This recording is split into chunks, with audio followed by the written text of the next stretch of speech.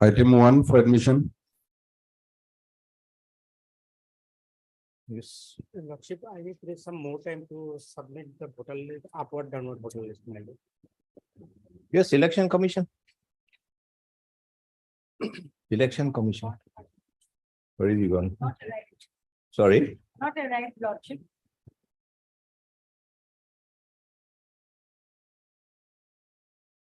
Otherwise, you would have requested the Election Commission if you're not getting it. After some time. My lord. there you come. Item 2.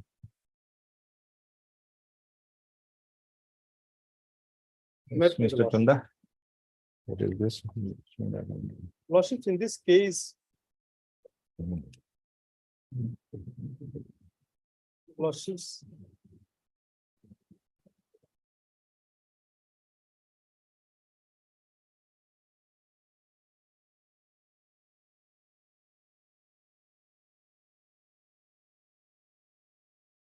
How does the Gaon Panchayat president know whether Ganga Prasad Sarkar and Ganga Prasad Roy are the same person or not?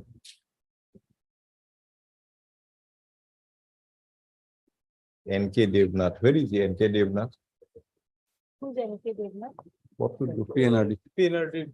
We call for him, Lordship, not seen him. No, if their PNRD response is very poor. If you call somebody comes, okay, you'll just nod his head, go back and forget about it. And So maybe a time will come, we'll call for the secretary one day. That's the only way of us. See if he is agreeing to come. If he doesn't come, we'll call for the secretary to remain personally present. Item 3.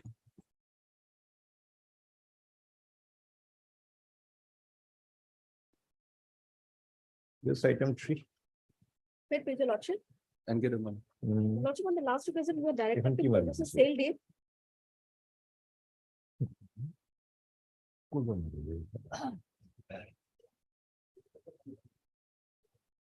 To item 3. Okay.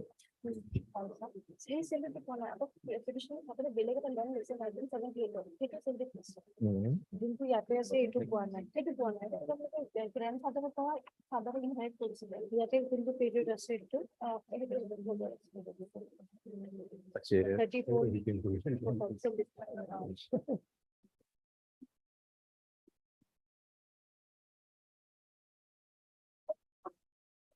34 time भी बोल सकते हैं नाम आपके last तक माफी कर item 1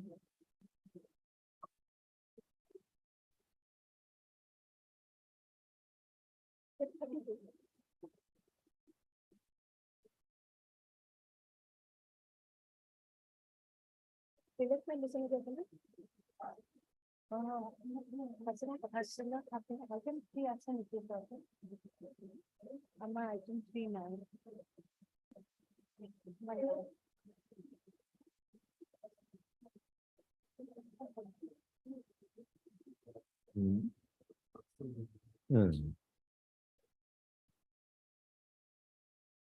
Where is the sale deed? Lordship, that property was inherited by the petitioner's father from his own father, Lordship. So we could not collect. No. Your earlier submission was it is stated that Muqsed Ali, son of Janab, whose name appears in 66 voters list, had purchased a plot of land at village Bheragaon, and the name of the petitioner had been mutated in place of Muqsed in respect of the plot of land at Bheragaon. Lordship, Okay. Lordship, immediately after passing of this order, we have contacted our client. As per their instruction, that property was inherited by the petitioner's father from his own father, Lordship. But why did you say sale purchase then? Lordship, the petitioner's father,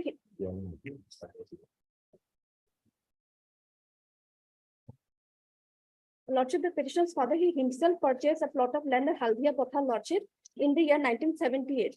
That sale deed I have, Lordship. She's relying on a new document now, Lordship, discarding the 1978, one which Lordship. is already there in the pleadings. Lordship, the property at Bheragaon. We have realized it. Lordship, Lordship, we have also the Jamabandi, Lordship, of village Haldia Potha. You produce all your documents. Lordship.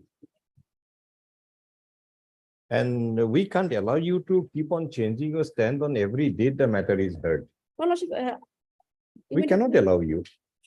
Today you take a stand, we record it. After some day you find that it is not very convenient for you. Next day you change your stand, take some other stand. How can it be a court proceeding go in this manner? And mind you, we are going out of the way to give you an additional opportunity to produce whatever you want to produce before this court.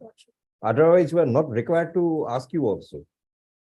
We should decide the matter only on the basis of materials available on record. But to be fair to these people, to give them the feeling that they have received all the hearing from the court, we are giving an additional opportunity. In the additional opportunity, you cannot go on changing your stand on every date. And these are documents. they Why should it relied be on. allowed? We dismiss this petition. Let you go.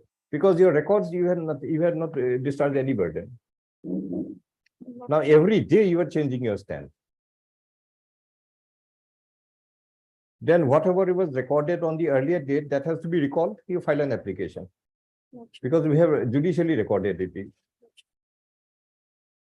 You can keep on changing, but we cannot keep on changing our orders every day based on your whims. Earlier day, it was recorded that Moksed of Haldia Pathar had purchased a plot of land at Bheragaon. And this Bheragaon land had been mutated in favor of the petitioner.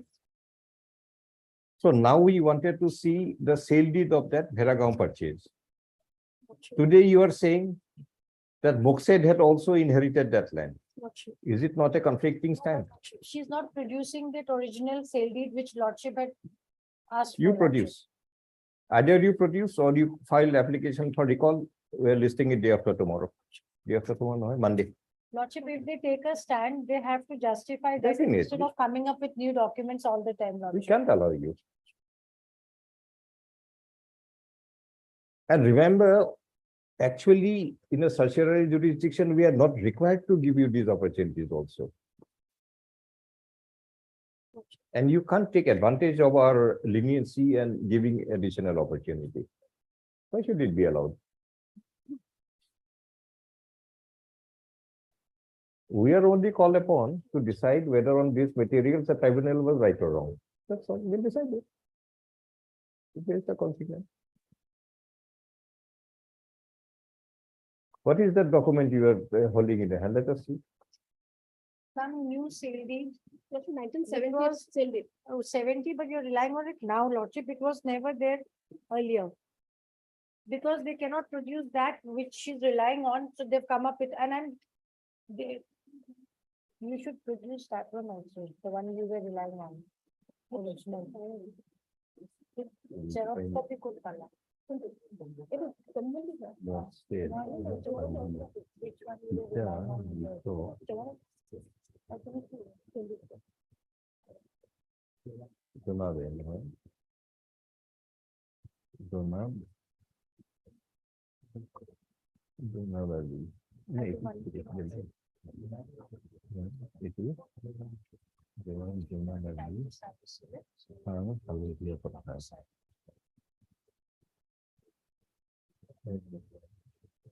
Purchase the plot of land.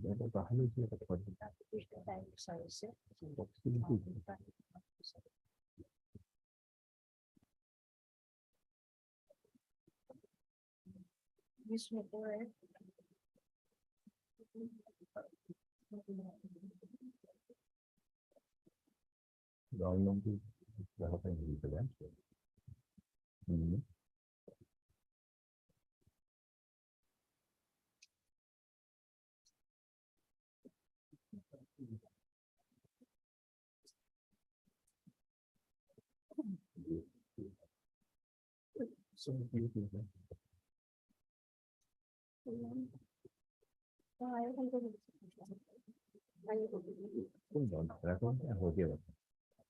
মানুহটো হ'লগীয়া কথা মাটি ক'ত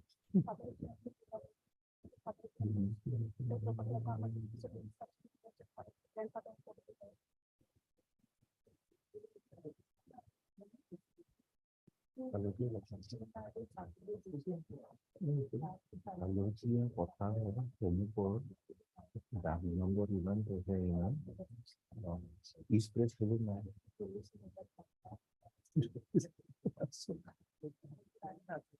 So why did you produce this CLD? Lordship, Why did you produce this CLD? Lordship, this CLD was given to us by the petitioner, Lordship. No, why did you produce? Lordship. I'm not asking who had entered this CLD. Why did you produce CLD? For what purpose? Lordship, that is the only linkage document, Lordship. Sorry, what linkage document? Lordship, with the Mr. Madam Lordship. Das, whenever you produce any document, it is for a given purpose. That this document will establish this particular fact of mind which I am raising before the court. Lordship, What fact you want to prove by relying on this that CLD? land was, Lordship, See, vis-a-vis your earlier stand that Mokshed of Halodia Pothar had purchased a land at Bheragaon, Lordship, which had been mutated in favor of the petitioner. So some land in Bheragaon had been mutated in favor of the petitioner. And that land was purchased by Mokshed of Halodia Pothar. So now by placing this document, what do you want to establish? Lordship, the Because just showing a document at the court Lordship, is not sufficient. We also have to understand why this document was placed before the court. Lordship, that CLD.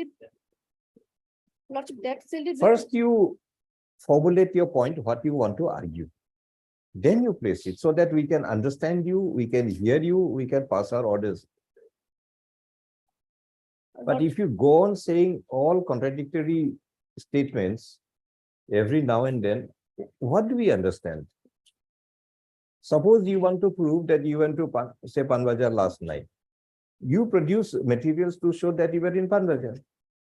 But if you do not tell us what you want to prove and you go on giving materials, what will we understand? Lordship, to prove. So first tell us what you want to prove. Lordship, to prove the petitioner's father residency, Lordship, he was a resident of Haldia Pathan, Lordship. Huh. And Lordship, that land was also mutated in the name of the petitioner, Lordship, after his, Halodia Pothar land mutated. in the name of the petitioner. Where is that mutation order? Lordship,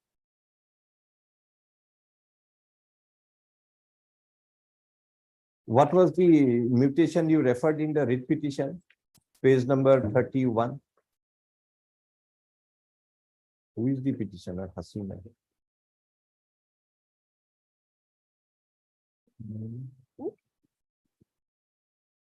At page 32, you have already placed on mutation order.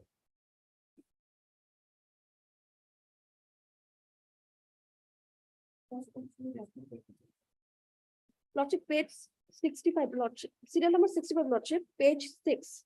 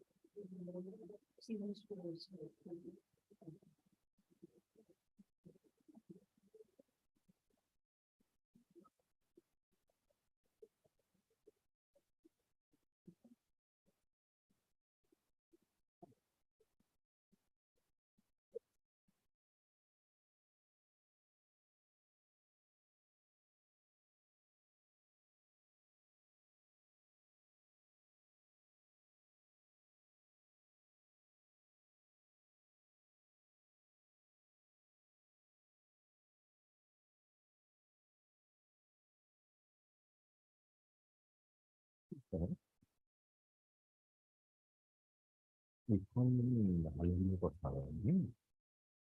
আলুগুলো কথা হবে মুখে দাবি এটা জানা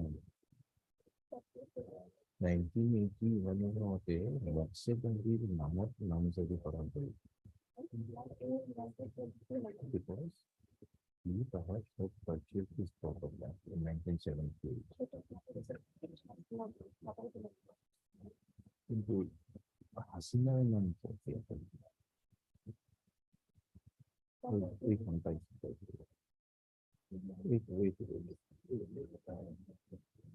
নাকি কি ও ভালো ভালো লাগে ভালো লাগে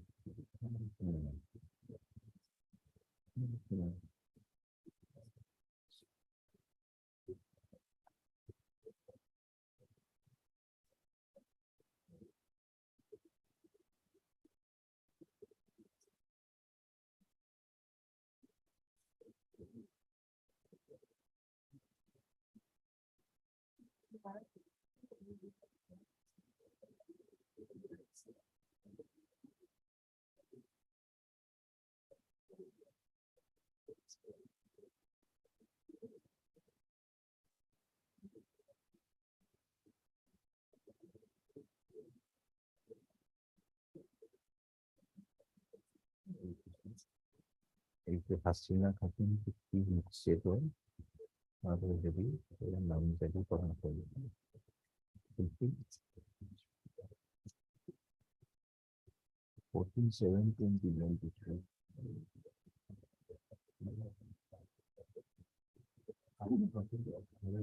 আমার অলরেডি stated 21/6 দেখে আপনি হয় মকসেদে ভেড়াগাঁও থেকে আমি হাসিনার নাম করিলাম এইখান থেকে 14/7/2023 হাজার কথাটা নোটিফিকেশন করে দিয়েছি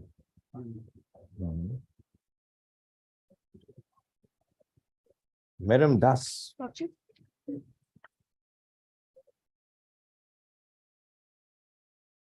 when the matter was heard on Lordship, 21/6/2023, you relied on a 1966 voters list of village Halodia Pathar. Sure. Okay. Which contains a name of Moksed Ali, son of Janab. Lordship, Then you also relied on a mutation order, Jamabandi, page 32. Lordship. which is available at page 32 of the writ petition, where land had been mutated in the name of Hasina Lordship, in place of Moksed Ali. But that land is in respect of a land in village Bheragaon, not Halodia Pathar. And you also said that Moksed had purchased land at Lordship, Bheragaon. So we asked you to produce the sale deed of the purchase at Bheragaon. Today, you produce his purchase deed Lordship, of Moksed of 1978 Lordship, in respect of a land in Halodia Pathar. So you have abandoned your Bheragaon. Okay. And to link up with Hasina, last order was on 21/6/2023. Lordship, On 14/7/2023, you go to the circle officer and get one more mutation order. Now, land had been mutated Lordship, in favor of Hasina in place of Moksed excellent. of a land at Halodia Pathar.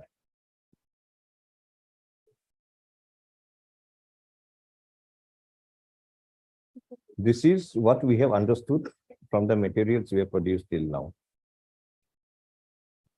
So to avoid the rigors of the order of 21/6/2023, requiring you to produce the sale deed of Bheragaon, you thought that on 14/7, let us have a mutation now in Halodia Pathar and place it before the court.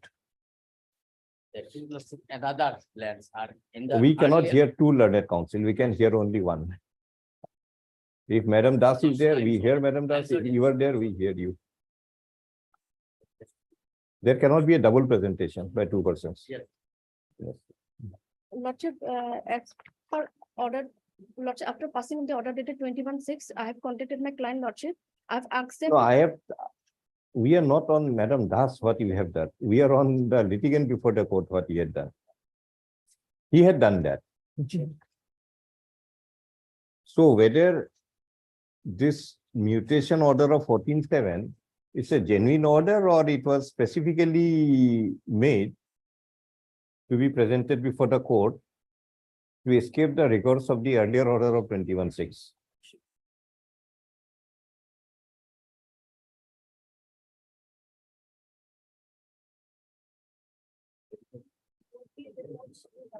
Madam Das, you appear for the deputy commissioner. This is of which district? Which district is it? Your matter? Borpeta, Haldia, same Haldia. No, your district. Borpeta. Borpeta. We have taken note that when the matter was heard on 21/6/2023, the petitioner had raised a contention that Muqsed Ali, son of Janab, whose name appears in the voters list of 1966 of village Halodia Pothar of Borpeta district,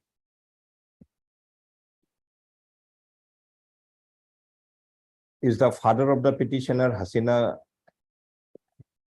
Khatun, and further that Muqsed Ali of Halodia Pothar had purchased a plot of land at village Bheragaon, and the name of the petitioner had been mutated in place of Muqsed Ali in respect of the plot of land at village Bheragaon. To verify the contention, we required the petitioner to produce the sale deed by which Muqsed Ali of Halodia Pothar had purchased a land at village Bheragaon. The Jamabandi and the mutation order in respect of the land at Bheragaon is available at page 32 of the writ petition. Today, when the matter is heard, instead of producing the sale deed of the purchase of land by Muqsed Ali at village Bheragaon, another sale deed of 1978 is produced before the court, by which Muqsed Ali, son of Dewan Janab Ali of village Halodia Pothar, had purchased a plot of land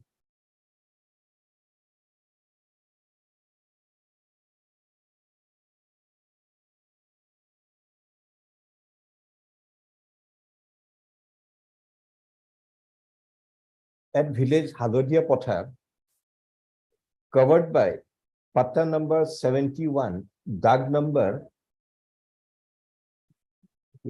Dag number 13, Dag number 13.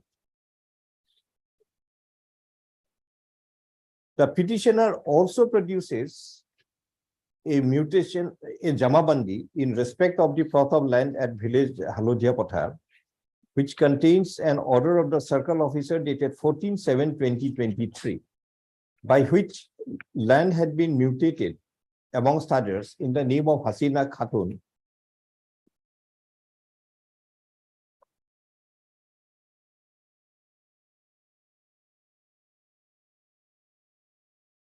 daughter of Muqsed Ali, in respect of the plot of land at Halodia Pothar.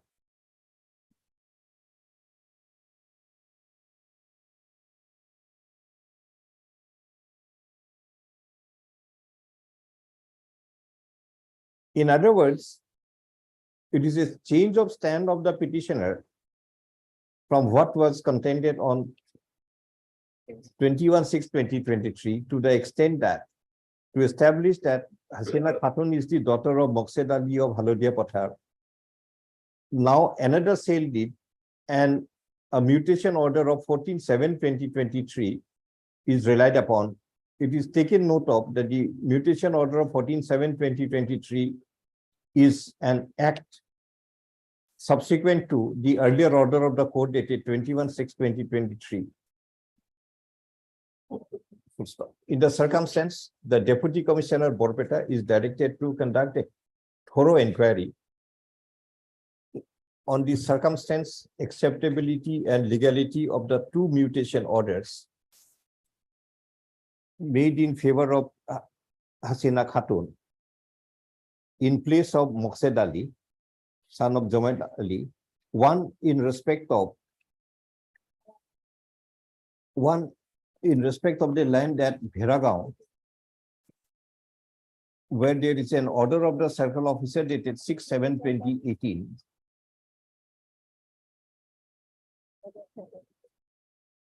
And the other in respect of the land at village Halodia Pothar, where there is an order of the circle officer dated 14/7/2023. Full stop.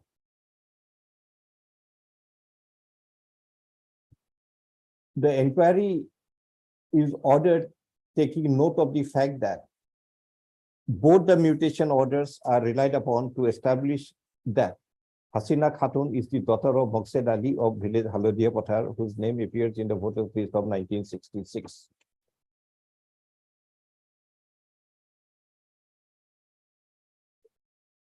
Both the mutation orders, which are made to be the basis of to establish that Hasina Khatun is the daughter of Moksed Ali of Halodia Pothar,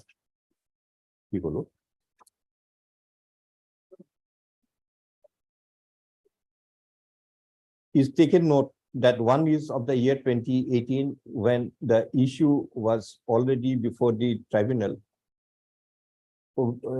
as to whether petitioner Hasina Khatun is the daughter of Moksed Ali, and the other is dated 14/7/2023, that is after the earlier order of this court dated 21/6/2023, requiring the petitioner to produce the sale deed of the land at Bheragaon.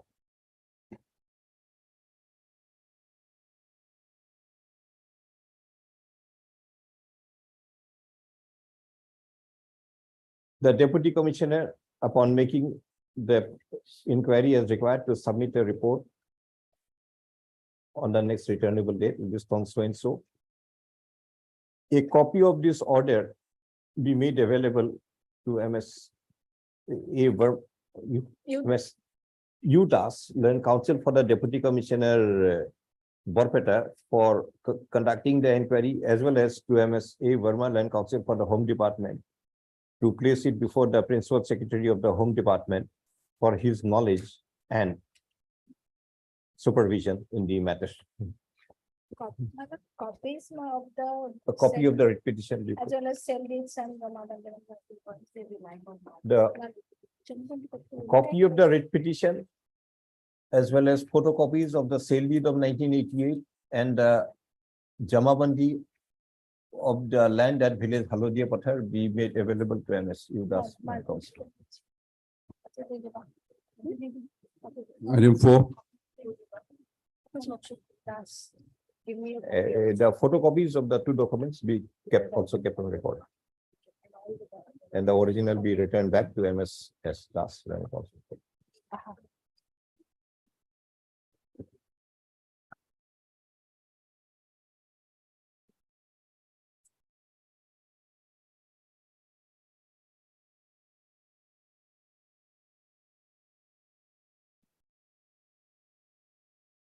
Yes, what happened to the police forces? FIR lost, Lordship. FIR lost on 21. No, that we know. Yes, Lordship. Acha, you have the case number now. Yes, Lordship. And which district? Dhupuri district, Bilasipara Ah. police station.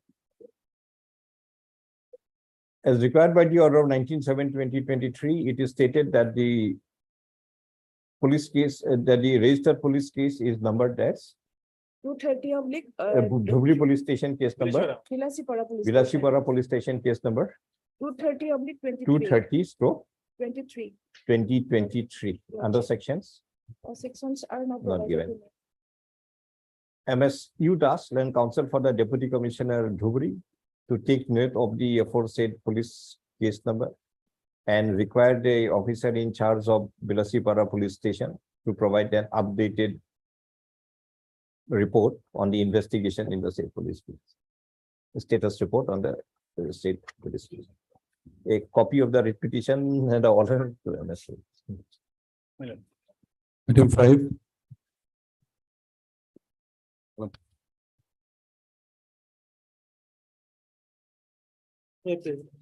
Okay, so on the earlier page, you produced the voter list table, so as I. What does it say? Your lordship, but as the lordship has directed the petitioner to provide the information where the shifting took place, your lordship. They have not mentioned the. When the shifting took place from After Sargaon to Sodora Kanara? Because after 1970, I asked the petitioner, And I after, no. it must exact be- year, she doesn't remember, even the voters list, she could not collect before 1985. She searched for the voters list of 1977, 75. She couldn't find it out, Lordship. She went to both the villages, Headman and the BLO, she could not find it out. Even the election, out, she could not find it out as per my last Madam instruction Ghosh, received, Lordship. Yes, Lordship. suppose yesterday you went to Dibrugarh, Yes, Lordship. you can give us all the information what had happened. Yes, Lordship. If you're not gone to Dibrugarh, you'll not remember anything what had happened in Dibrugarh. Lordship, in this case, she was born in Shargaon. She was small Understand. when because of erosion, her Madam family had Ghosh, to shift. understand the purport of our question. Yes, Lordship. Yesterday, if you had gone to Dibrugarh Understood. and I ask you some I would be question in a regarding position to- Dibrugarh, Yes, Lordship. you to- can easily Yes, say Lordship. that, yes, I had gone to that part of Dibrugarh, I had not gone, Yes. or you had didn't say, or I had my lunch here, Yes, did this, Lordship. did that. But if you have not gone to Dibrugarh, you cannot give the answer. Yes, Lordship. If the person had never shifted, never done anything, They but have came to- from Bangladesh in the year 1985, No, Lordship. how can she remember what had happened prior to it? Lordship, she was born in, she has stated in her written statement everywhere, she was born in Shargaon. It Thereafter, is when only she was, she, it is only she who and had even, stated. Lordship, she wants to rely upon the evidences of two elderly persons. See, to be fair with you, Yes, Lordship. we wanted to verify from the election commission whether the name appeared in Sargaon, since when it is discontinued in Sargaon, Yes, when it Lordship. started appearing in Satarakana, whether it Yes, yes. appeared prior to it in Satarakana, which will be to your help. Yes, Lordship. Now, please provide the year in which you have shifted. Now you said, I don't even remember anything. Because, The only understanding given we can have is you Yes. don't remember anything because we are not there in India around that time. Lordship, my father's The name. petitioner was will there inside. remember what may have happened in Bangladesh around that time. Lordship, she was infant, was small when she had shifted, means with her parents from that village to this. Even she would like to rely upon the evidence of one elderly person, which in an additional affidavit she has. I asked her to go to the elderly person and get the information from the Yes, elderly Lordship. person when she shifted. uh, We only want the year of the shifting. We don't want to establish anything else. So after 1970, Lordship. So how will the 77 voters list. how will the election commission verify this aspect now if you don't give us the year of shifting? Because, If you have an elderly person having knowledge, approach the elderly person, ask the elderly person in which year I had shifted. It's a tentative year. tentative years, 71, because 70 till 70, it was in Shargaon. 71. Okay, Yes. 71. I'll look in it. Yes, Lordship. And Lordship, Shargaon is eroded, it's eroded even in the revenue circle. Revenue department also can state before this honorable court.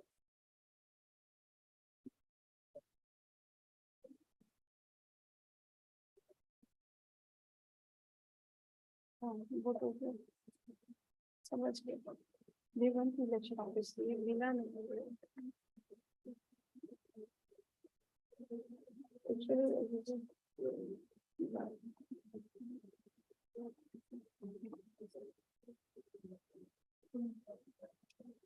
He brings 85 का पहले from Shargaon and subsequent, then it will be clearly. Because 77 and all she believe that 70 piece of 75 77 लोग अपनी जो भी लोया है छाना हुआ because upward download because that Madhya Nile exact to Cairo monoplan because 70 लोग के शाखा होता है Bapek Mark আছে তাৰপিছত 85 is in Shargaon. Sorry, structural contract.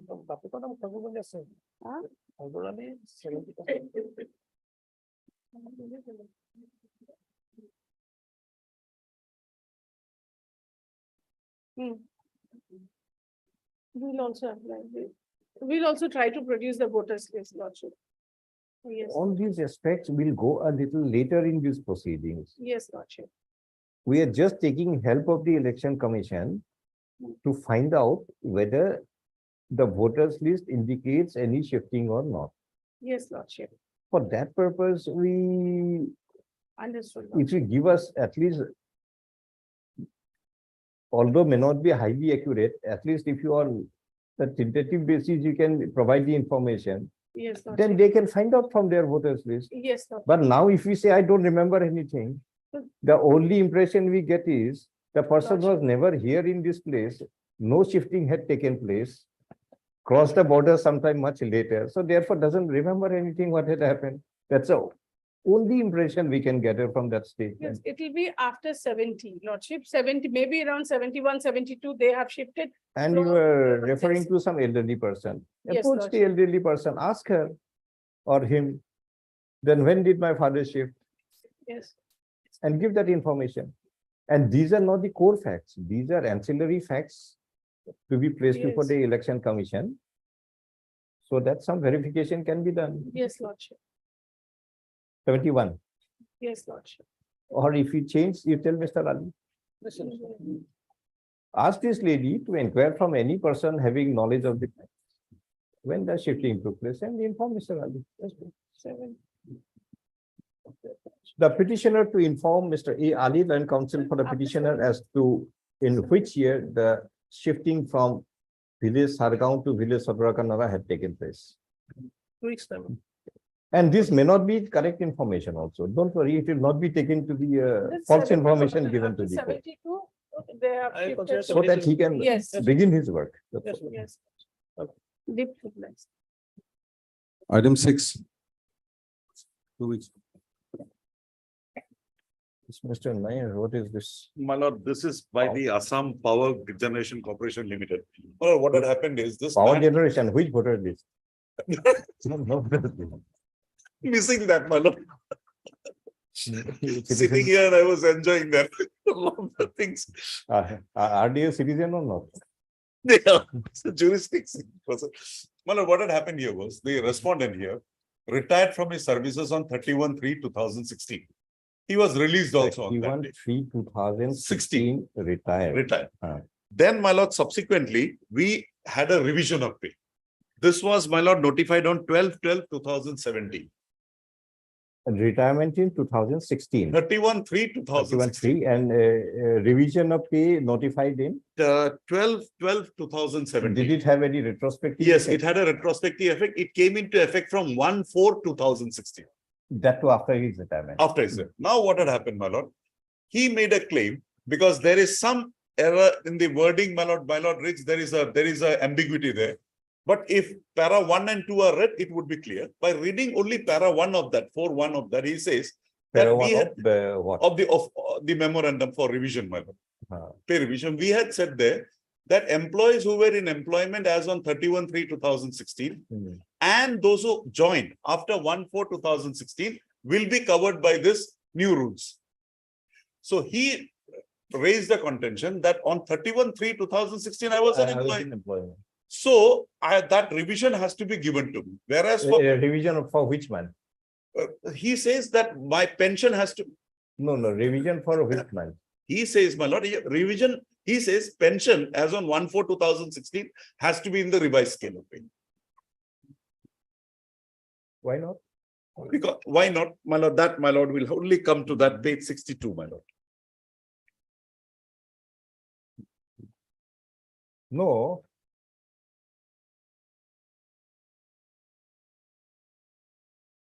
There was some revision of the pay of the judges in 2017, I think 17, 18. 16, 17, 18 Lordship. it took place. The retired judges who was getting pension as per the earlier one, from that day started getting pension in the new ones. That is also provided here. So had this man not retired in March, suppose he would have retired in January, he would have got his pension for February and March as per the earlier pension. From April, he'll start getting as per the new New one. one. So now when he had retired in 31. March, how can he get pension for April in the old one? My lord, that has also been taken care of. Who We has have taken- revised the pension benefits also, my lord. You have revised. We have revised. Say but- that. My lord, what he is claiming, if your lordship just would have 62, my lord. 62.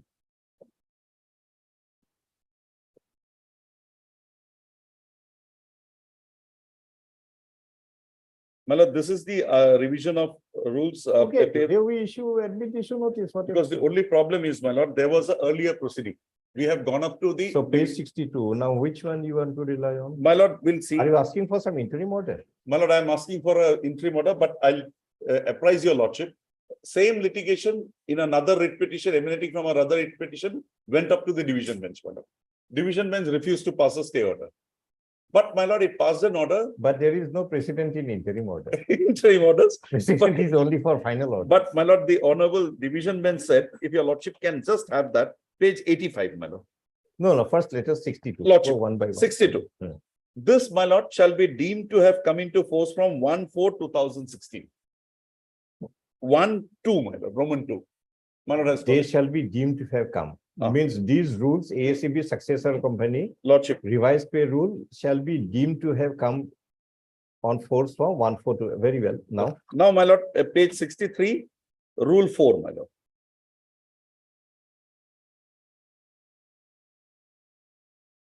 For application of revised pay, Hmm. all employees who were in services as on 31/3/2016 or who may have been appointed on or after 1/4/2016 shall draw pay in the revised structure applicable to the post grades which they have been holding or to which they have been appointed, as the case may be. Hmm. Now, my lord will also read B. Provided that an employee who was in service on 31/3/2016 may at his her option continue to draw pay in the existing pay band and grade pay until the date on which she earns her next or subsequent increment in the existing pay band and grade pay, or until she vacates her post, ceases to draw pay in the existing pay band. Now, if my lord reads 4A independently, Hmm. it would have an effect, say, mean that 31/3, you will be getting a fixation there. But my lord, what they are intending here is who were there in 131/6 Mr. and who Nayak. carried forward. fixation is the most confused word in service jurisprudence. Moment you say the word fixation, It everybody carries, gives some their own individual meaning, and lordship. there is no common meaning to the word No. fixation. Everybody understands fixation in their own way. In their own way. But my lord, So now, A and B, if my lord reads together, it means 31/3 who were there and who continued after 1/4/2000. we'll get the revised from 1/4 1/4/2016. So a person who So, ended, so now B will read lordship, those who were in service on 31 March 2016 may at his, and also have to understand, but also continues in April 2016, lordship, may at his or option continue to draw pay in the existing pay band. lordship, That is what was pre-revise, made applicable in March 2016. lordship, And till- grade pay until the date on which she earns his her next or subsequent increment in the existing pay band lordship. and And grade pay. Or until she vacates he his post. vacates her post, ceases to draw. So, no, there is a catch to this Lordship, entire. lordship. I think you understand, and Lordship. you know, if it is not to your favor, you'll not point it out. Catch is, Lordship, suppose today I am drawing 10 rupees. Okay, lordship, now this is revised to 15 rupees. Lordship. From April, I start getting 15 rupees. lordship, Fine. lordship, So, but my next increment, suppose it is in, it happened in April, it is due in June. June. In June, my next increment in the earlier scale will take me to 12 rupees. lordship, Now, if you see the revision of pay scale corresponding to 12 rupees, it will be 18 rupees. lordship, Understand? lordship, So B gives an option to a person that if you want to avail that benefit of the revised scale as per the after adding the increment, Lordship, you have the option to wait till you get the increment. Lordship, But till you get the increment, you'll get your pay, in the old one. you'll start getting, keep on getting 10 rupees. Wait for 2 months, be satisfied with 18, 10 rupees, but from June, you'll start getting 18. 18 rupees. Yes, Because your revision will be as per after adding the increment. that's the exact position. But if you do not, if you take the 15 straight away, you will lose your increment because increment was pursuant to the earlier scale. Earlier scale. This is the only meaning we can give to Lordship. 4B. Now, my lord, Now my lord would see the B starts with provided. I did. It's a provided that an employee who was in service on so and so. So, my lord, all employees who were there will have to give this option. So a retired employee cannot give that option because on 1/4/2016, when this comes into operation, he's not there. So the retired man, We'll go continue with the old scale, my lord. no, the retired man will get the pension corresponding to the revised pay from April 2016. Just a minute. Lordship, Instead of retiring in March, 31st March 2016, had that man retired in January, what would have happened? Tell me. it would have been the same situation. No. He would have got his pension 2 months. corresponding to the old scale for February and March. Lordship, But from April, he would have got, he would have got the pension corresponding to the revised pay. he would have got the pension, my lord, on page 32, page 64. What is it? Let us My lord, look at the 32, pension. that my lord would say. Where is the pension? Let us- Pension, my lord, 32, next Ah. page, my lord. 32. The page 64, my 32 lord. or 63? Page 64, my lord. 64. Rule 32. 32. Fitment benefit revision of pension family pensioner. The pension, family pension of existing pensioner, family pensioner in the pre-1/4/2016 pensioner, family pensioner Shall shall be be revised. revised with effect from 1/4/2016 in the following procedure. The revised pay pension, family pension as on 1/4/2016 of pensioners, family pensioners who are drawing pension family as on so and so shall be fixed that by multiplying the existing so and so by factor of 2.48. So, Mr. Nair, There, this man who had retired unfortunately on 31st 31/3. March, Lordship, instead of retiring on 31st January, Lordship, had he retired in 31st January, he would have been covered by this one. Lordship, That revised person of the what? The revised as on of the person who were drawing pension, pension, he would have been under this one. Lordship. But just because he did not retire, he retired only on 31st, that is a few hours before this implementation of this one, he will be excluded.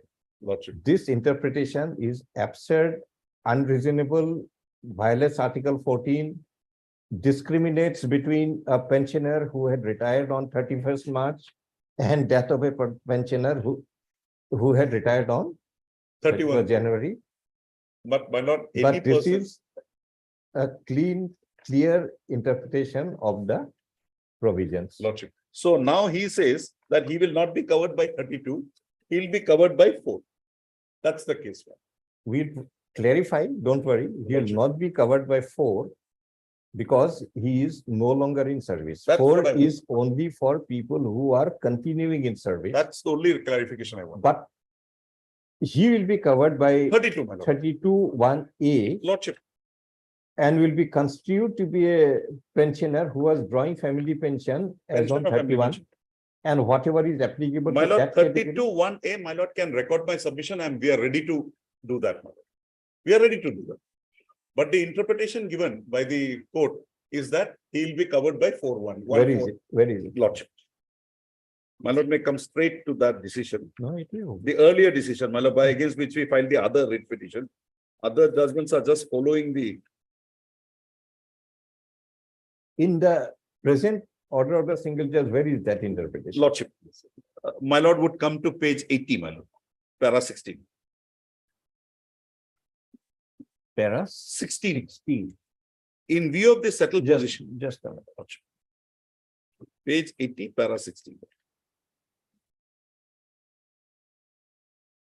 In view of the settled. The position of law, that the an employee employer- retires from service in the afternoon of the last day of month in which he attains the age of superannuation. And from the office order dated so and so by which the petitioner was released from service on attaining the age of superannuation at 5 p.m. So and so, there is no doubt that the petitioner was in service on 31/3/16 and he also retired from service on so and so. In other words, the petitioner was in service and also retired from service on so and so. This court is thus of the view, the petitioner had not acquired the status of pensioner as on 31/3/2006, as on that day he was in service and had also retired from service on reaching the age of superannuation at 5 p.m. He had acquired the status of pensioner only from and on 1/4/2016. This we also get fortified from the office order bearing number so and so, which recorded that the petitioner retired on 31/3/2016 and the petitioner was sanctioned a pension per month only with effect from 1/4/2016. The provisions of Rule 32(1) speak about existing So pensioners. now ultimately what is provided to this? This man will say that his pay has to be revised under 4(1) and Pay thereafter for which man? pay for month of April onwards. my lord. Where is the question of pay when he is not in service? That is what Where is that direction? Lordship. My lord would see para 20, my lord, page 81, Page 80. 81. From a conjoint reading of the provisions of the revised rules, more particularly 1, 2, 4A and Rule 32, 1A and B Page together. 81. 1, my lord, down below, para 20. Just a minute. From a conjoint reading provisions. of So and so, so and so, revised- so and so, this court is of the Petitioner unassisted for view. Service and who retired. Petitioner was in service on so and so and who had retired from the age of 20, also on so and so. Cannot be categorized and bracketed in the category of existing pensioner on 31/3/2016 as he has acquired the status of pensioner only from 1/4/2016. In such view of the matter, the benefits under the revised pay route cannot be worked out by resorting to Rule 32(1)A and B of the revised, but his entitlements are to be worked out in terms of the provisions laid down in 4A of the revised rules of so and so. Rule 4A had made the revised pay structure applicable to employee who was in service on 31/3/2016. Now, Mr. Nair, you tell me, Lordship.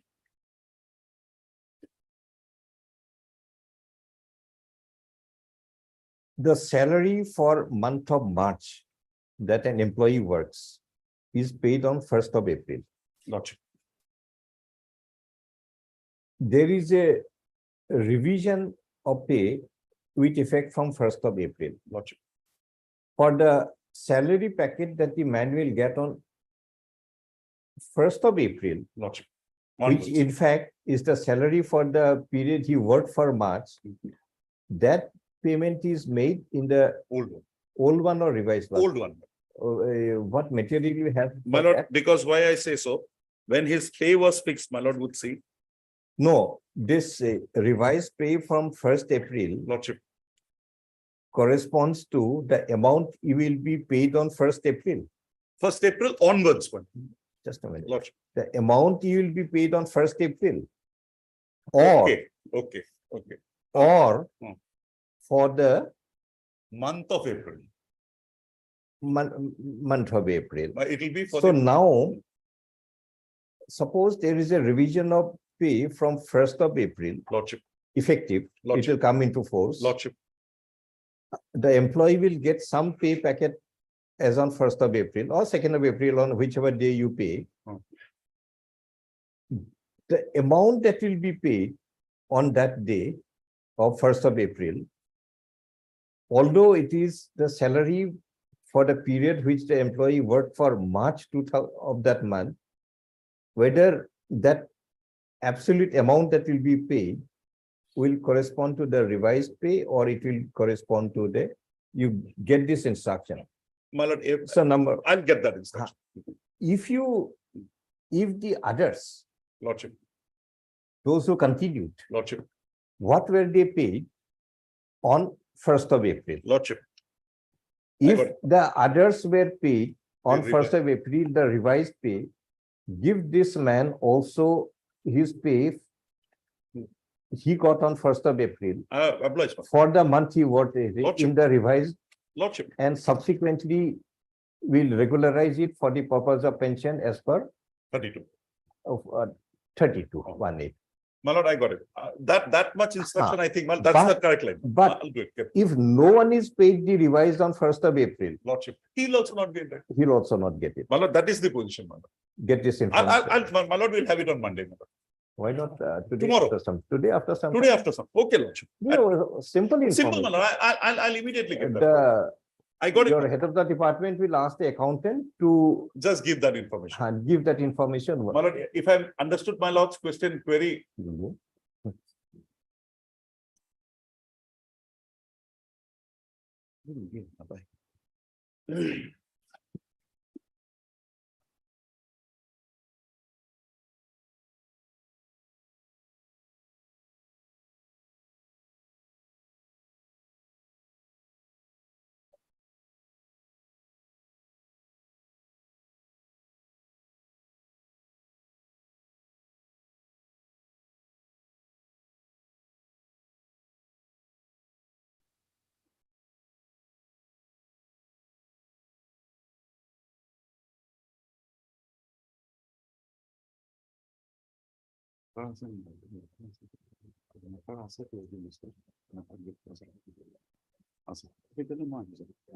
Second.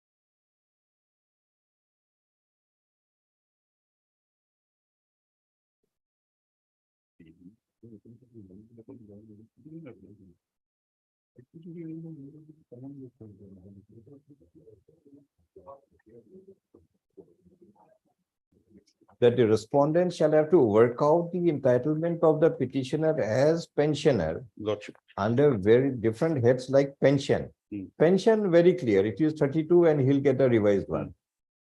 Commuted value of pension. What is commuted value of My lord, pension? that the 1/3 he can take together, my lord, for a particular period, 15 years. Whatever pension is there, he can take it at one go, my lord. That's a lump sum. Lump sum, 1/3. So of the that pension. will also be in the revised. After revision, whatever comes in. After revision, whatever he'll is- get that. he get that, my lord. Come retirement gratuity. Lordship. Retirement gratuity will be DCRG on that, my lord. not on the revised, What is due for that month? corresponding to his scale Pay of pay, that he would have otherwise. would have otherwise earned for March 20, 23. that Lordship. 16 or Lordship. whatever is the year. Leave encashment is Leave also encashment has to be as per the that pay scale, one, 31/3 pay 2000. scale, Lordship. whatever he was entitled. Lordship. So you work it out, give it to him. No, what the honorable court says, my lord, we'll have to go a few lines before, my lord. No, 1, no. 2, 3, 4. Why don't you work it out? No, because working out, as my lord is pointing out, we have no problem. But there is a catch here, my lord. It says, in such view of the matter, the benefits under the so-and-so cannot be worked out resorting to 32(1) AB. Where are you reading? My lord, 1, 2, 3, 4th line from top, my lord, in such. view. This will clarify. And my lord, my lord This will part also. will clarify. Of the revised, but his entitlement are to be worked out in terms of the provisions laid down in 4A. So what the court has provided is you work out this thing as per 4A. 4A. So wherever 4A is applicable, you will do it. No, 4A means that we'll have to give him the revised pay and thereon work on it, my lord. Pay would be revised. Here, my lord, that is the problem here, my lord. No. And what, my lord, if I've understood my lord's query, that my lord, on 31(3) a person is working, say he continues after also. On the pay given to him on first, the check is given on first, whether the check is given in the Revised. pre-revised or in the revised. If you are given the revised, this man is also entitled to Right, revised. 100%. But normally, what is done is, it's not given, it's given in the revise. I'll get that instruction. My lord will have it after Because some- sometimes what happened, people get so euphoric. From 1st of April, They, revise. they do it, Give they it. do it. It can happen, but here I'm sure it has not happened. I'll get back to your lordship. Electricity, now they try to save every penny, my lord. No, They still- they try to expect everything. I'll get that, my lord. My lord will have it after some time, just let me contact, I'll get. Otherwise, we'll state that part of the Lordship, order. lordship. And, Because the any earlier notice has to be, notification- notice has to be issued. My lord, I'll also have to apprise your lordship, the earlier division bench did not state, my lord. I did not get an opportunity to argue in this manner also. It did not state, my lord. But it limited the order to that petition No, only. otherwise it will be unworkable. That you is don't- what we are trying to put forward, my lord. Sympathy, yes, my lord, Alright. but beyond a limit, sympathy cannot. See, now, say retirement gratuity. Retirement gratuity is always related to your scale of pay The time I was working, in some manner. lordship. So now if this gratuity is as per the revised scale, which is Never drawn. never drawn, it will be an inconsistent Lordship. situation. Only thing that 32(1)(a) Possibly has, that's why some interim order is required. my lord, I'll just get that instruction after, no, my lord will continue, I'll just get that instruction. Yeah.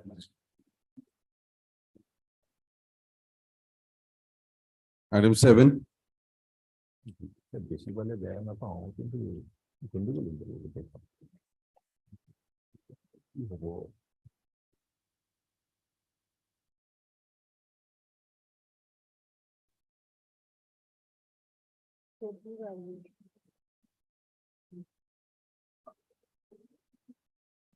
আজি first time আনিছে নাকি? নাই, not. Bill দিছে, else এর phone করেছে, else এরা হয়নি।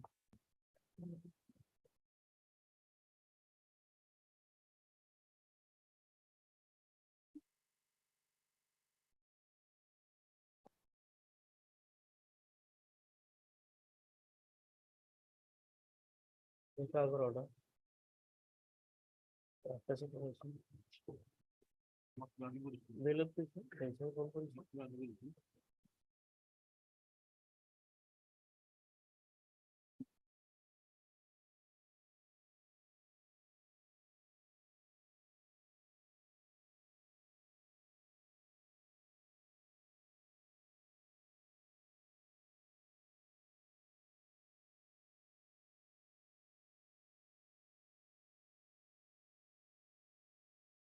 তুই নতুন জিনিস কিন্তু আহিছে নেকি? এনকে অহা নাই।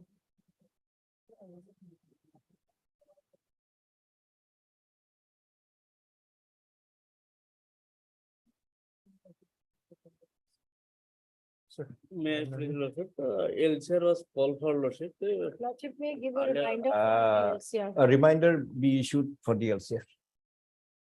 Hello. Just after 2 weeks. item 8 for hearing.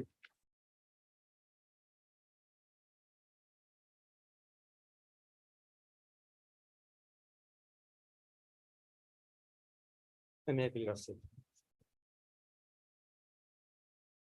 Grandfather name is Montaz Ali and father name is Mojibur Rahman. Shifted from village Magurmari to Dhansiri. Yes, madam. In this connection, my lord, two villages are elderly. Do you have the upward and downward voters list? Down to the voter list, my The lord. election commission may produce the upward and downward voters list of village of village Magurmari and Dhansiri village as indicated in the order of 13/6/2022. Each man. Item 9,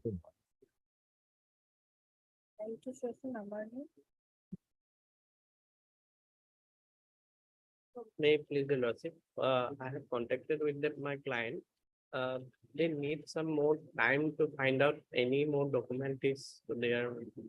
No, we have given you time, we can't give you, there's 2 of which are already given. Yes, your lord. Third one given on 26. Yes. There is no scope of fourth one.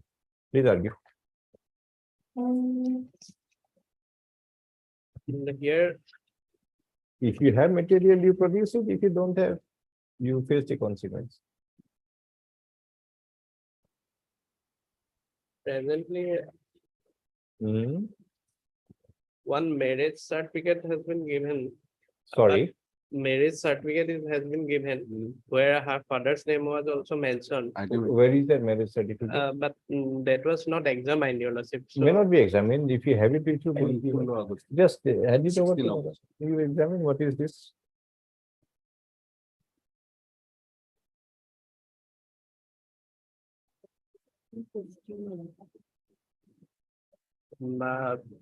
linked document Hold on. with her father কোন করছেন? are not available. Only Book the list. Gaubura witness was examined here. Gamura, does it satisfy section 15? Lordship, though this is there, it has been corrected by putting the Whitener Lordship. It doesn't seem to be the, No, the vital portion is corrected or the irrelevant portion is corrected.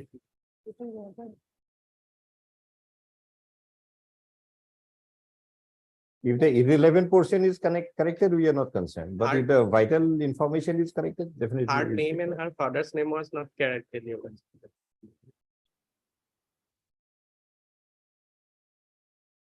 what is your serial number of her name there? You have a Xerox copy?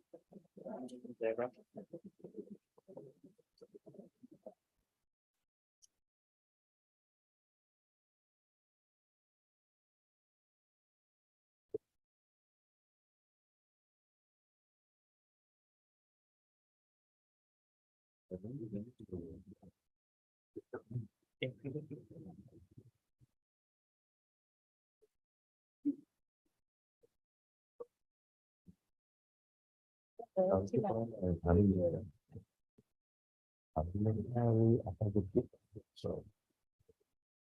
What?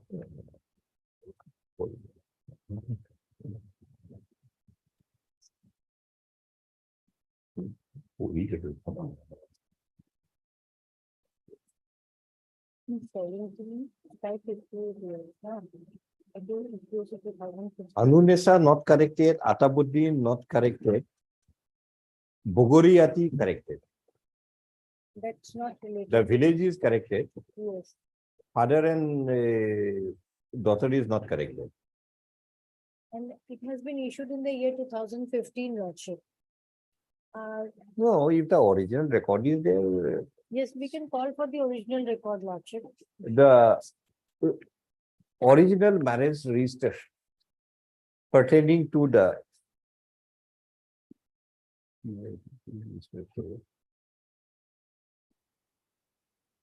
who had issued it? Poiner, Ukilor, Hector.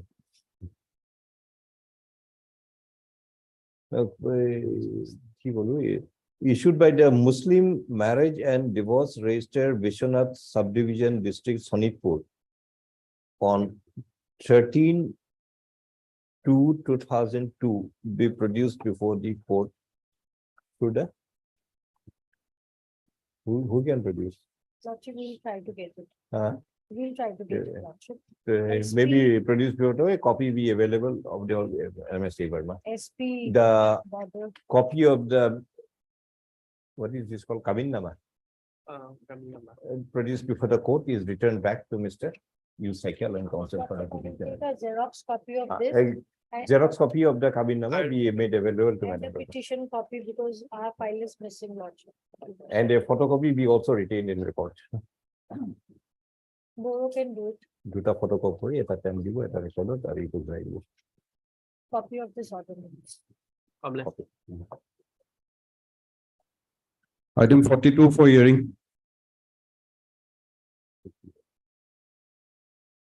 এই text তো নেই photo No. মাজত. আচ্ছা yes 42 Please, your lordship. Petitioner was declared a foreigner, your lordship, by judgment dated 30/10/2018, your lordship. During the course of trial, my lord, 25th. she exhibited 4 documents. 25th. Voter list of the grandfather of the year 1966, of the father of the year 1977, which page? age number 25F. 25. 25 is 66. 1966. Page number 25. Grandfather's name is Ismail. Ismail, he is the grandfather. Yes. Grandfather, 1966. Gaon. Where is the name of Gaon? Bihuria. Bihuria. Okay, now who is the father? Father is page number 27. 27. Father's name is Ibrahim. Ibrahim. Page number He is 27. 1976. Bihuria town, Ibrahim father. Now who is the petitioner? Junmoni Begum. Junmoni Begum. Which material show? Junmoni is the daughter of the Ibrahim. My lord, she has given the school living certificate. Page number Page number, your lordship. 23. 23. 23.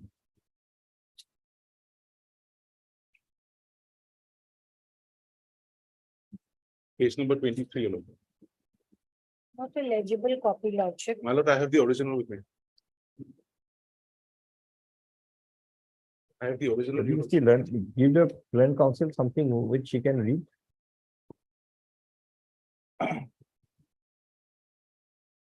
Bihuria word number 4. The admission register in origin of Bihuria Collegiate High School corresponding to the certificate available at page 23 annex 4A to the petition be produced before the court. A copy of the order be made available to MSB Decca Land Council for the Education Department. A copy of the writ petition be also provided to the Land Council. Copy of this also, Lordship, because this is still legible. I'll make a scan copy of this. Yeah. I'll make a scan copy of this. Make it convenient for My everyone. lord, So that- okay. 43 and 44. Highly obliged, lord.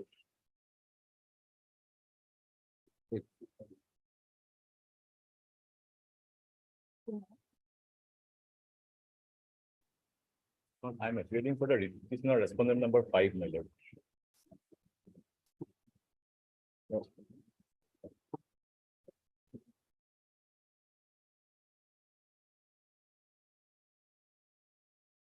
My lord, answer is only, my lord. Time be. My lord. 45.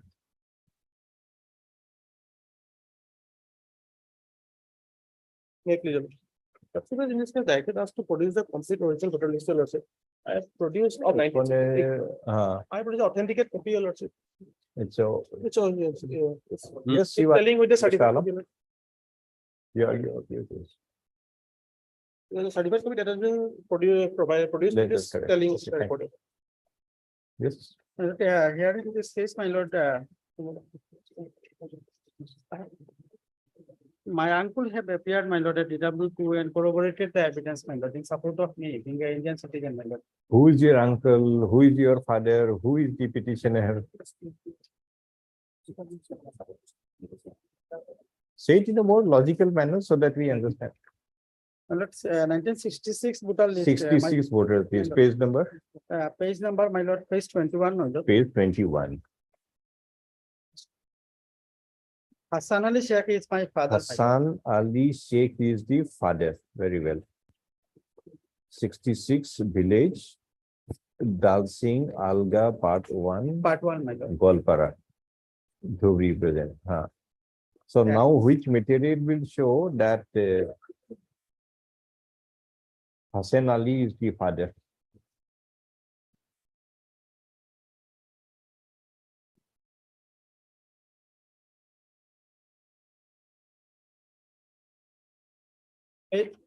Page 55 is. Page 19 50? Page 55, man, 55. 55. Man. Suraj Jamal.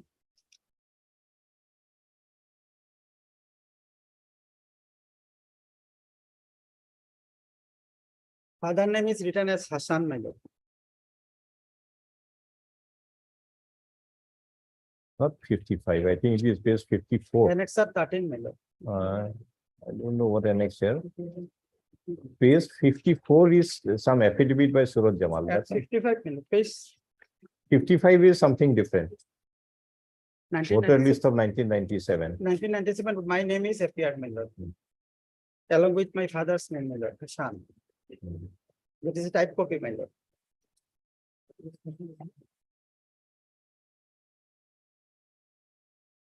And This is a voters list of which village? village number Katlamari. Katlamari part 4, my But lord. you are referring to Hassan Ali of Dalsing Alga. Last name, my lord. So if you are son of Hassan of Katlamari, that will not make you a citizen. From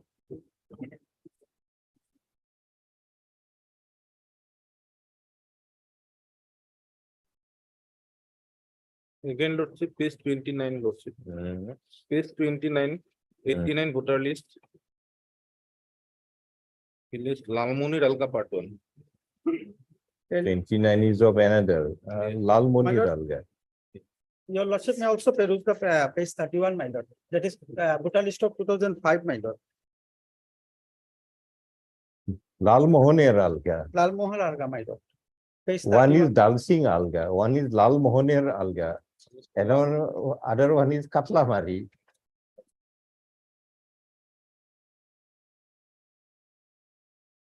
In fact, they have a land, my lord. In See, that- we are not dealing with bees that they move around from village to village, and That should be specific. we are dealing with human beings. So how can Hassan Ali Sheikh of Dalsing Alga My lord. be the father of Surat Jamal of Katlamari? The Hassan of Katlamari may be a different person. How do you know that this Hassan and Hassan of Dalsing, they are the same person? From that village. You have to prove that. I will, Just because the name of Hassan is a common, my lord. it will mean one person. Because we can't take judicial notice that there is only one Hassan in this world. If there is only one Hassan, it doesn't matter. Wherever that Hassan goes, he is the same person. That may be different. But there must be hundreds of Hassans. My lord, and that may be different. How do you know that that Hassan and this Hassan is the same person?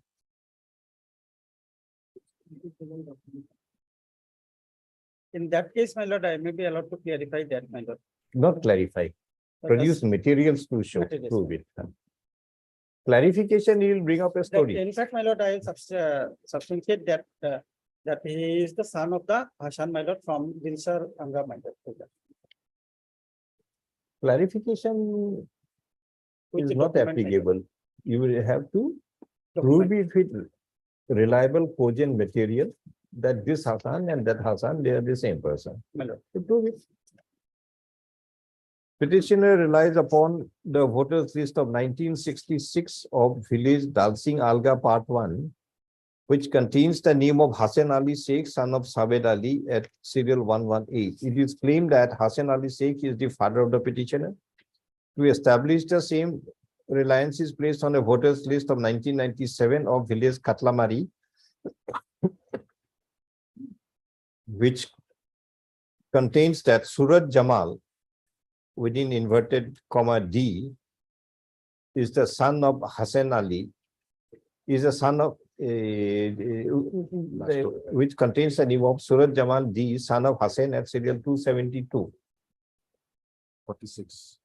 As the name of Surat Jamal D, son of Hassan, appears in the voters 1977, by referring to the voters list of 1966 of village Dalsing Alga, it is claimed that the petitioner had Okay. discharged the burden to prove that he is not a Oh. foreigner. But there would be a further requirement to also prove that Hassan of the father of Surat Jamal D of the 1997 voters list and Hassan Ali Sheikh of the 1966 voters list of village Dalsing Alga are one and the same person. Mr. I. Alam, Land Counsel for the petitioner, seeks for an adjournment to examine what further material is available to substantiate the same. Item 46.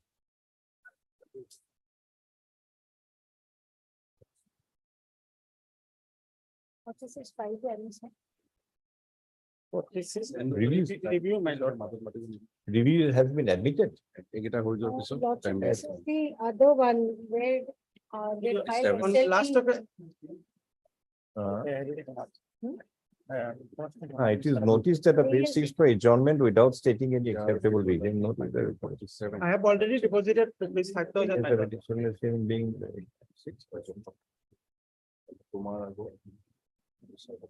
मुझे पानी देने में किस- Where he had filed SLP twice review. no, Amount already deposited. it's not exactly like that. I read the materials.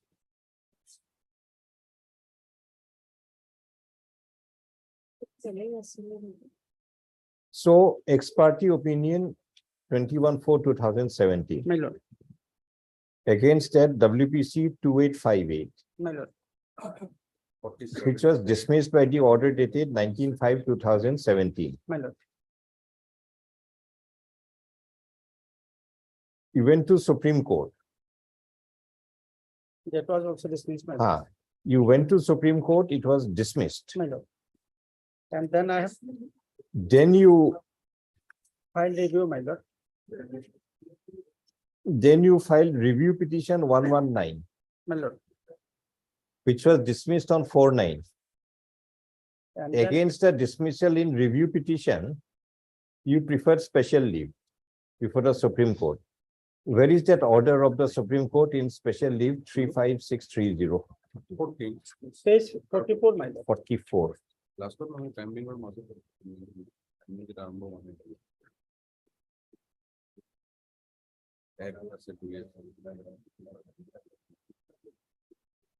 Arising out of the impugned final judgment in review petition. My lord.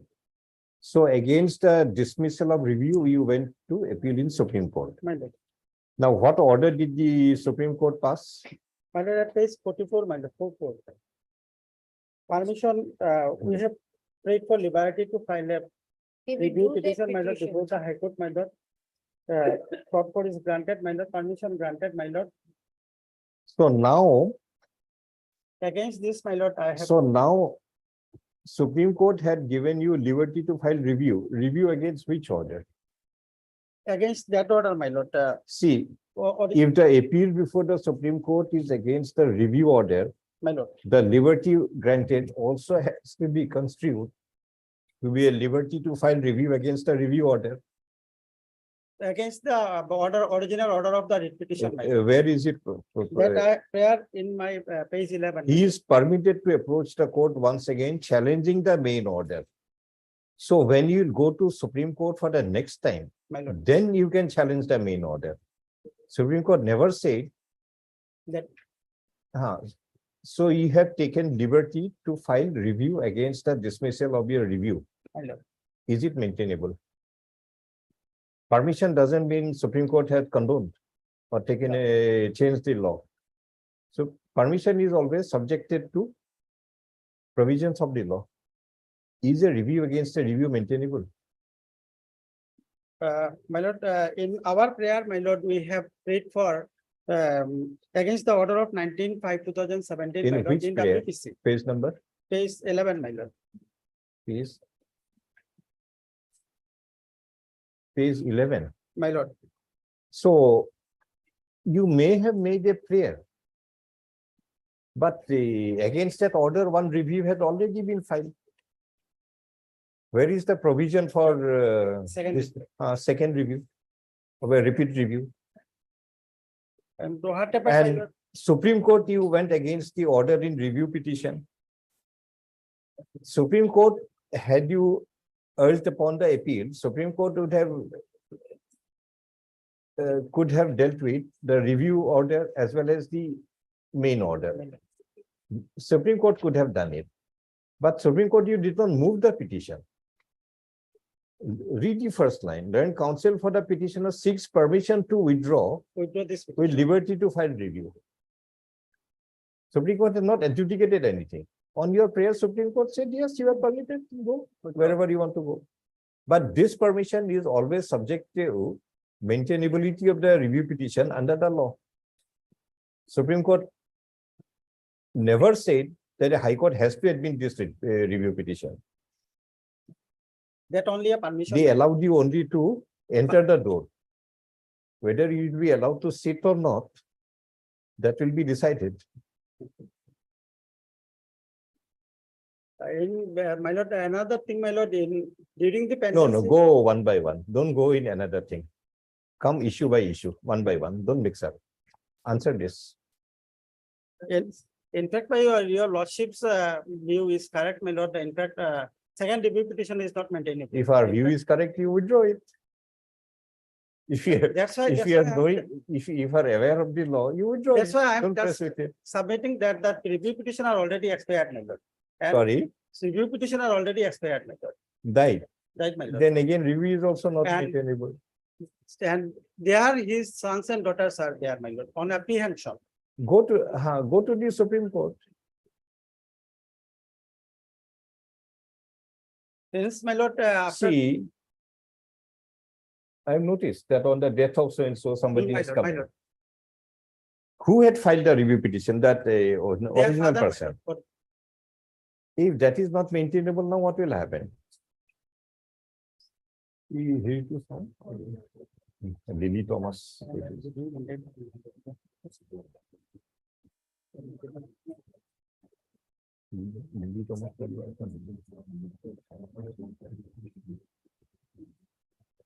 Yeah. Paragraph 2.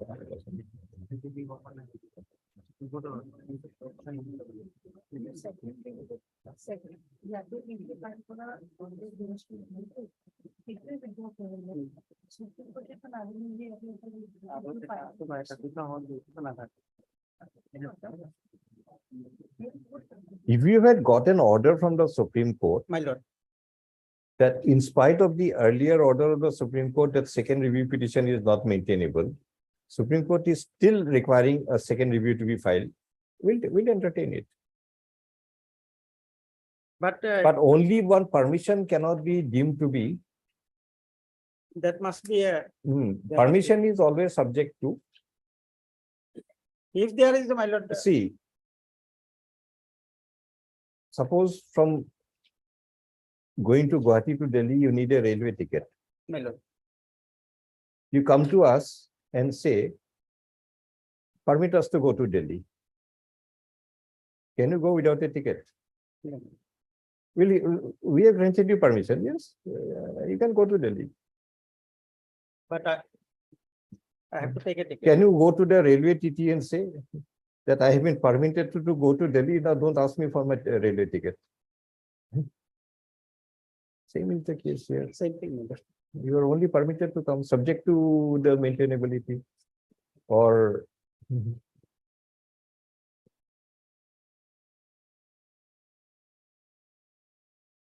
Presently. There are 56 assailable. Against order, review against an order, partner review is not maintainable as per order 47 rule 9 of the CPC. CPC is also at least. CPC also. Some Order CPC. 47 rule 9. This again states that no application to review an order Not on an application for a review or a DP or order passed or made on a review shall be entered.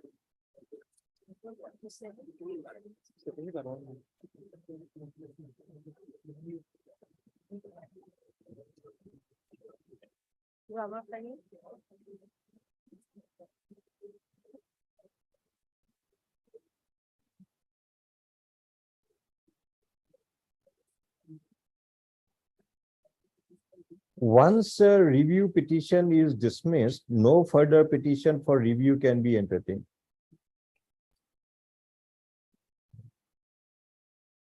Paragraph 56.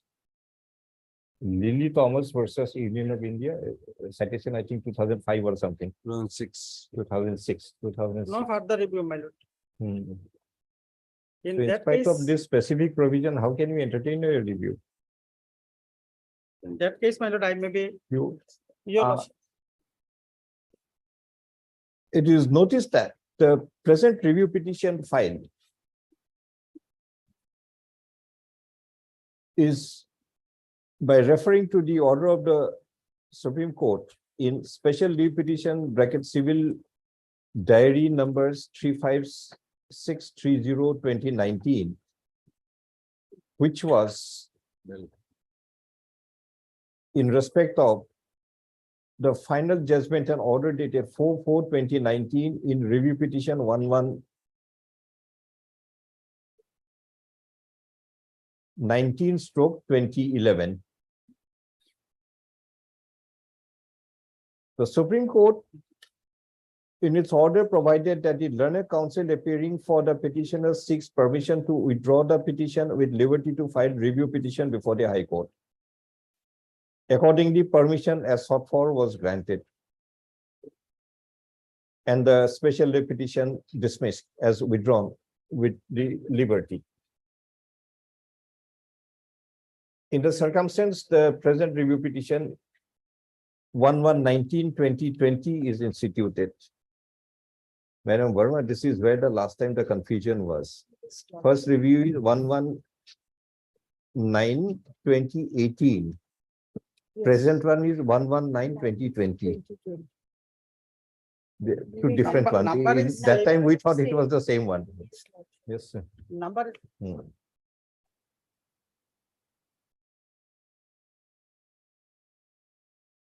In course of the proceeding, reference is made to the provision by the Supreme Court in paragraph 56 of Lily Thomas versus Union of India, attention to the board, wherein it is provided, inverted comma, once a review petition is dismissed, no further petition for review can be entertained. Mr. I. Alam, learned counsel for the petitioner, seeks for an adjournment to examine the aforesaid list of suits. If you want to withdraw, we can give you liberty to go to Supreme Court once again. No, we, of course, can't give you liberty. We said that we'll observe your distance. apprehension. Your Lordship, may I dispose of them? No, Lordship, the I have- father's FIR. reference is still pending. The dependents are also there. They have not they substituted themselves. No, substitute on the death. Yes, they've substituted themselves, but it has not moved forward. So disposing No, of means, the dependents can move the Supreme Court also, yes, because substitution here is already allowed. yes. My lord.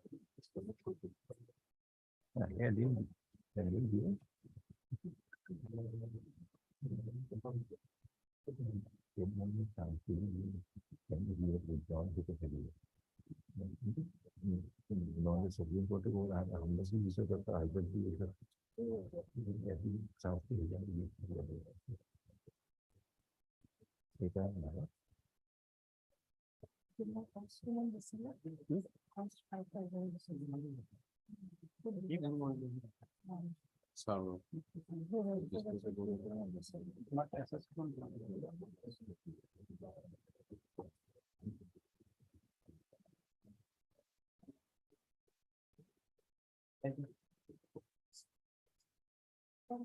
Bar Association is with them now. Bar Association is with them. Welfare fund, আমার welfare fund. Oh, welfare fund is with them now. Welfare support. No, ঠিক আছে, welfare supervision.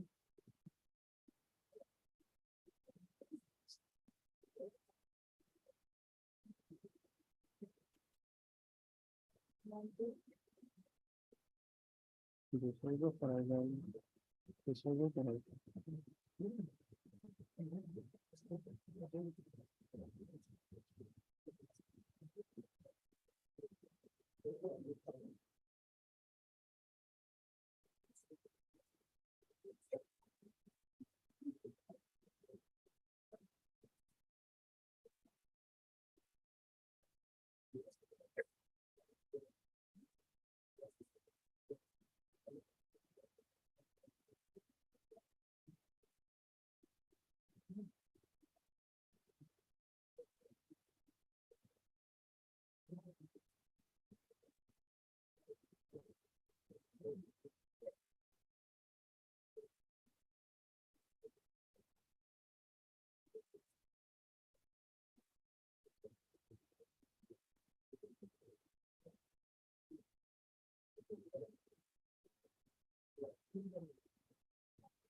Seven for yes.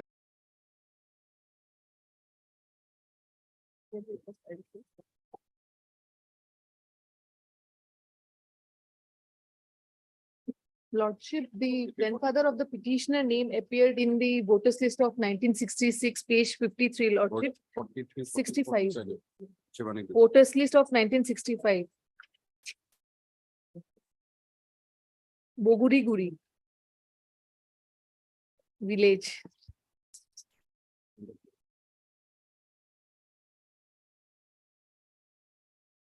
Nagaon, Lordship.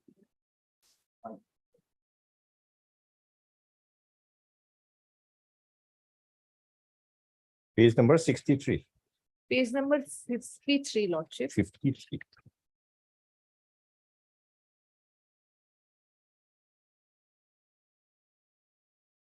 Amjad Ali, Yes, he is the grandfather. yes, Lordship. Then next, Page 55, voters list of 1970. page 55.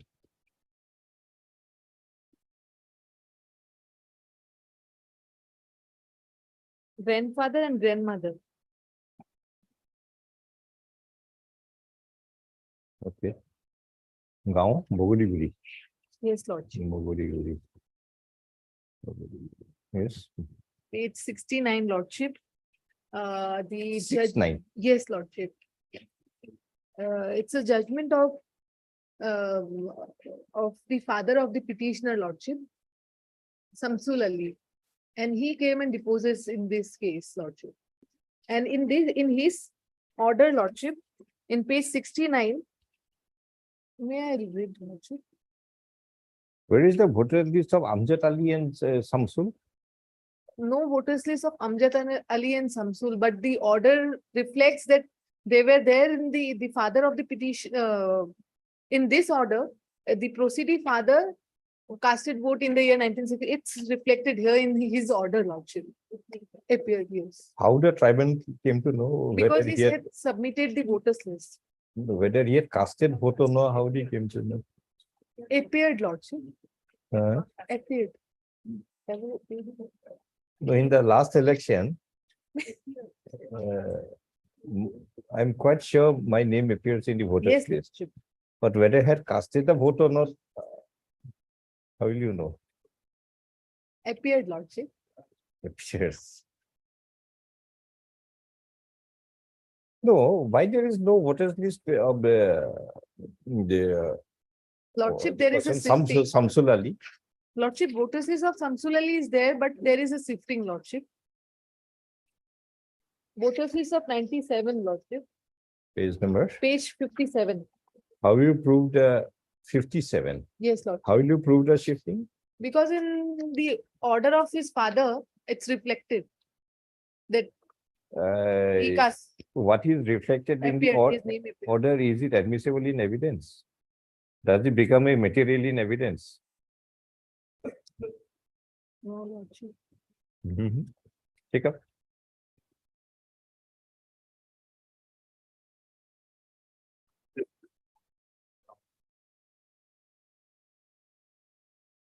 Mr. Ali, produce the two lists. Shifting is there, Lord. Let us take a look. Samsul Ali is the father. Yes, Lordship.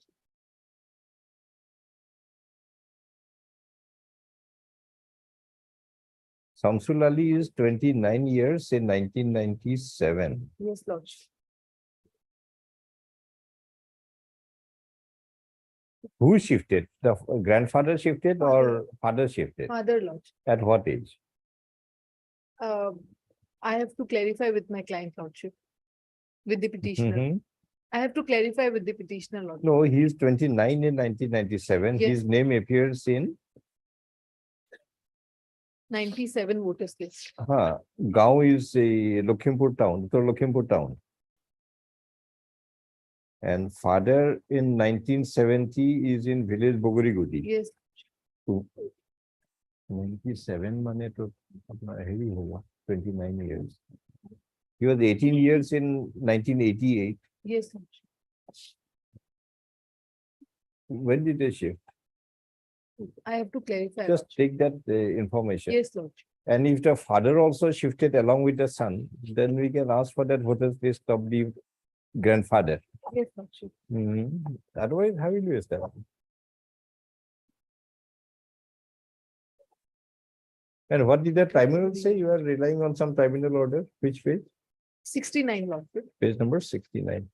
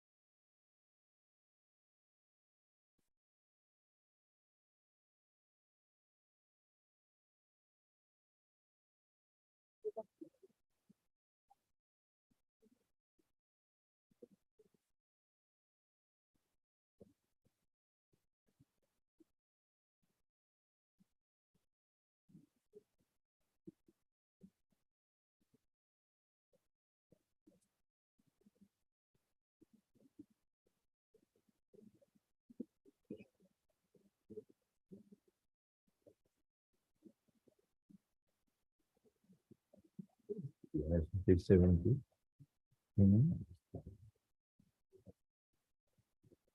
Should we issue notice to the father also? No Lordship. Hmm. No Lordship.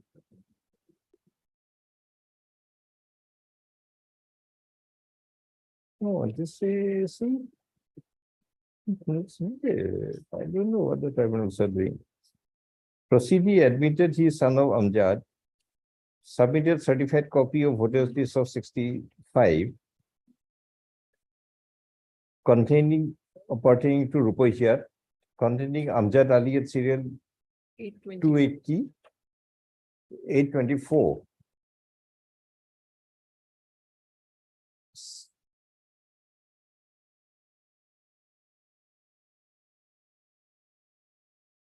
So this one, your page 53, submitted voter list of 70. Apart from that, Prosidi submitted certified copy of 1997 of Lakhimpur. Prosidi submitted after carefully going through the documentary evidence produced, it reveals that the father of the Prosidi was living at village. From where the tribunal came to know about all this? Just mere submission of the voters list. Indrani Bordoloi, member, Foreigners Tribunal number 2, Lakhimpur. And number one, take note of this order. It may show Not more- only reason, but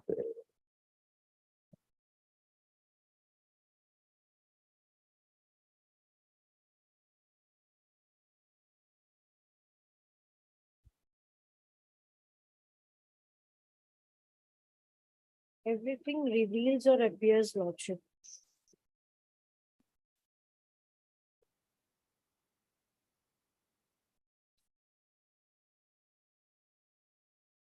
ask the Home Department to seek an explanation from this member why what material had revealed. We are not Pass- issuing order, don't worry. To pass this Ask type the of- Home Department to ask this tribunal member. Just send a copy of this order. Which material revealed?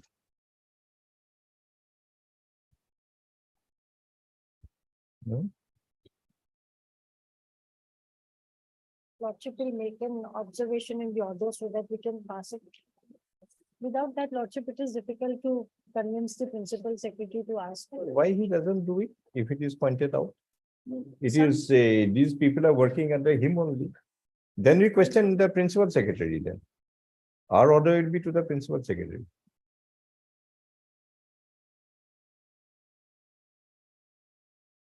He'll have to show cause why his members are writing like this. They already in the process of getting some lordship. No, especially this one, just Yes, lordship ask will him to get put a it. question. I will speak to him today, lordship. But you are nowhere. Yes, Lordship.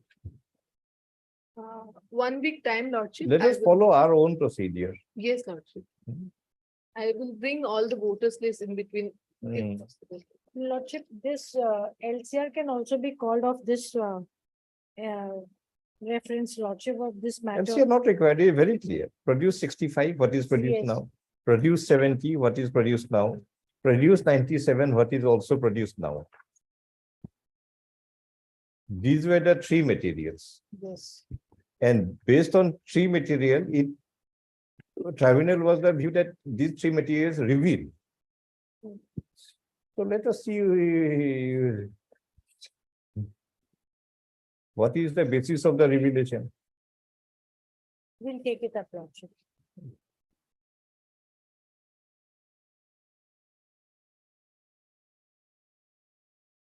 John, on the prayer of the petitioner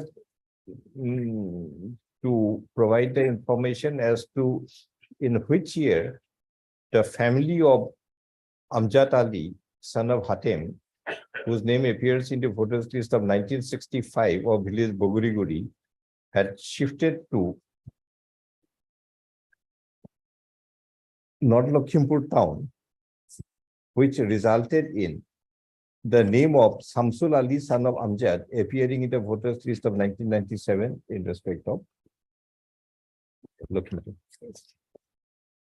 And once this information is given, you produce the list of both. We'll see. Yes, sir.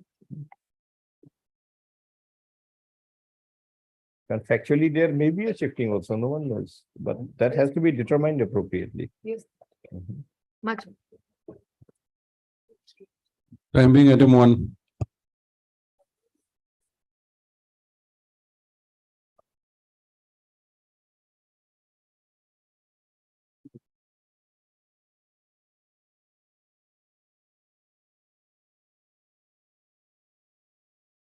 Members, you have to do refreshment.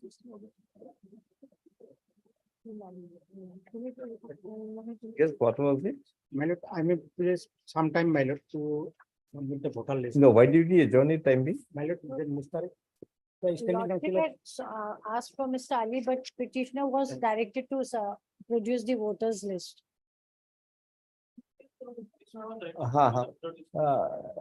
The voters uploaded download voters list of the two villages, namely.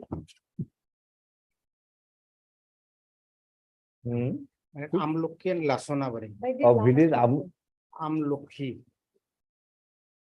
of Amlokhi and Loshanabari from the years 1965 to 1990 as required by the order 21/6/2023 may also be produced by the election commission if available.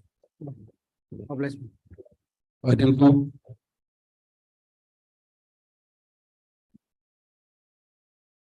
Yes, the panchayat president gives a certificate that Lakshman Kumar Roy, the Ganga Prasad Sarkar and Ganga Prasad Roy, they are one and the same person. What is the basis of the information of the president?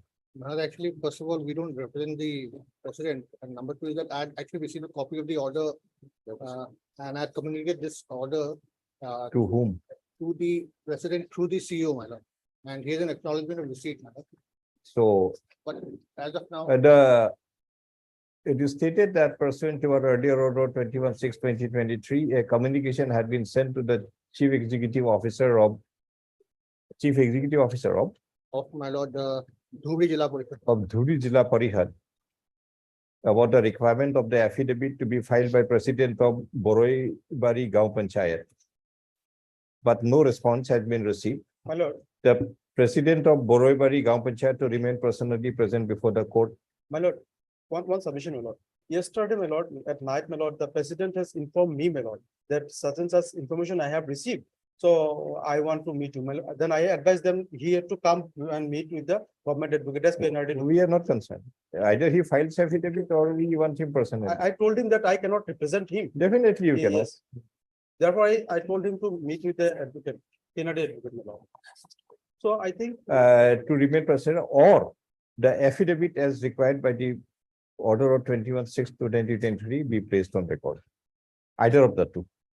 Tell the president, either he files the affidavit Lordship, before the court or he himself represents.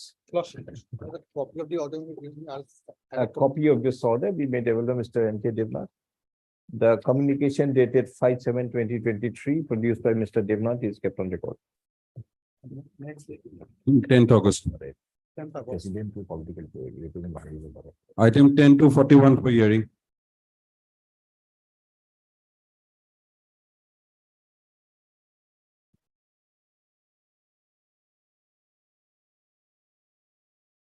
Very clean that you.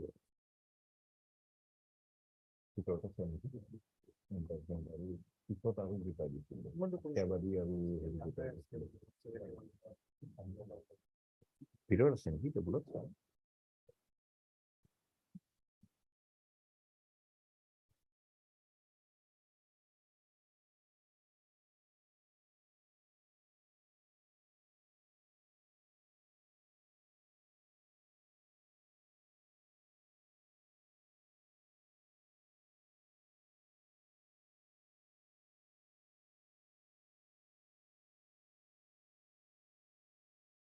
Well,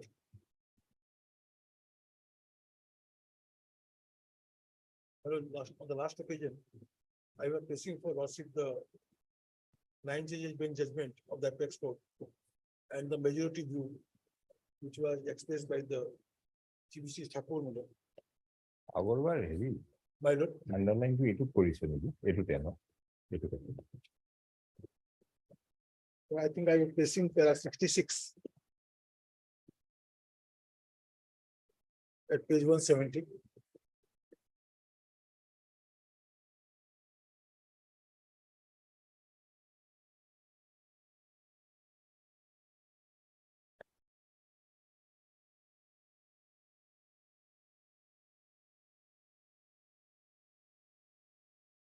প্যারা কিটা কবে লিখিল না কোন লিখিল আগর বার যেটা প্যারা পড়েছিল এখন কাগজে লিখিল নাই তো ইয়ার জন্য লিখিল এই দিকে কিছু না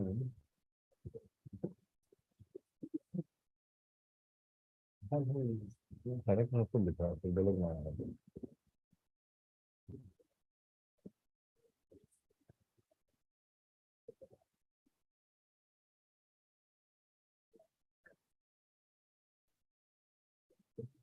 লিখি আছে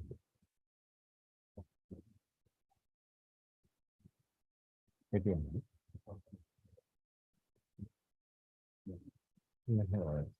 না আপন যে হেভি কিন্তু লিখি আছে রেজাল্টেশন বহিত লেখা না এটা ঠিক আছে নাকি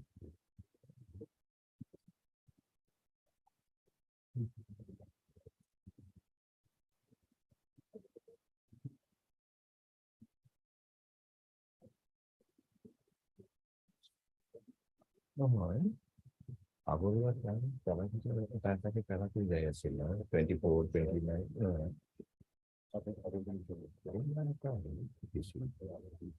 এইটো মই আগৰবাৰে দেখা পাইছিলো ইয়াৰ পিছত লেখা আছে নেকি আৰু আছে ইয়াতে No, the paragraph you relied on the earlier occasion, I had noted in a piece of paper. I know.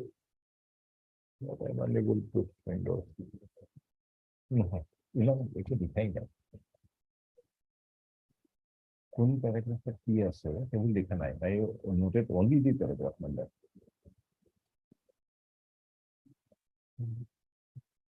Direct কাগজে লিখে দিই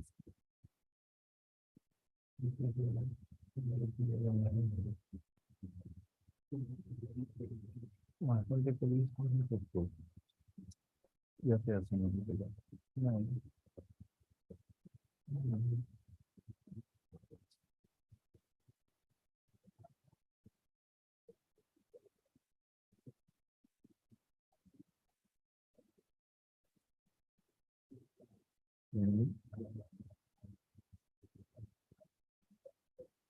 Oh, yes. Very good. इवर सिंगी फली जैसे लगाई कर दिया sir last you refer to para 59 I think 59 law.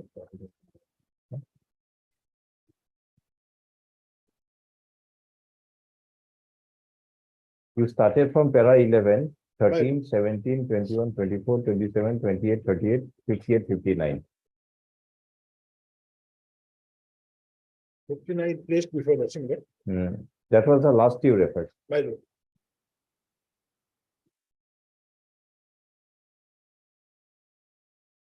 Well, in fact, I was relying on before rushing the para 62 below. After the Atiyabadi after that case, 62 my lord.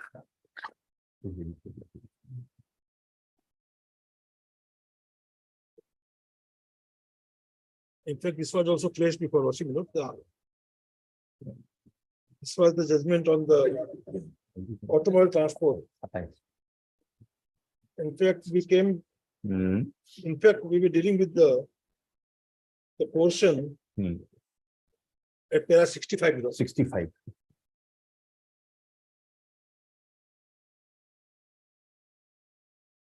At page 169.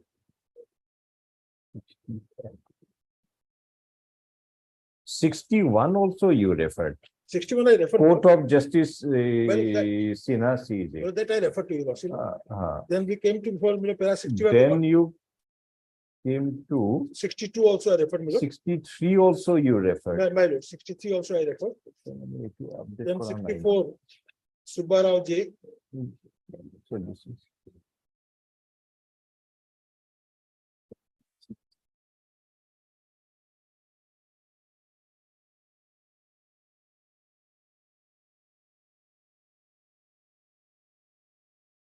you have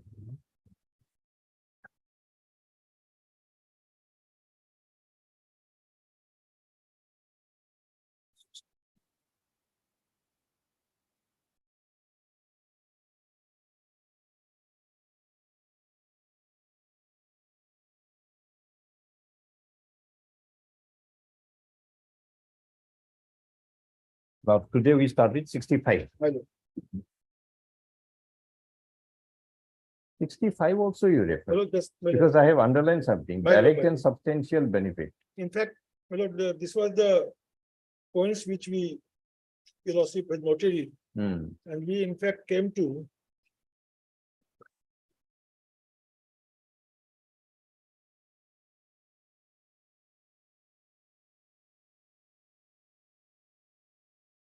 After 65, I have not underlined. Lord, So let me start. 65 must have been the last. Lord, let me start after 65, you know. 66. 6.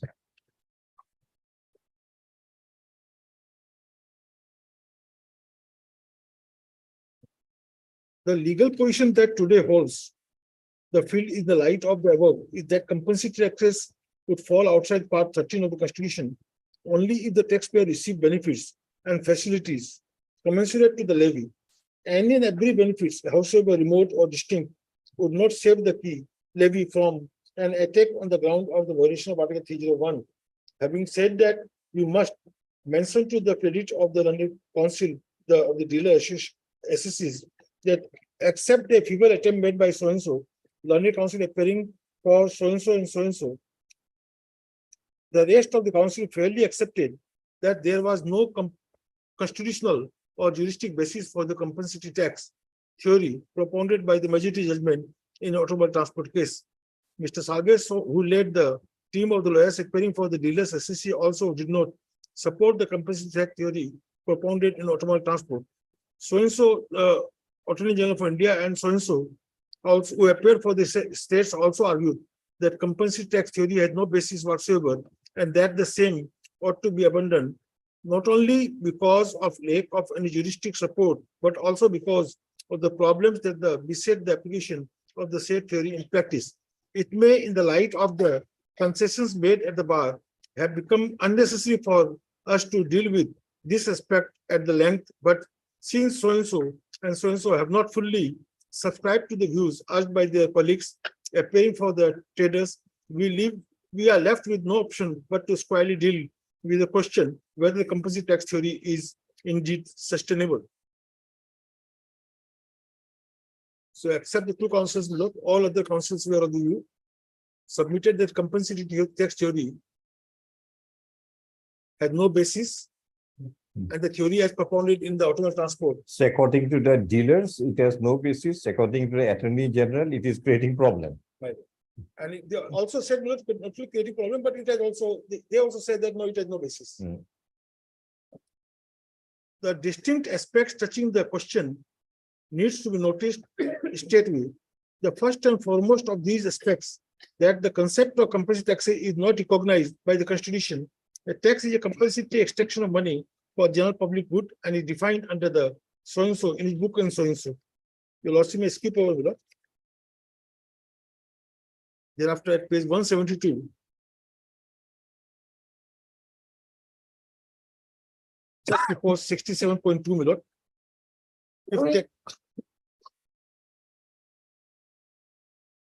If taxes are eventually meant to serve larger public good. Para 72. 67.2, just above that, 4 lines. 7.2. Just above that 4 lines.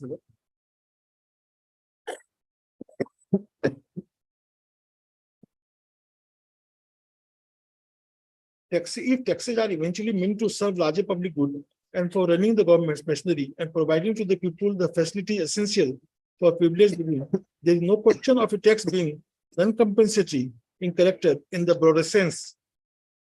Secondly, because the concept of compulsory tax obliterates the distinction between tax and fee, the essential difference between a tax and a fee is that while a tax has no element of quid pro quo, a fee without that element cannot be validly levied.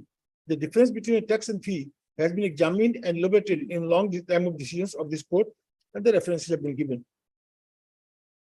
67.3 million. Thirdly and lastly, the concept of compulsory tax being outside Part 13 is difficult to apply in actual practice. Experience in the present batch of cases has amply demonstrated that difficulty. Most of the legislations enacted by the states in these cases have been described the entity levied under the same to be compensatory character. This may have been done to take the levy outside the mischief of Article 301 of the Constitution.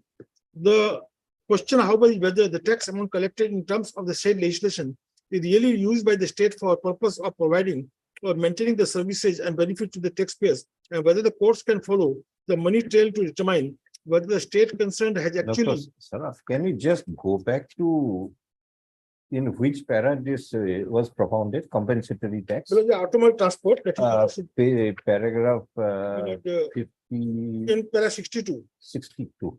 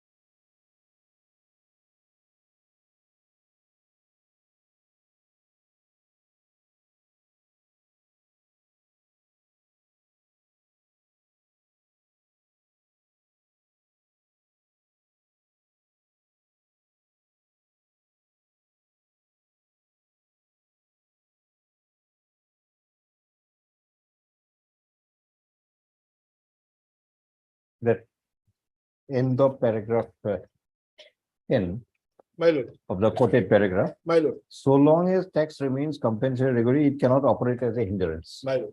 So this is the beginning of compensation. Compensatory. I'm questioning before losses 67.3. In 60.3 million, the court was dealing with the difficulties which are faced when the tax is said to be compensatory, because the court cannot keep a track on the money trail and how the money was used.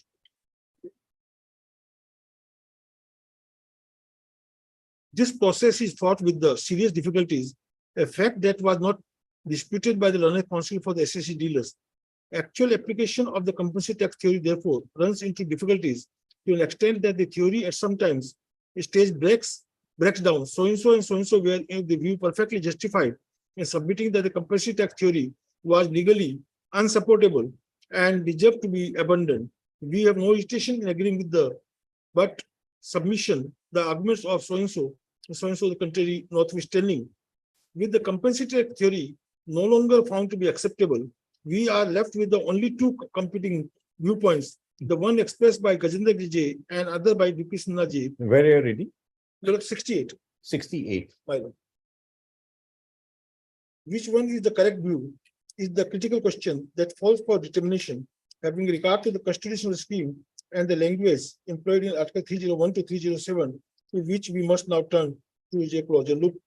So the court has taken the view that compulsory tax theory,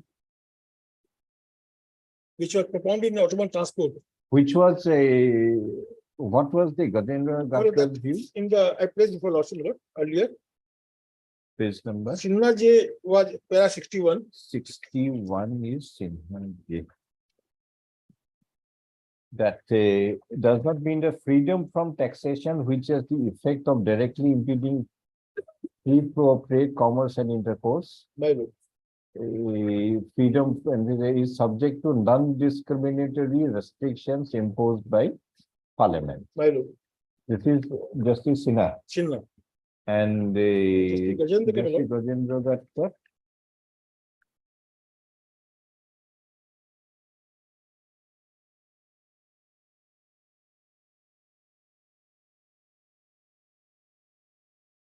Is it page 160?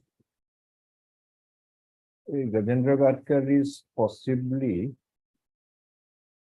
no, this is also Gajendra Gadkar. Possibly it is page 159, paragraph 59. My lord. But it is only such taxes that directly and immediately restricted would fall within the My purview lord, of it is Page para 01. 59, last two lines. This is Justice Gajendra Gadkar and Sinha J. Justice Sinha is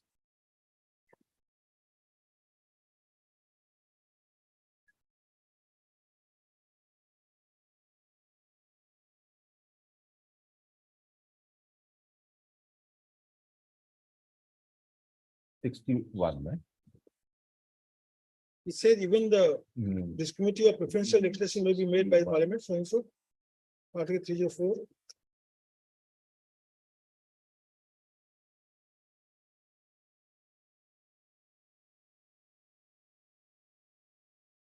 Yes. So between the two now, which one will be accepted? Correct law. Oh. Now, the court quoted below the Article 301 at para 69. And thereafter said, my lord, a plain reading of the above would show that the freedom of trade, commerce, and intercourse is by no means absolute, the same being subject to the other provisions of Part 13 of the Constitution. Among these provisions are Article 302, 303, and 304, which have a direct bearing on the nature and the extent of restrictions, subject to which only is the right of freedom of trade, commerce, and intercourse referred to in 301 is exercisable. Article 302 reads as under.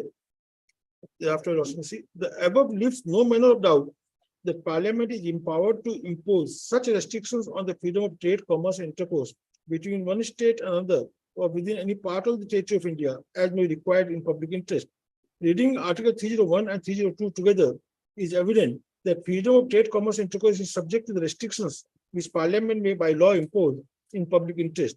The absolute character of the freedom of trade, commerce, and intercourse is thus lost by the region of Article 302 itself, empowering the Parliament to impose such restrictions as it may consider necessary in public interest. But what you said, the absolute character is lost. Lost. Because if there is public interest, something The can Parliament be. may, the Parliament power is will be- only with the Parliament. uh, Article 302(3) in turn places restrictions on the legislative powers of the Parliament and the states when it says, then Article 303 is there, my lord. May I read the article or? It says, notwithstanding anything in Article 302, neither the parliament nor the legislature of the state shall have power to make any law giving or authorizing the giving of any preference to one state over the other, or making or authorizing the making of any discrimination between one state and another by virtue of any entry relating to trade, commerce, or in any of the list in the 7th schedule.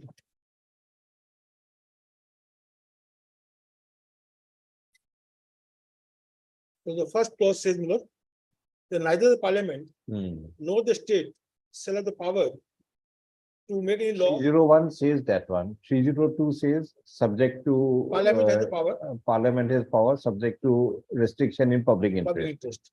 303 says, Neither the parliament nor the state shall have the power authorizing giving any preference to one state over the to other and discrimination between one state and another. Now thereafter, 2, he said nothing in clause A, 1 should prevent the parliament from any law giving or authorizing the giving or the preference or making authorizing the making of a discrimination if it is declared by such law that is necessary so do for the purpose of dealing with a situation arising of the scarcity of the goods in any part of the territory of India. So, my lord, in general circumstances, situations, neither parliament nor the state shall have the power to give preference to either. So if something arises out of scarcity, it can be taken out. That is by the parliament only, not by the state.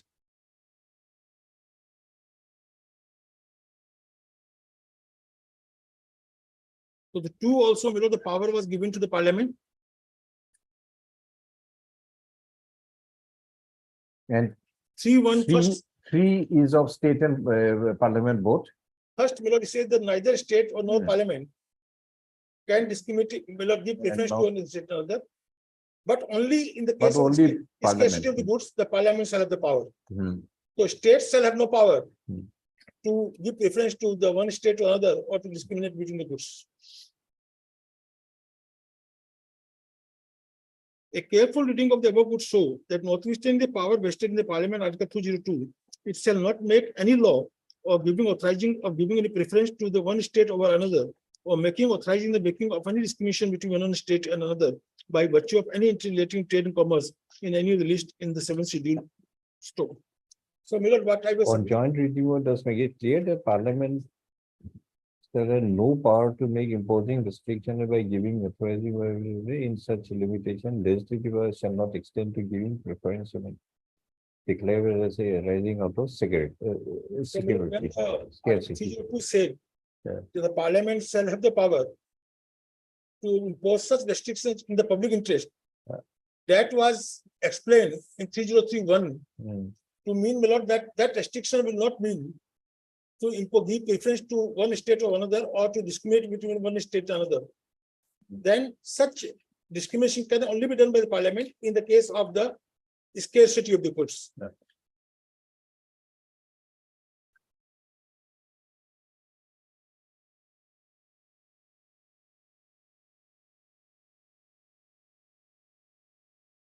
So 73 discusses 304. 304. No extent clause. So, Milord, from 301, 2, and 3, it will be clear that the state has no power in any situation to give preference to one state or another or to discriminate between goods between one state to another. That power is not there with the state, and the parliament has also the power only when there is a scarcity of the goods in any part of the country. Otherwise, such power is not there with the parliament also.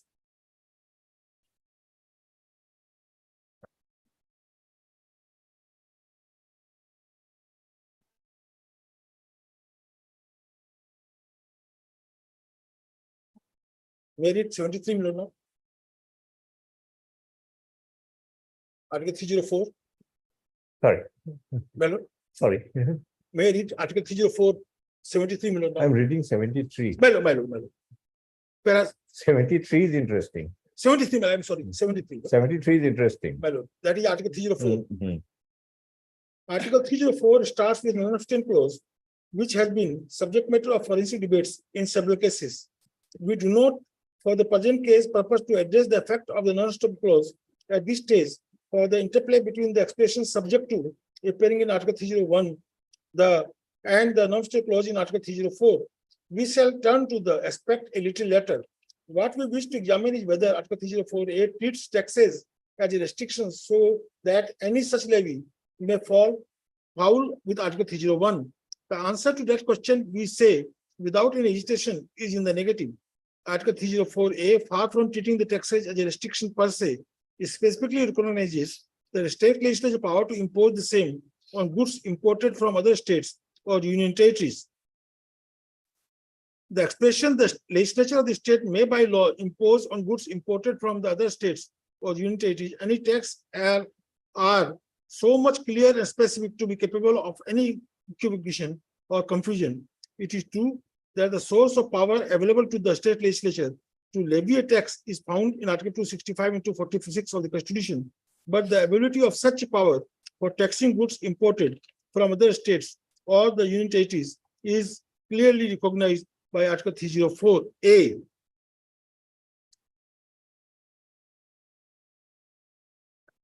The expression may be by law imposed is certainly not a restriction on the power to tax, but that does not, however, mean that the power to tax goods imported from other states or the union territories is unqualified or unrestricted.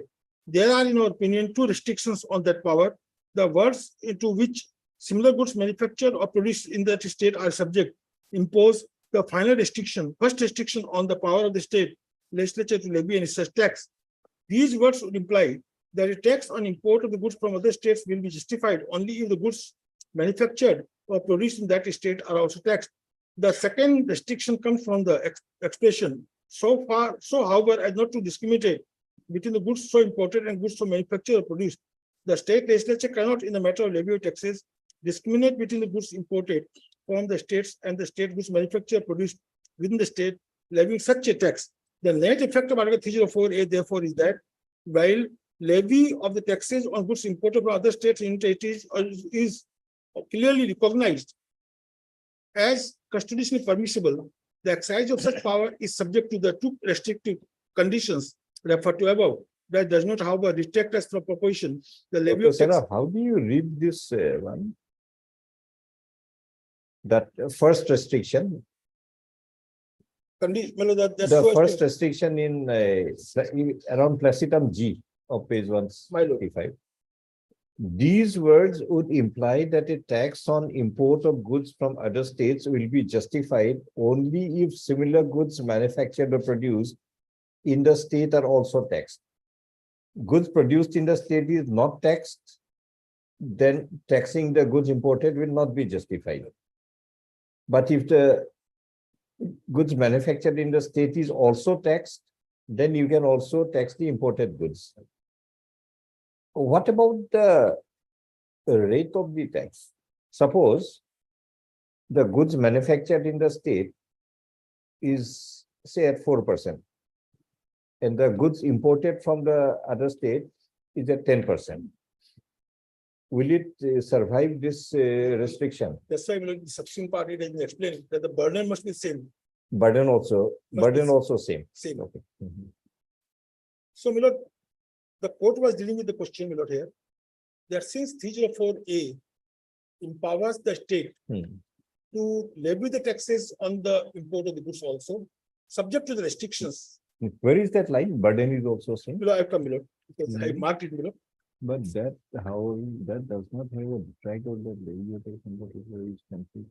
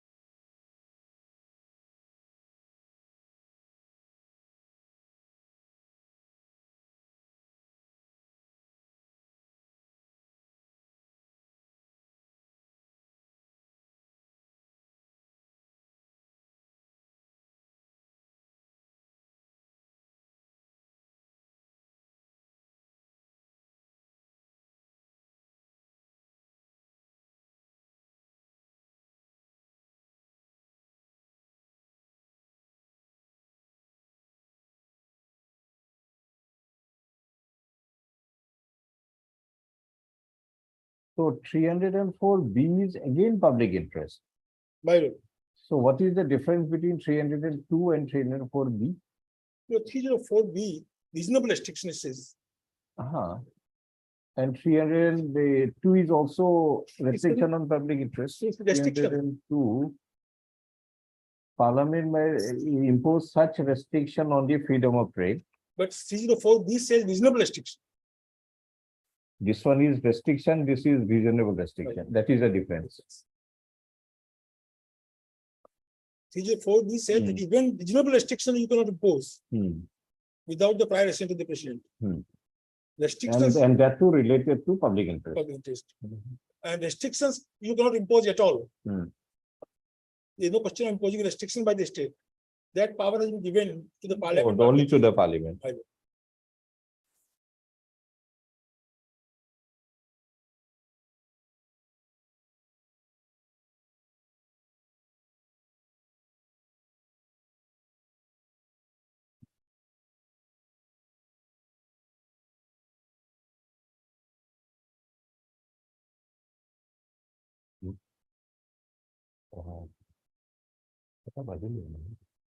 So, sir, Right. we'll continue at two. Right. We'll continue at two. My lord, Almost one. Meeting is there.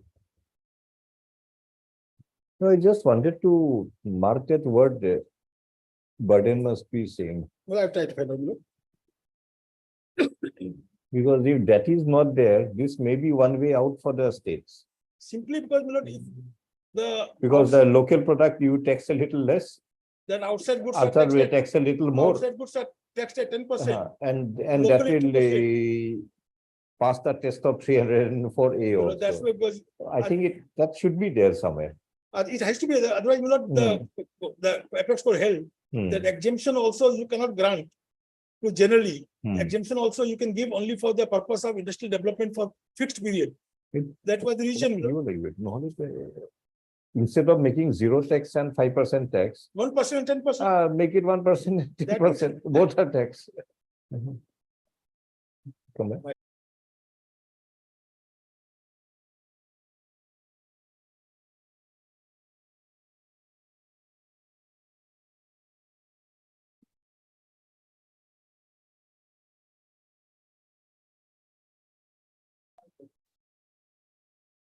My lord, You are appearing in this no, matter. my lord, what had happened, in this matter, I am not appearing. Hmm. But the original writ appeal which was admitted and where that interim order was passed, my lord, limited interim order. That by giving an undertaking, one can take the benefit, there I appeared.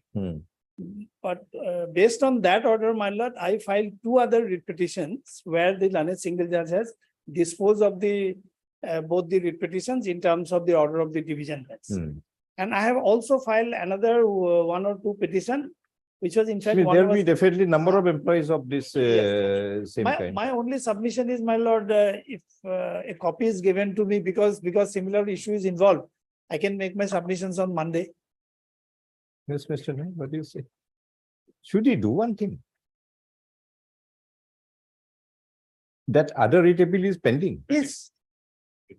My lord Can we list everything together Lordship can do it. or what else to do? No, that's Yes, better, yes, my lord. That's better. In fact, my lord, the only point is, 107 of 23. my lord, lordship, Because someone pointed out, then again, my lord, my, for interim order, there is no precedence. no. But at the same time, there is one judgment where some parity should Parity. be maintained as far as possible. It's something of Yes, that nature, yes. but otherwise precedent is not applicable.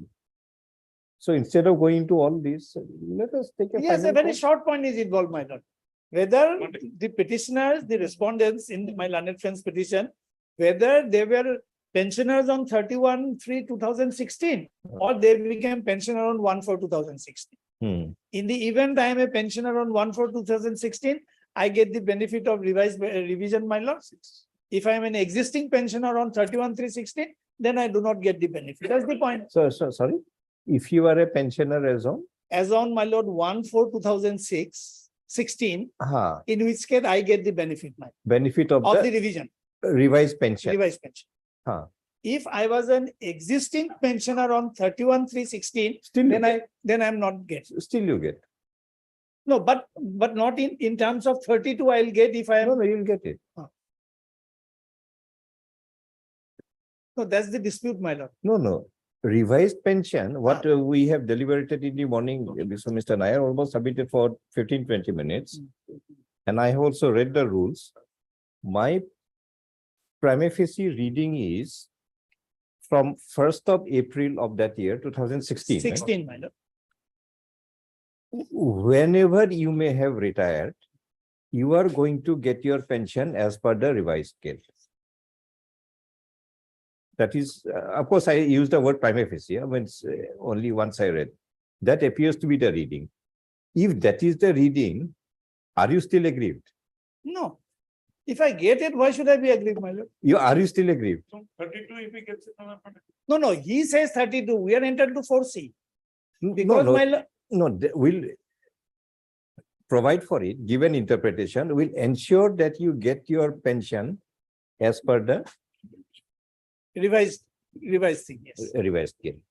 Suppose your pre-revised pay was rupees 100, and if it is 100, you get rupees 50 as pension. And your revised scale is 200, and you get rupees 100 as pension. Our reading is you will get 100 rupees as pension. Anyway, my lord will have it on a particular date. Monday, my lord, along with that also I'll give the number.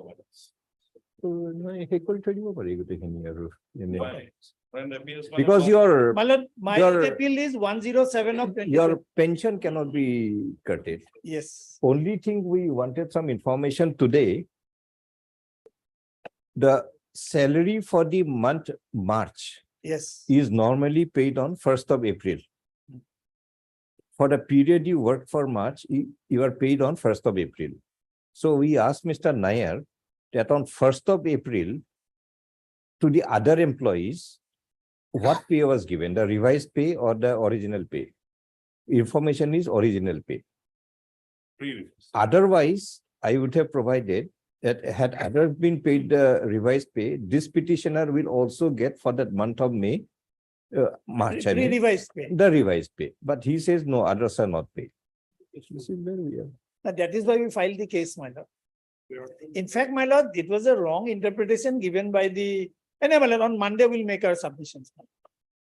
And you are also agreeing with it, What has fallen from your lordship, I can dispute. because that appears to be provisions are very clear. And only interpretation we have to give in section that rule 32, it says existing pensioner. Existing pensioner will also be a pensioner who became a pensioner in April. Because otherwise you see, suppose a man would have retired on 31st January. For February, he'll get pension in the old scale. For March, he'll get in the old scale. But for April, as per 32(1), he'll get in the new scale. My lord, there I have a submission. Don't worry. And on Monday, we'll Just think deliver it from this point of view. But if a man retires on 31st March, then he'll get pension in the old scale. That is an absurd reading. It can never be. So existing employees as on 31st March will also include those pensioners who become pensioner on 1st of April. 1st and onwards.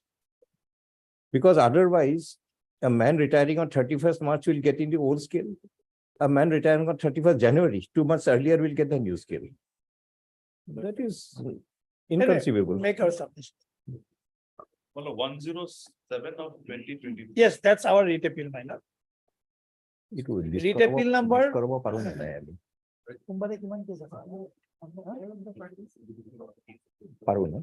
No, because that must be a matter of some other bench. Can we? The other bench cannot take up this matter now. My lord, the Because- problem is this matter is already in the list before the Chief Justice.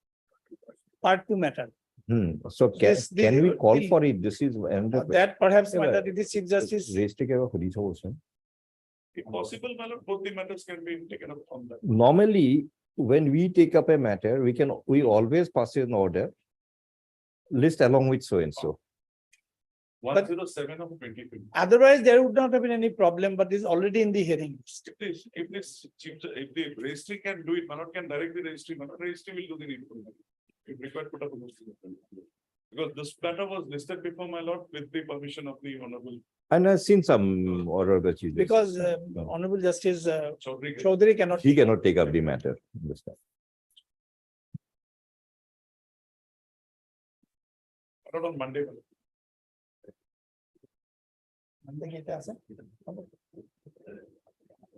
Portrait dia nine, right? Night, Malad. Heard Mr. E.K. Nair learns in the counsel for the petitioner, assisted by Reed.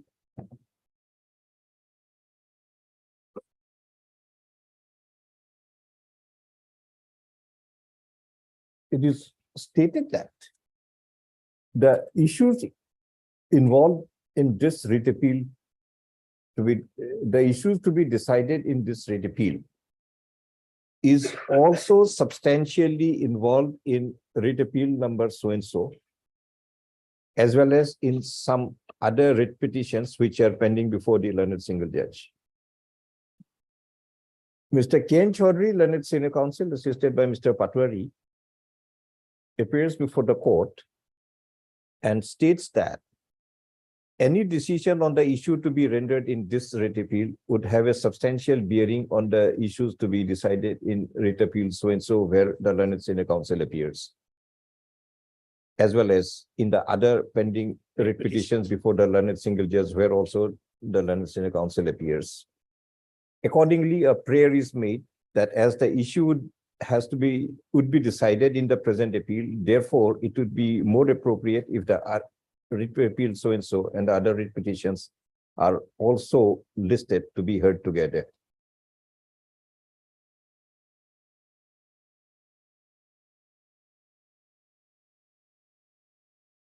We do not notice any unacceptability of the said submission of Mr. K. N. Chaudhary, but it is pointed out that writ appeal so and so is presently listed in the part 2 hearing list before the court number 1. In the circumstance, registry to take note of the aforesaid and do the needful as to in what manner the writ appeal so and so and I can also be heard together along with this one. And put up a note accordingly. If the registry refuses, we will disallow. A2 present appeal to Likivo, list on so and so on the prayer and counsel for the parties, on which date it is stated that the issue involves an interpretation of the provisions of that revision of pay rules 2017, particularly rule 4A and 31(1)(a) thereof, 32(1)(a) thereof. And the entire issue can be decided based upon the interpretations that may be given to the say 2 rules. List accordingly on so and so. Monday. Deep privilege. Registry notice of any if listed, they're well and good. If they don't list, they'll put up a note. But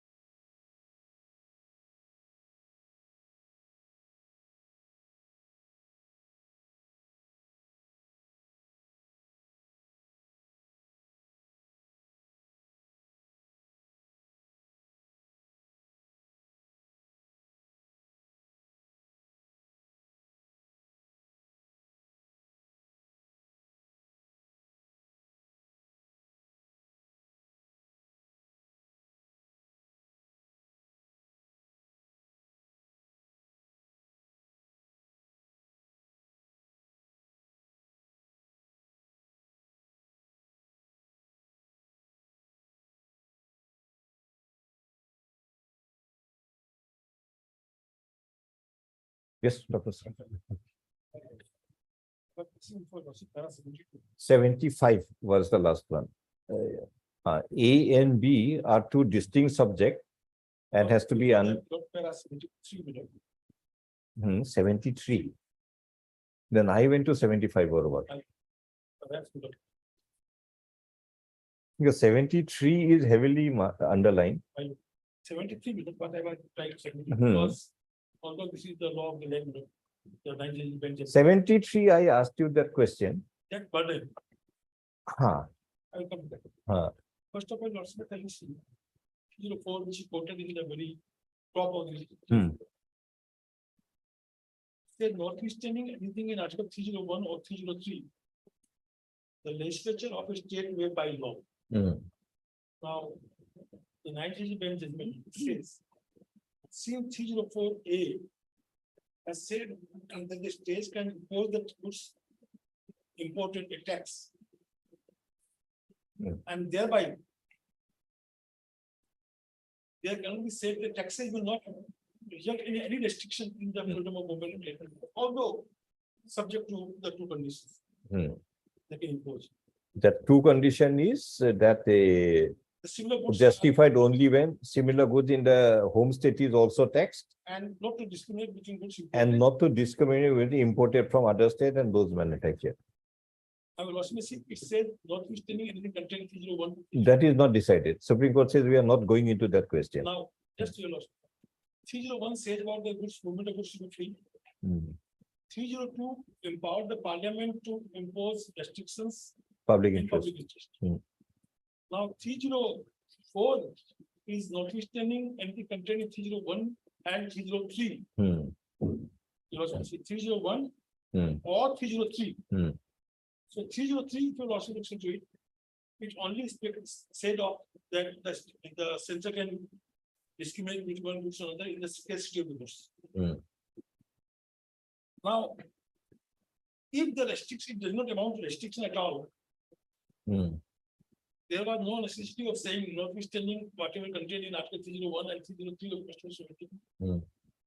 The very fact that the Article 304 is saying notwithstanding anything contained in 301 and 304, they are of the Constitution of India. Constitution of India. But Supreme Court says No, I'm 304 starts with a non-obstant clause, which has been subject matter of forensic debate in several No, yeah. cases. We do not for the present propose to address the effect of non. So if Supreme Court is not going, That's why I submitted for also Hmm. that we are bound by the decision of the Nigerian bench, whatever Hmm. they also said that about. Hmm. Hmm. But since the academic discussion was going on, and Hmm. also was examining the compensatory tax theory also, despite of the fact that. no, it's to understand this judgment, we have to understand everything else. Otherwise, your understanding will little My submission when at the beginning I said skewed. the Nigerian bench judgment is there and they are just final on us. Hmm. But in my respectful submission, this finding in para 73. 73 of the judgment of that court, Hmm. in fact, it sometime or other. It needs to be, because now the entity tax is not there and all the things are not there, so it has gone to Hmm. then the not there, Hmm. closed. But Otherwise, the It 73 has to be revisited. The 73 goes against the very concept of 301 to 304. Hmm. If we say that notwithstanding means it is included therein, so far as my understanding, when you say the notwithstanding, then it means that something was included and thereby. we say that- Notwithstanding is whatever may have been provided in the other two, we are providing for something a little different. This is permissible. And means whatever, on whatever aspect something had been provided with a little difference, the other aspect is provided in the other one. Right. Whatever it may have been provided, we ignore that, So, but for this purpose, so this purpose, Hmm. and this is the purpose that you can impose if the same goods are imposed in the state also and not to discriminate. Hmm.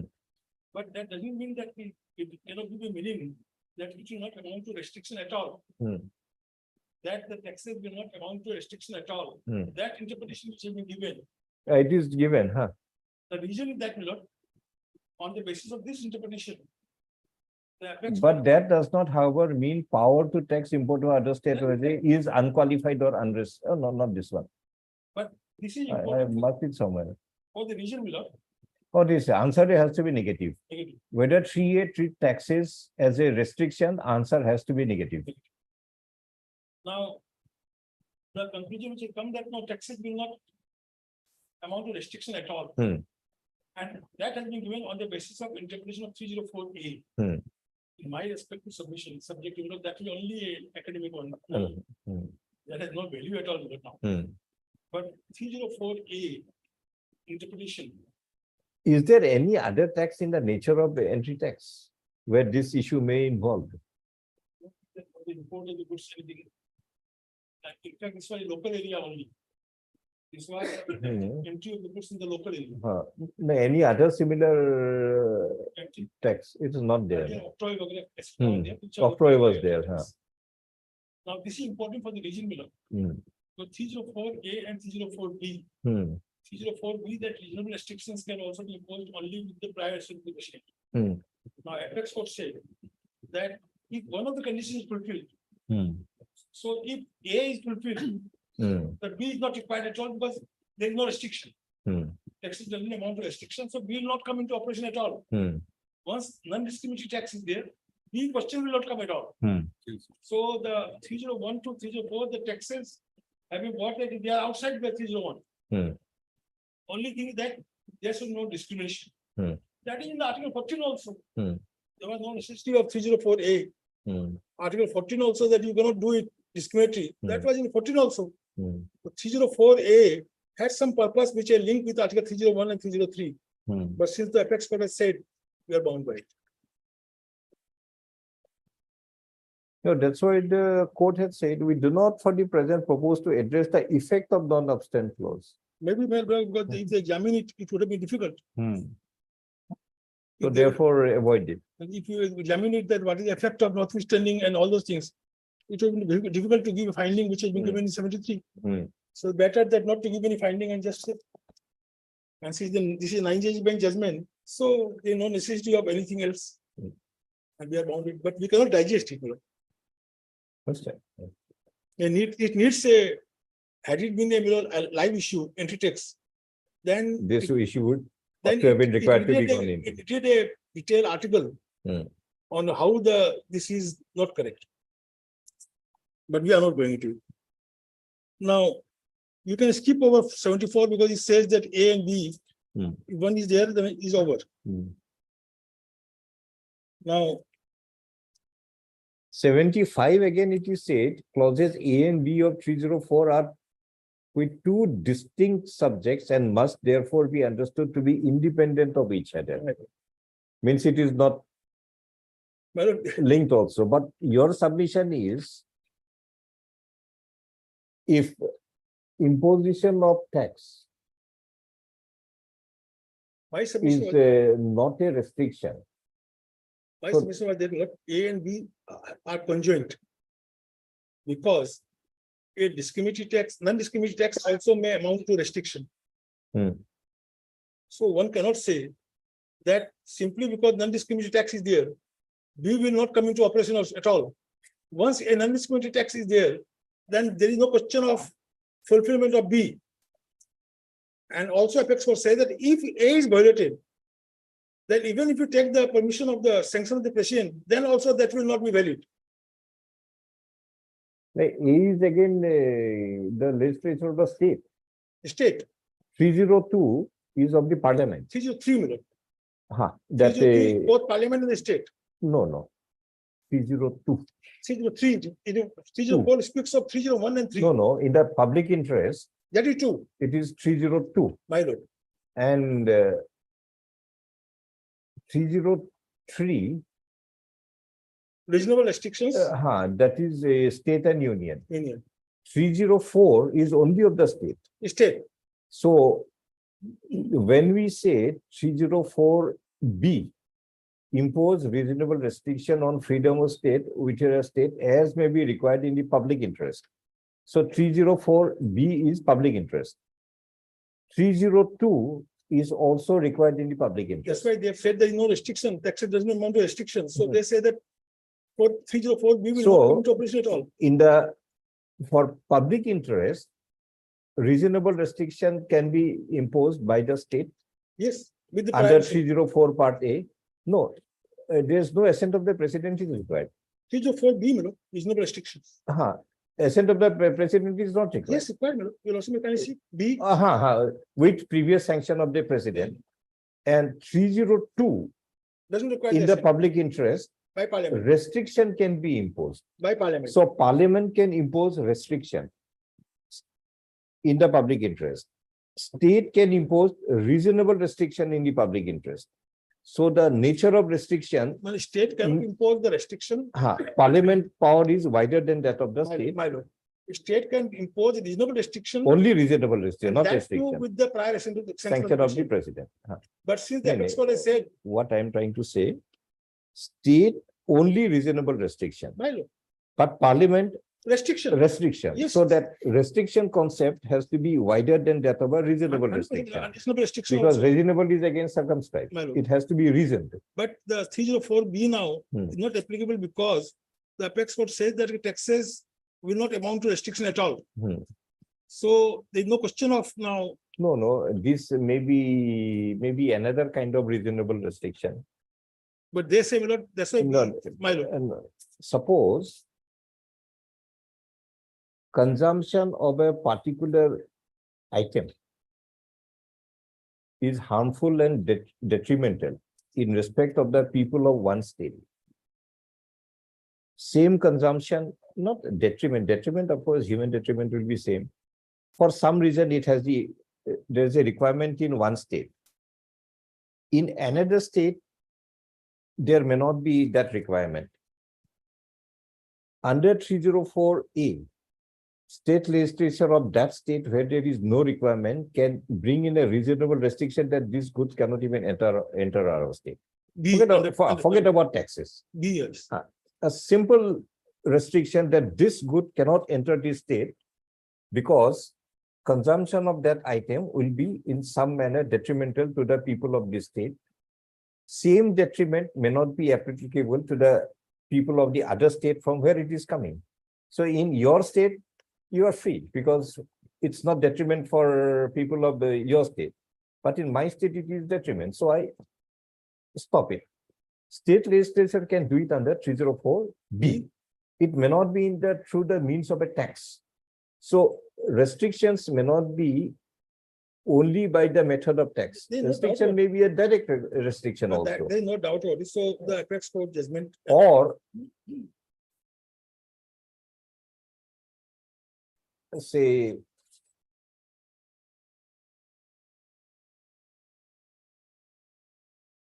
one particular raw material is abused in one state. In the other state, that problem is not much of a there. Through that raw material, you can manufacture a particular product which is in requirement of both the states. The state where that raw material may be abused may impose a reasonable restriction that this raw material cannot be allowed to enter this state because there is a likelihood that it may be abused by another section for whom it is not meant, although it may be meant for some industry. So we don't allow this kind of industry. But the final product, which is otherwise acceptable, the other state can manufacture, will import it. But will not allow manufacture because it has the use of a particular raw material, which is likely to be abused in my state. This will be a good restriction under That's what I'm 304A. saying. The other restrictions other than the taxes. Other than the It taxes. says, the apex court says that the restrictions which have been used, that will not include taxes. Other So restrictions are there. 304 may be any other restriction. So other restrictions may be there. Maybe there. Maybe they're not. I'm not saying that. Uh-huh. I'm only saying, that 304A, the interpretation that the restrict does not amount to restriction on the basis of 304A of the Constitution of India. That is, in fact, that's all. I'm not speaking else. Now we come to Milord. The para 75 deals with 304A and again B. So there is no necessity of giving into going into question, Milord. Now we can come to Milord directly to 76(1).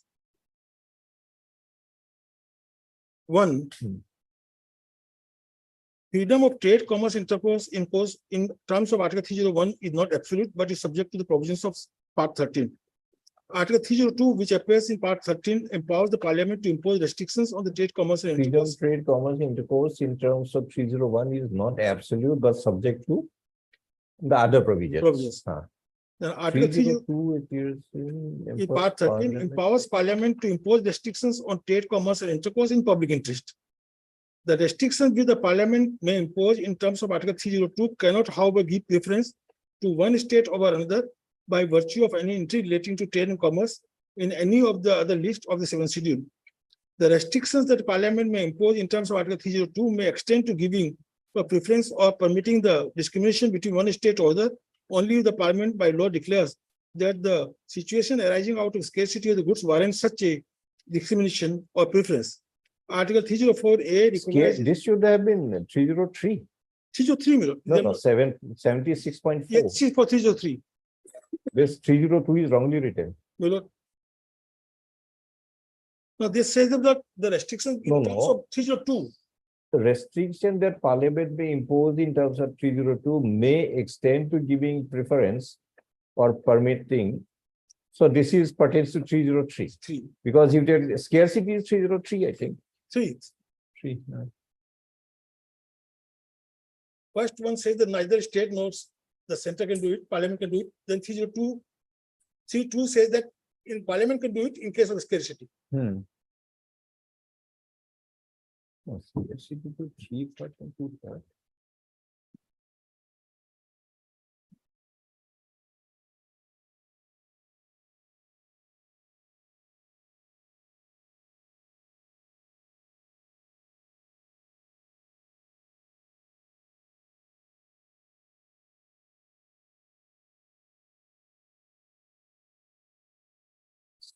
Scarcity is 3032. Two. Hmm. Now it's same, Article 304A recognizes the ability of the power to impose taxes on goods imported from other states. The legislative power to do so being found in Article 245 and 246 of the Constitution. Such power to levy taxes is however subject to the condition that the similar goods manufactured or produced in the state levying the taxes are also subject to tax, and there is no discrimination on that account between goods so imported and goods so manufactured or produced. The limitation of the power to levy taxes is entirely covered by clause A of 304A4, which exhausts the universe insofar as the state legislature power to levy taxes is concerned. Resultantly, a disputed tax on the import of the goods from other states alone will work as an impediment on free trade, commerce, and intercourse within the meaning of Article 301. So it says, my lord, only discriminatory tax will amount to the violation of Article 304, 301, impediment and 301. Where is that tax burden? My lord, Where is Well, that that you lost. provision of tax burden? I'll take your other provisions. 141 you also missing. 141. My lord.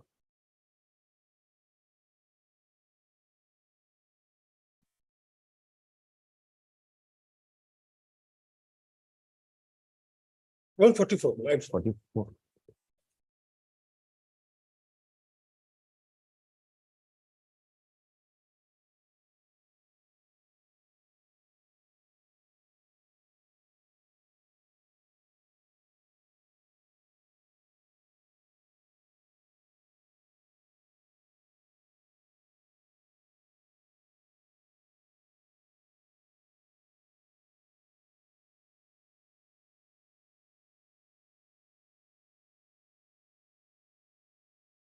No, exemption or set off will not amount to hostile discrimination offensive to 304A.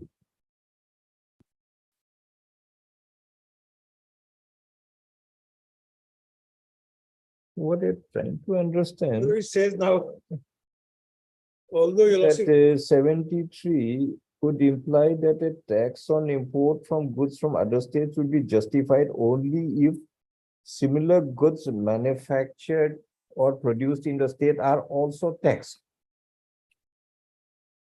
And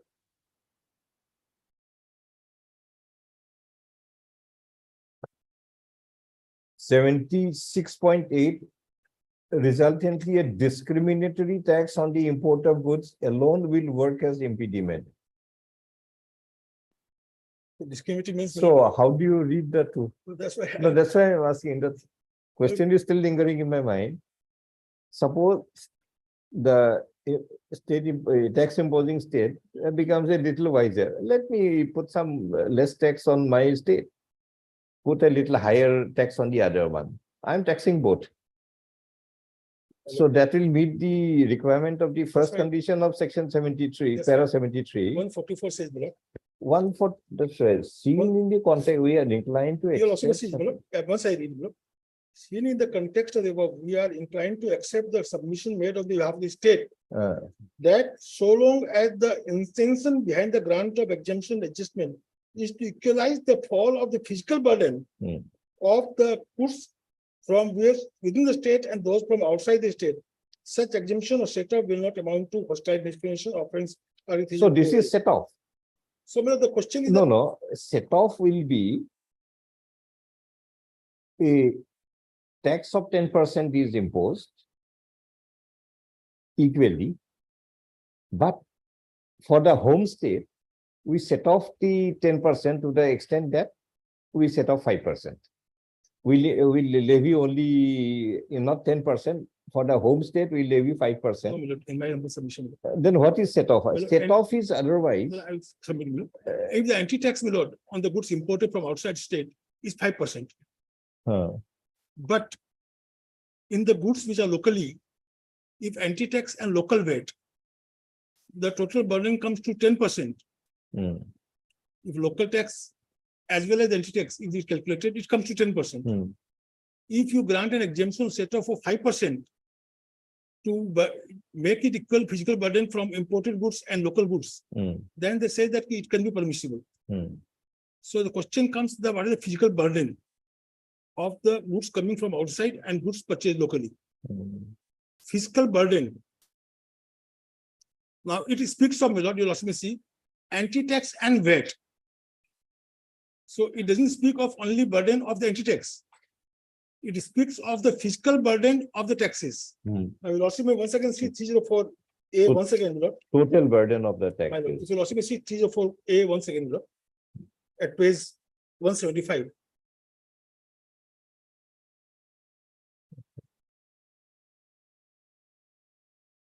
Yes. Imposed on the goods imported from other states. Or Para the 75. Union territories below 72. Sure.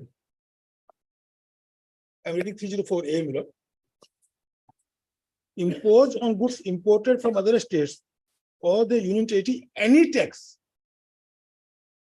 You'll also see, to which similar goods manufactured or produced in that I state. think this can be easily looked into. The words would imply that if a tax import on import of goods from other states will be justified only if similar goods manufactured produced there are also taxed. Are also subject. No, are also taxed. That means the same tax. Because local goods will be subjected to local tax, that VAT you were saying. The local goods, anti-tax is also there. No, for the local goods, how there can be entry tax? The goods- Entry tax is levied when it enters a particular local area or when it enters the state. My lord, local area has been, the entire state has been divided in the various local areas. The goods move from one local area to another local area.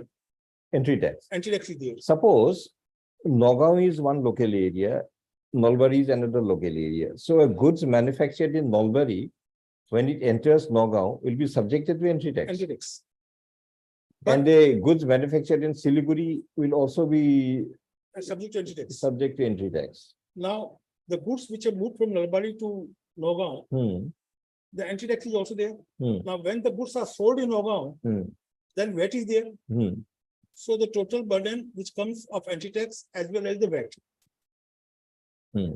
So the Supreme Court said that if the purpose is to make the burden of the goods, which are physical burden on the goods coming from outside and the local, to make the equivalent, then 304A was Total burden. burden. Where is that word burden? You already see 144.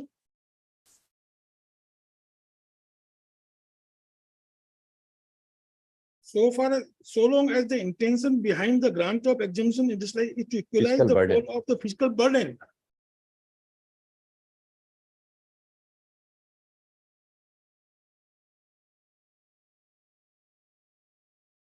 So ultimately, how much you pay from your pocket is the That relevant. should have explained it. Doesn't matter whether it is a nomenclature this way or that way.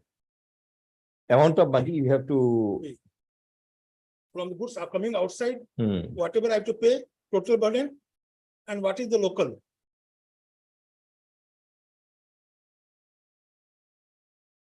Now the question further will come to your lordship, which I will be arguing. That the apex court has also held that exemption cannot be granted in a general way. It can be granted or for a limited period and Limited for the period, industrialization of the state. Hmm. If that is the law,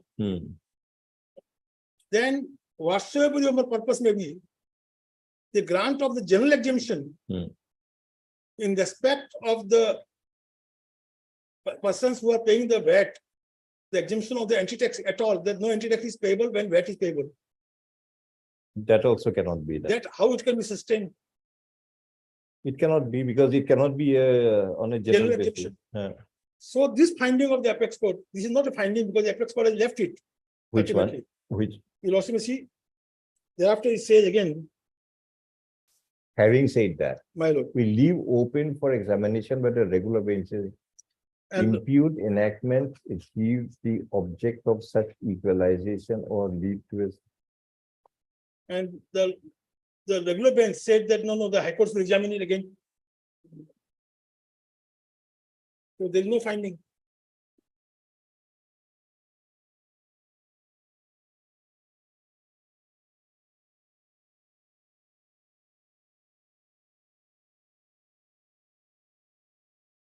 Why is it made so complicated? For the lawyers, Hmm. for the lawyers. They could have finished it in the 9 bench itself. So it was- it's better to be a lawyer. Well, always better to be a lawyer, madam. With due respect, your lordship's power and the authority, that is different, but when your lordship. is No, sitting there- no, why I'm asking these things, it's little leading to complications. Entry tax under the Article 245, this thing, it's a power of the state, Yes, no doubt about it. minus everything else. Now comes 301. No restrictions can be placed on interstate trade. Now comes 304A. Has been given an interpretation by the Supreme Court that tax is not a restriction. Only thing, it is subject to the condition that No preference. And that not restrict- and not para restriction. 73, that tax import will be justified only if similar goods are taxed. So when it is question of entry tax, you say entry tax is also for the products in the within the state Yes, also, because from one local area to another. Right. Now suppose we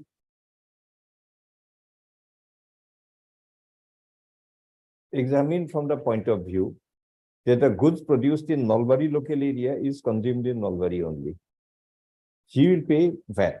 But Goods coming from Siliguri or say Dhuri is another local area, he'll also pay entry tax plus the VAT.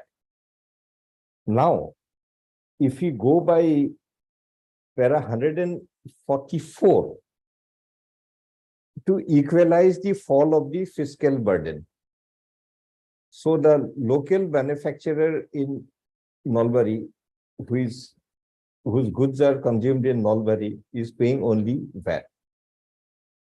The manufacturer of Siliguri or Dhubri, whose goods enter Nalbari local area, will pay entry tax plus VAT.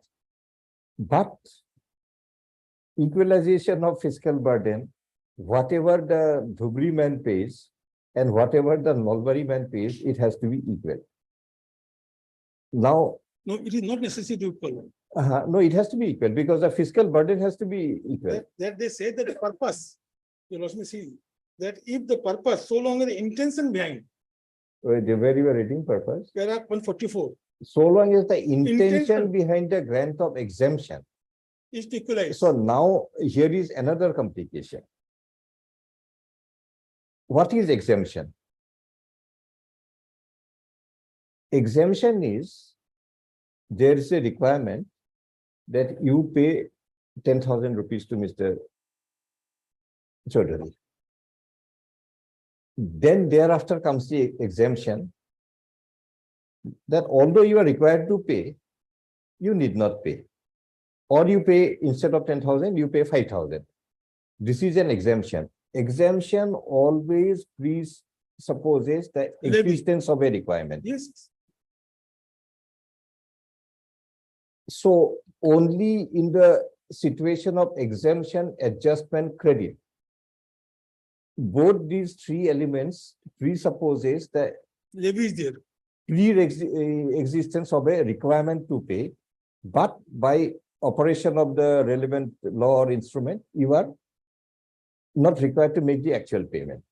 But the requirement to pay is there, but you don't have to make the actual payment. This is exemption. In that case, what will happen? There has to be a equalize the fall of the fiscal burden. But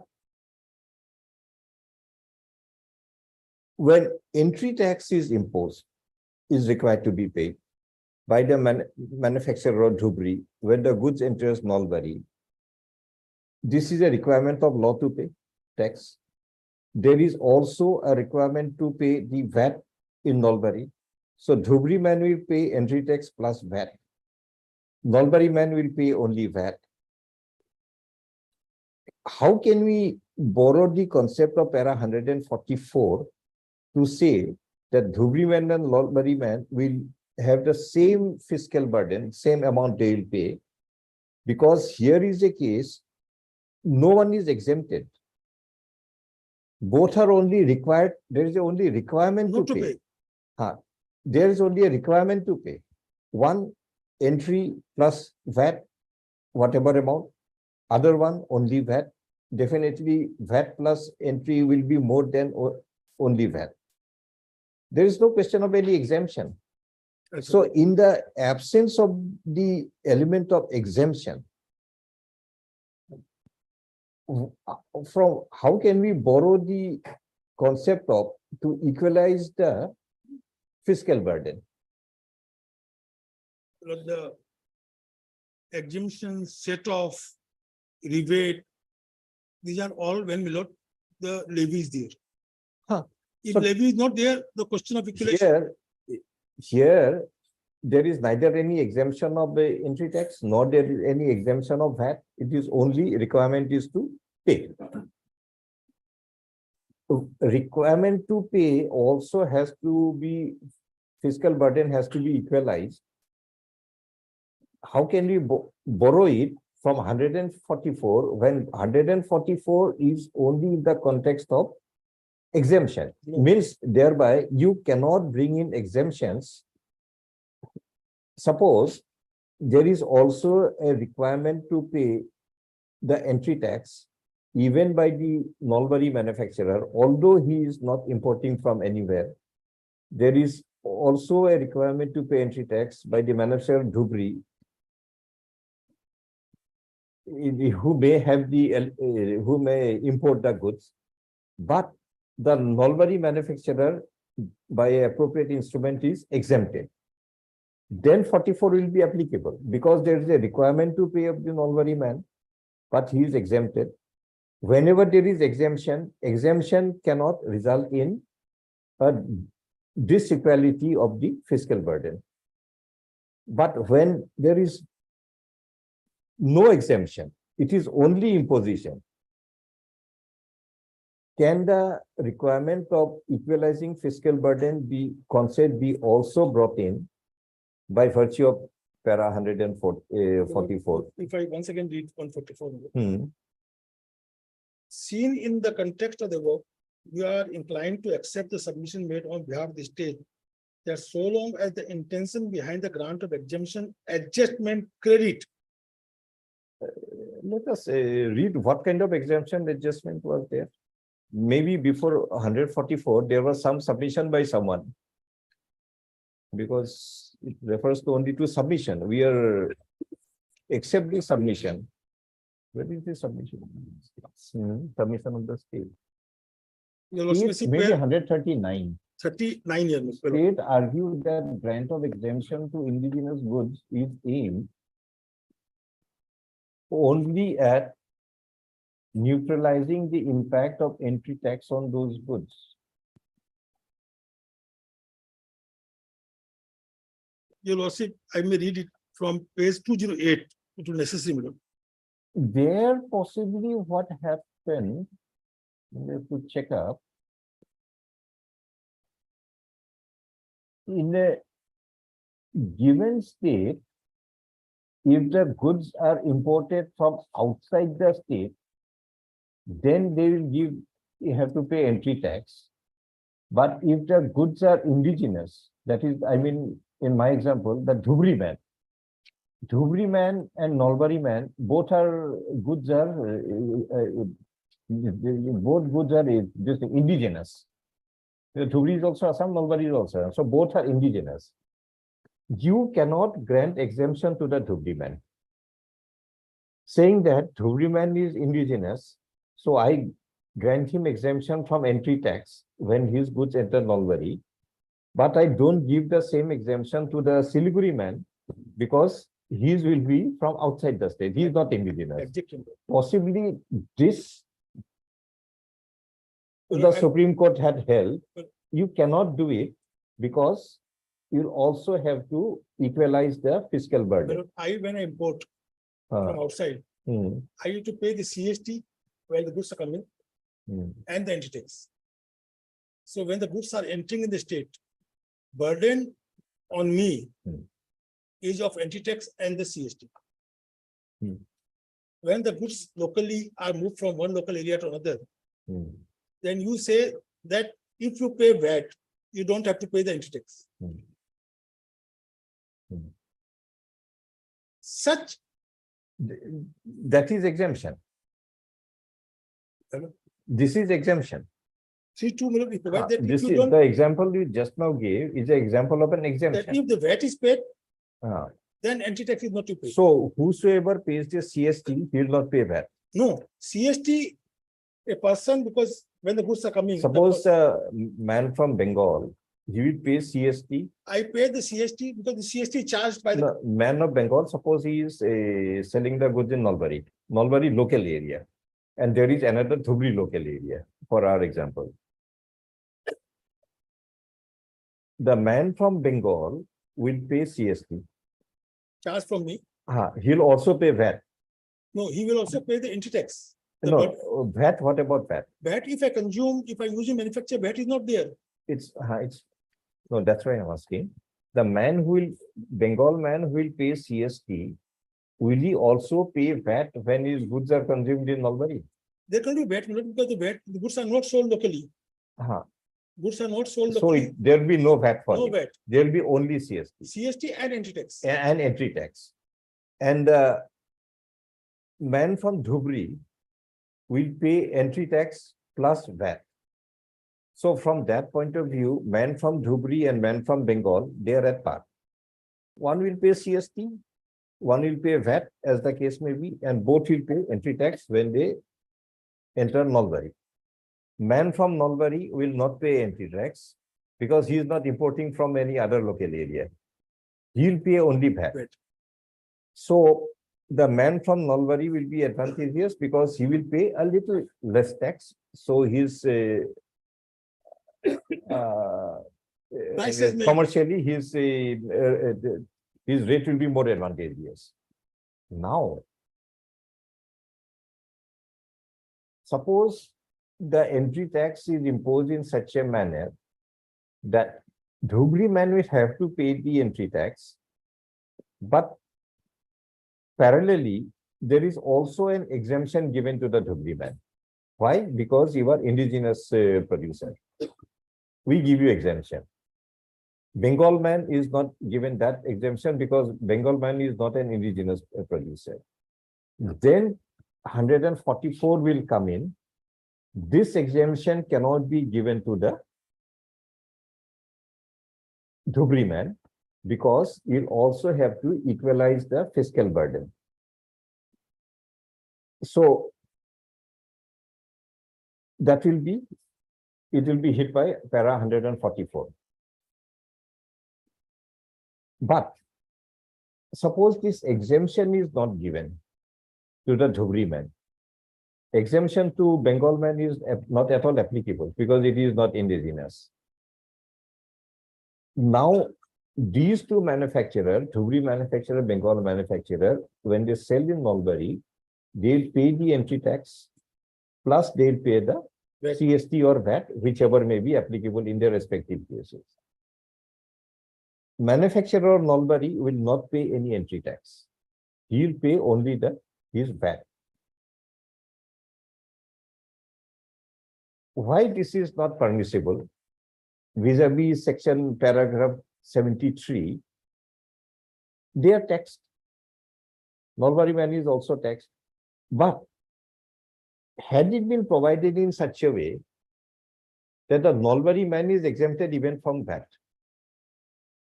You don't have to pay VAT also, we are encouraging local industry. You just go on selling your goods. Then he'll be hit by para 73 because he's not taxed, whereas the others are taxed. But if VAT is imposed, minus the entry tax, which he is not required to pay otherwise also because he is not importing. Will it pass the test of para 73? That when the goods are coming from outside, Dr. Sarab, don't consider these to be any views form. These are only trying to extract some. when the goods are coming from outside, it may be for consumption, it may be for use, for manufacture or for sale. So person importing it will either use it himself, or he'll use it for manufacturing something else, Or for sale. or he'll sell it. Now, if- So now the manufacturer of Nalbari will also either he'll consume it himself, or he'll sell it, or he'll use it for some manufacturer. the manufacturer will not sell the same goods. Will not the goods which are coming, he's not selling the same goods. He's using in the manufacture. No. The importer in Nalbari of the goods from Bengal, what will he do? Either he'll consume it himself, or he'll sell it, or he will use it for manufacturing Some other goods. some other goods. Now,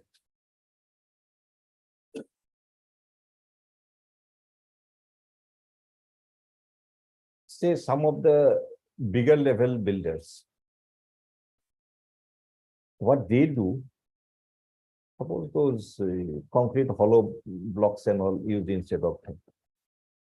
In fact, it is happening only those bridge construction and all. They will put up a plant to manufacture those blocks only for the purpose of one project, because the requirement is so huge that it is economically viable to put up a plant to manufacture that idea.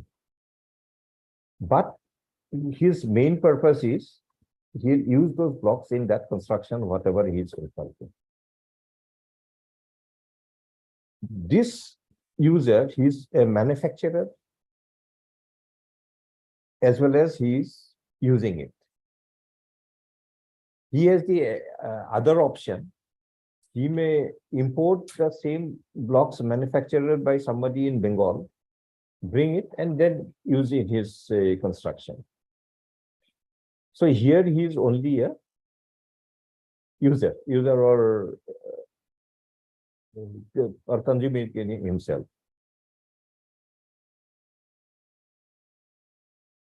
The person manufacturing in Nalbari, his production of blocks may be of a higher quantity, where he'll partially use for his own construction purpose.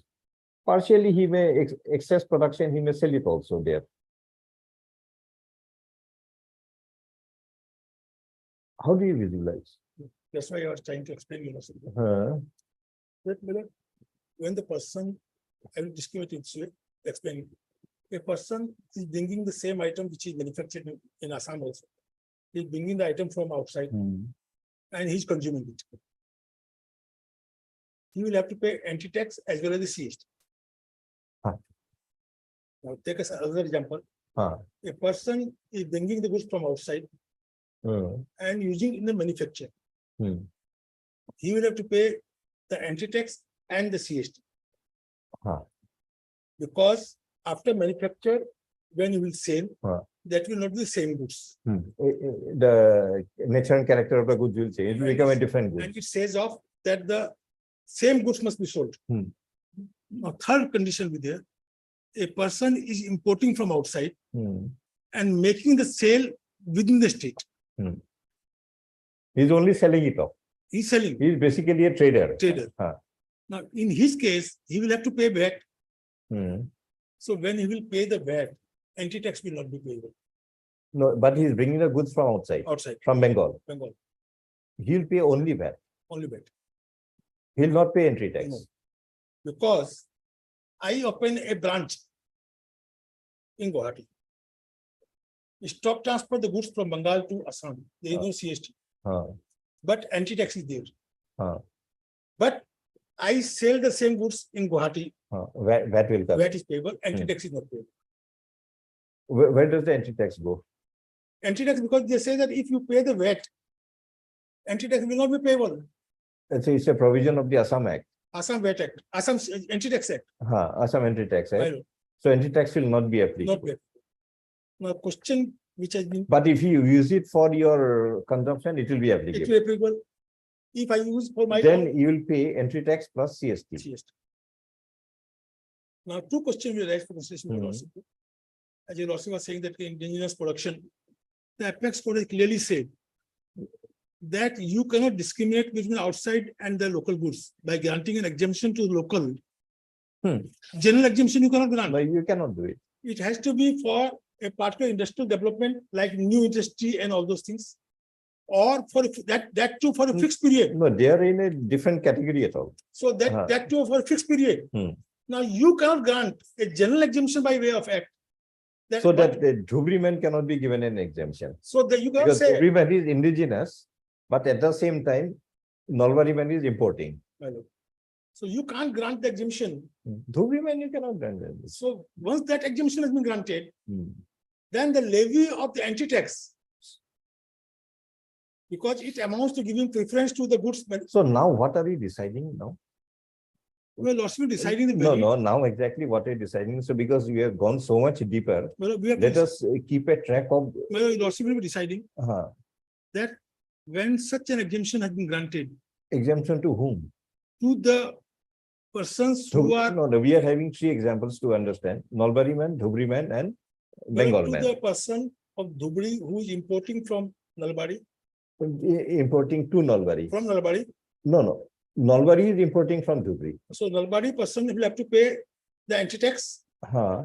but anti-tax will be payable, but once he pays the VAT, anti-tax is not payable. Acha, so the Dhubri man is exempted.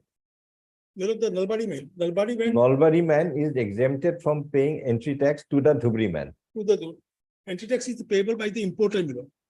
That's what. So importer, I am the importer, I will have to pay. Uh-huh. I am the importer, so I will have to pay. Uh-huh. The burden may be shifted that who may pay, but the burden will fall on me.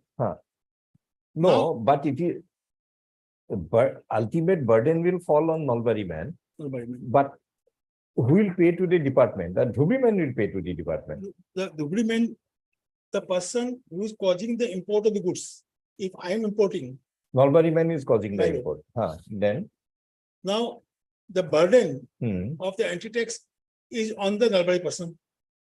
Now, If he brings the product from Dhubri, he'll pay the entry tax. Anti-tax. If he uses the product made in Nalbari, he'll not pay the entry tax. No, if he sells the Nalbari Ah. and pays the VAT, Uh-huh. then anti-tax is not payable. So now exactly what are we challenging? We are challenging that this grant of exemption To, to the persons who pays the VAT and anti-tax will not be payable. so they are being given an exemption. They are granting a preference to the local. You know, the goods which are imported from outside, Local means local indigenous. indigenous or we can say Although there is an import by Nalbari man from Dhubri, but Dhubri being indigenous, this exemption is given. Entry tax you don't have to pay. But the Bengal man who is not indigenous, he'll have to pay. This provision you are challenging. Where is that provision? let's see two. पत्ता असली की असली में bag की पत्ता गुरी असली था वालों के दे मरा पका नहीं दिया When we are traveling, Dr. Sarah, when we are traveling, we'll also have to know first where we are going. Only then we can decide on which road to take. absolutely not. So let us read what is under challenge. Page number. আমি তো তুমি গৈ আছো না যদি আছো শুনিও আছো কিন্তু যাব ক'ত লাগে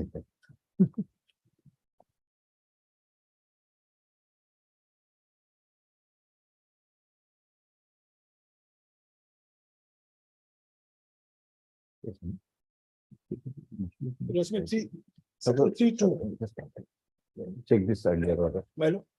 The earlier order passed in Mr. Nair and Ken Choudhury. Right. Let me check the Right. order. 1 minute. No, daily liquid liquid থাকে, তত তক গিরিং ফ্লো আমি কেউ না introduction মানে আমি কিন্তু দিন করে আমি কাস্টমার মানুষ কি পানি কি পানি নেই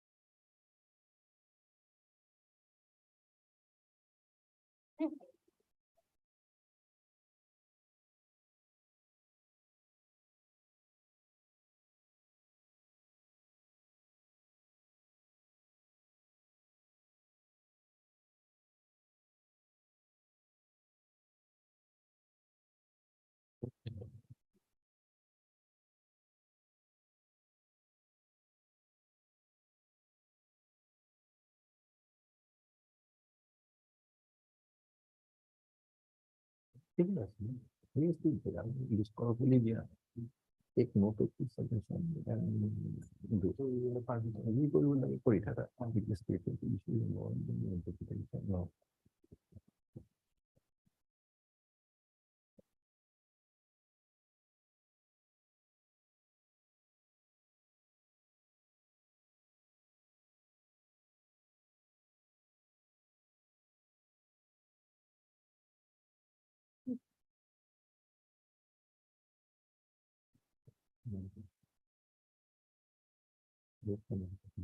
तो kita ahli jadi ahli itu ahli लेकिन बहुत we are not saying this to be for us we don't want to exceed the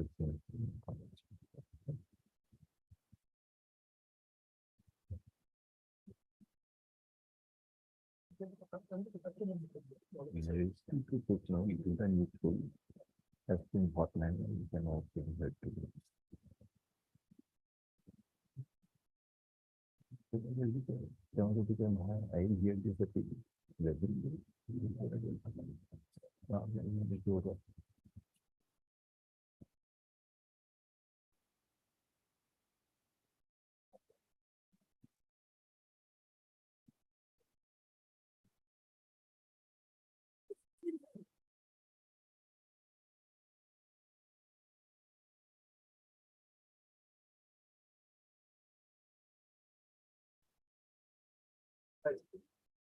Rosmi, see section page number with the Entry Tax Act, my lord, you know. Assam Entry Tax Act. It did yes, এখন কিতাব নাই নেকি আমার on next date, I will give the photocopy of the entire act.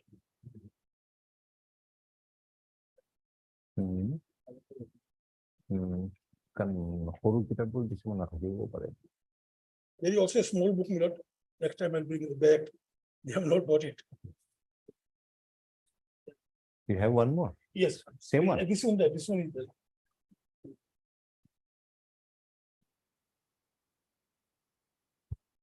here's section 3(2) 3(1), you'll also first see, levy of tax shall be levied subject to the other, I'm sorry. I'll see Fukan has got in, my lord. Majesty Fukan has got three. Subject to the other, Arunachal matter to retail first item. Provisions are more or less perimeterial. Arunachal is almost perimeterial, I think. I don't think so that Arunachal, No, as we have already started here. Arunachal is some provisions are different, I don't remember, I'm not.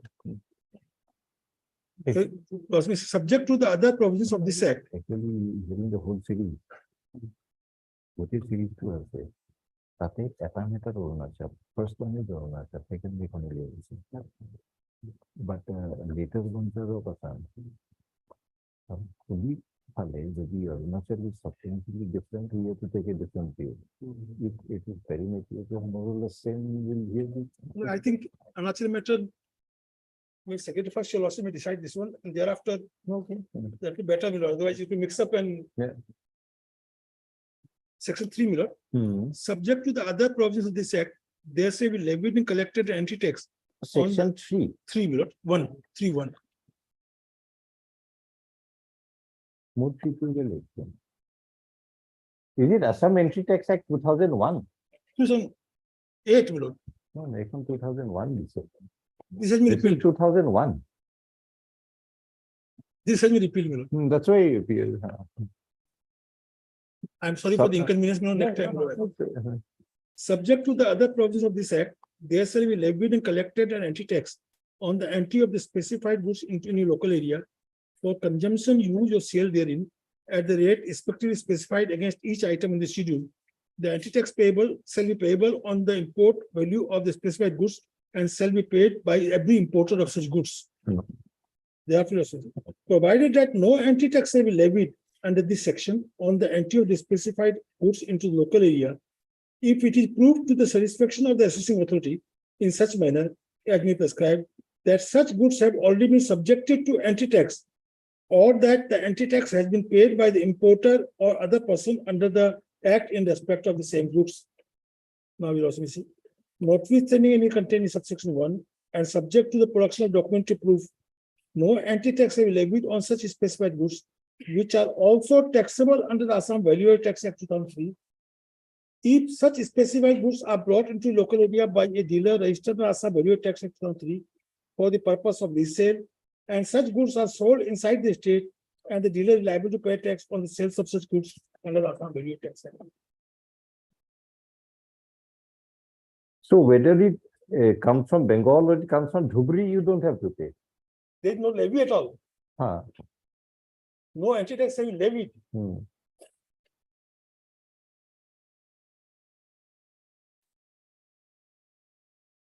No entry tax shall be levied on specified goods which are resale. Then So this is only provision, Lord. Two, this provision is under challenge. under challenge. I'm not challenging two. I'm challenging one. 321 or 31. One. 31 I'm challenging that because of this exemption, in 32. 3.2, Hmm. the levy is hit by Article 304A of the Constitution of India. Because nothing containing subsection 1 and subject to production.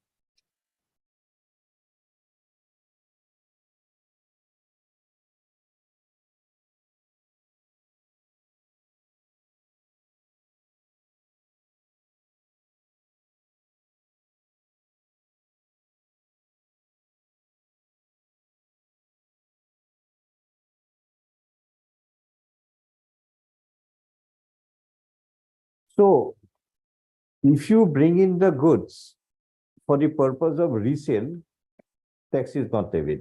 Resale and by a person who is registered under the VAT Act and liable to pay tax. No entry tax. The entry tax is not paid. If it is not for resale, but imported for the consumption, say the builder, he uses the goods for that, then he'll pay entry tax, Then he will pay entry tax as well as CST. CST. Like I mobile phone I purchase locally. So now, why it is offending? Because you are discriminating between the outside goods and local goods. Local, the discrimination is that not to give preference to the. Two things are there. Not to give preference and to discriminate. So you are basically going by para 73, second one. My lord. 73, state legislature cannot enter levying tax discriminate between goods imported and state. This one, Right. Not on the first condition. First is the give preference. Now here also something which is produced locally, one is there. Here you are discriminating. Between the imported and the local ones. Discriminating between? The goods which are imported and the goods, a person who is selling the goods locally. My lord, when I come to later on, Justice Chandrachud has explained it in a better way, that it is the total, but it says about any tax. No, let us continue with what you are saying. Only to I try to understand what we are ultimately aiming at. The question is that, the purpose is that, that the person who imports the goods, he must be a dealer in the state. The VAT registered dealer. registered. Ah. And he must pay the VAT. Hmm. If you pay VAT, anti-tax is not to be paid. You may bring it from outside also. Whether you bring outside, Ah. local, anywhere. If you pay VAT, no anti-tax. Ah. Now, And who pays VAT? the person may not, who is selling the goods, Here. because he will collect it from the customer, No, a person selling in Mulberry, he pays VAT. VAT, but he will charge it from the customer. And if he imports the good from Siliguri and sells it in Mulberry, he still pays VAT. No, he pays CST. No, if Nalbari also he sells it, Ah, then also VAT is there. he'll pay VAT. VAT also is there. So if you bring it from Siliguri and sell it in Mulberry, you don't have to pay entry tax. No, You don't have to pay. no. Then when do you have to pay?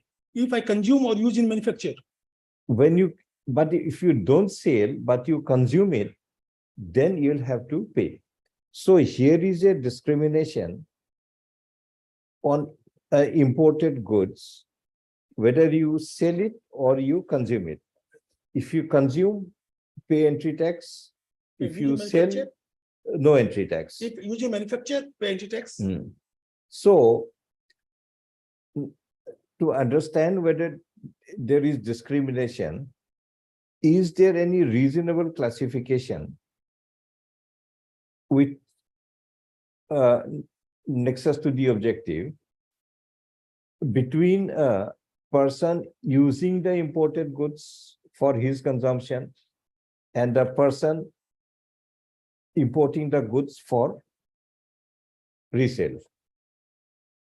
Is there any intelligible differential between the two? Object is there, the anti-tax object. There are two entries are there. Entry 54. No, now, if the goods are for resale, the free trade is available. Goods manufactured in any corner of the country It's free. is free. You can go on selling. But if the goods are consumed in another part of the state, then there is a Financial burden more. then there is a restriction. Now,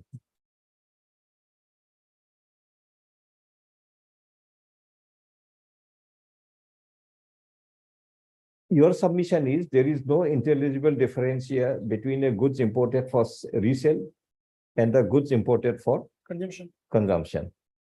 And their argument will be possibly that intelligible difference is there. We have to ask them, what is the Well, intelligible? the question is that, if you cannot grant an exemption, general exemption, Here, no one is granted exemption. your Lordship said no levy. Hmm. What your Lordship was saying earlier, that the levy is there, but he's not paying. No, here there is no levy. So no levy means, So, no levy means exemption. no, My lord, if there is no levy, no, what is the meaning of exemption? my lord, there is a schedule in the Act of exempted goods, And where there is no levy at all. where is that? In Blackstone dictionary. And the Assam VAT Act, you will also find. Patek compound. I think there must be No schedule here also. exemption. Will it be same or different?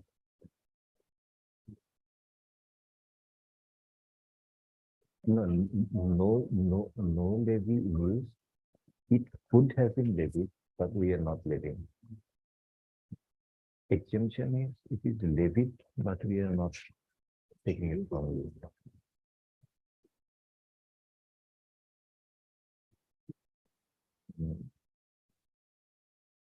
Patek नहीं पता থাকিব ক'ৰবাত sir? সেই মাজৰ সেইকেইখন কি GST TST যে লিখা আছে তাৰ চাইডত নাই দেখোন নহয় এইফালে সেইবোৰ কি GST আৰু চাইডৰ খন VAT এখন নাই নেকি? VAT আমার নামে। ये तो কি আছে? কোন আছে? You have the VAT Act? Yes, yes, madam. নাই। আমি আনি নাই। Exemption.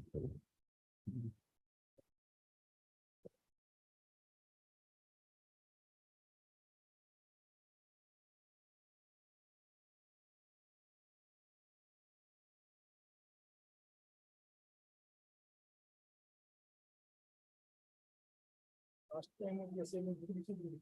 That's not true, no? Freedom from a duty, liability or other requirement and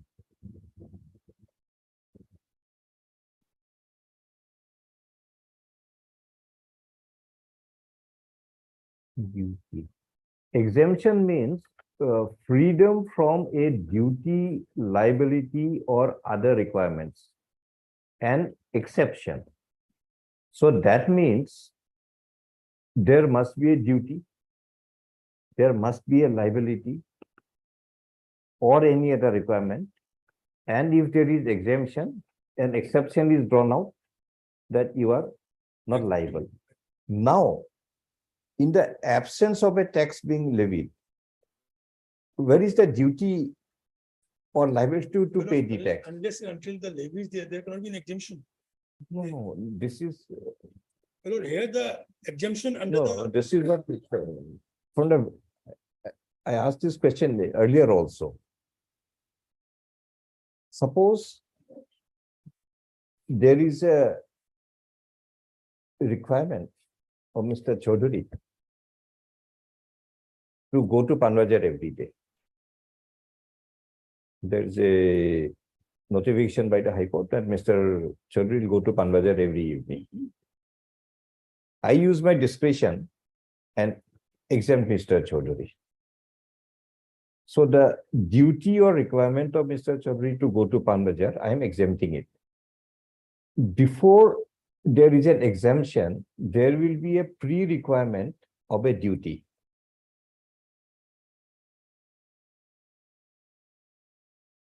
Now, there is another notification requiring Mr. Boro to go to Panvajar every evening. Mr. Chaudhary is not included in that notification. Mr. Boro may be exempted. But for Mr. Chaudhary, I don't have to exempt because there is no duty for him to go to Panvajar. absolutely. So, exemption always succeeds a Levy. prior duty. When there is no duty, there is no exemption. But here. No. I absolutely understand. Huh. From this point of view, when there is no levy, there is no duty, no liability. So there cannot be a question of exemption. Exemption will come only when there is a, My lord, you're asking, see, one, there is a liability. which one? Subsection one, there is a liability. It is only by So virtue. your of- argument is 3(1) is a liability, 3(2) is an exemption. It's a proviso. And three, my lord, you're asking. No, no, that.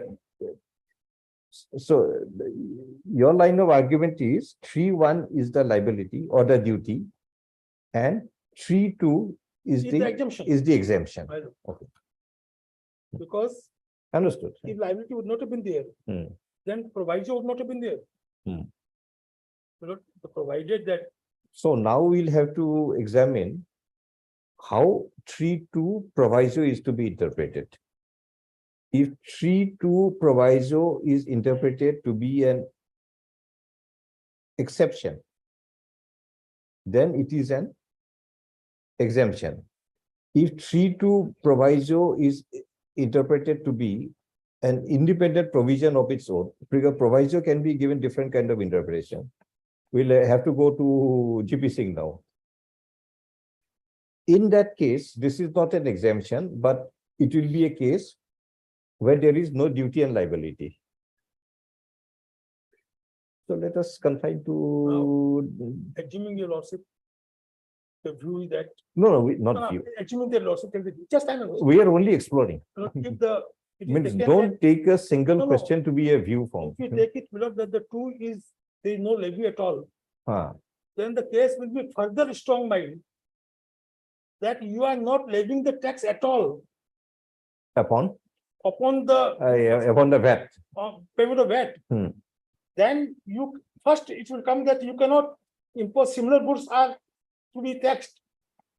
So you are not taxing the goods. Because if the levy at all is not there, So now, instead of the differentiating between the use of the goods, whether resale or personal use, we are going into a homogeneity of the goods, that it is one. When it is for resale, you are not imposing. And when it is for consumption, you are imposing. So therefore, what you are trying to say is that, what did you say last sentence? I said, my lord, Last sentence, only the last sentence. that if the said, my lord, that the levy is not there, Hmm, when you pay the VAT, hmm, if there is no levy at all, hmm. then my case will be further stronger. Because, That no exemption, the question of exemption testing will not come at all. ah, You are not levying at all. living at all. And the which provision, 304A, 304A. Now what is the similar goods must be 304A? subject to.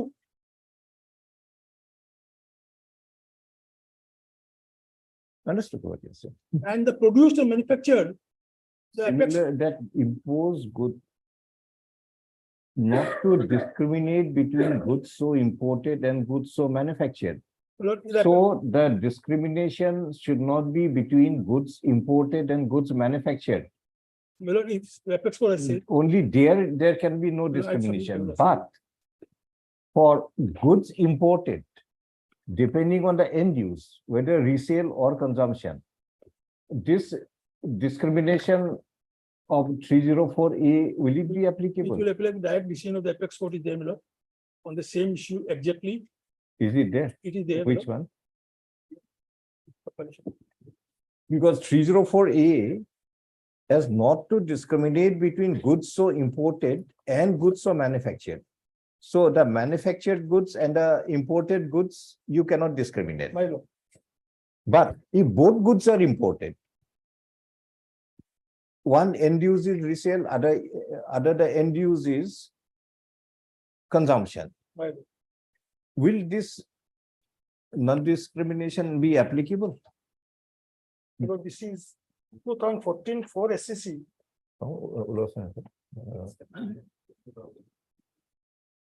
This is a punishment, এরা heavy দিছিল binding করে এটা দুটা দিছিল নাকি না এটা Oh, Saraf, he had given two such smaller one or only one? There are two comparisons. No, one big one I have, Thereafter, one more is there. In the- one big one I am carrying that Jindal. And this one I am having, So this is- Athiabari and automobile. There are file where it will be there. I'm selling the item number. Ahote Belakoba dia ase niki sasan. So you tell the citation, you take a print off. So 2014 That is available.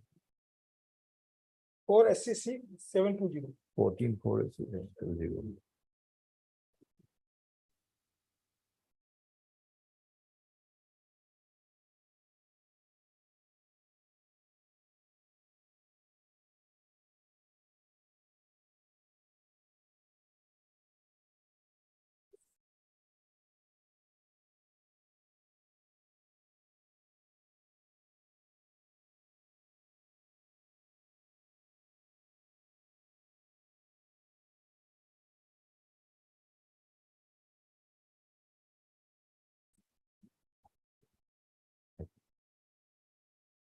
You cannot take up good. One is imported, one is manufactured. You cannot discriminate between them. It will happen to the both. 103 will be of the and so on.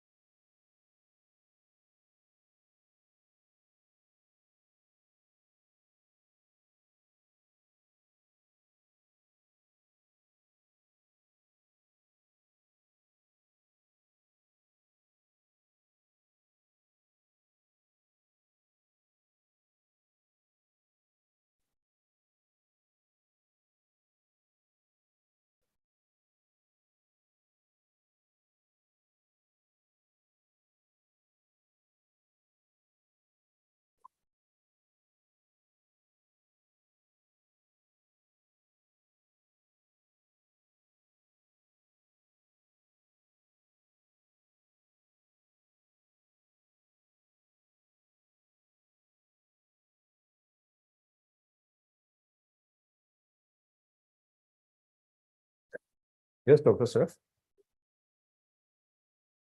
2014-4. Well, thank you.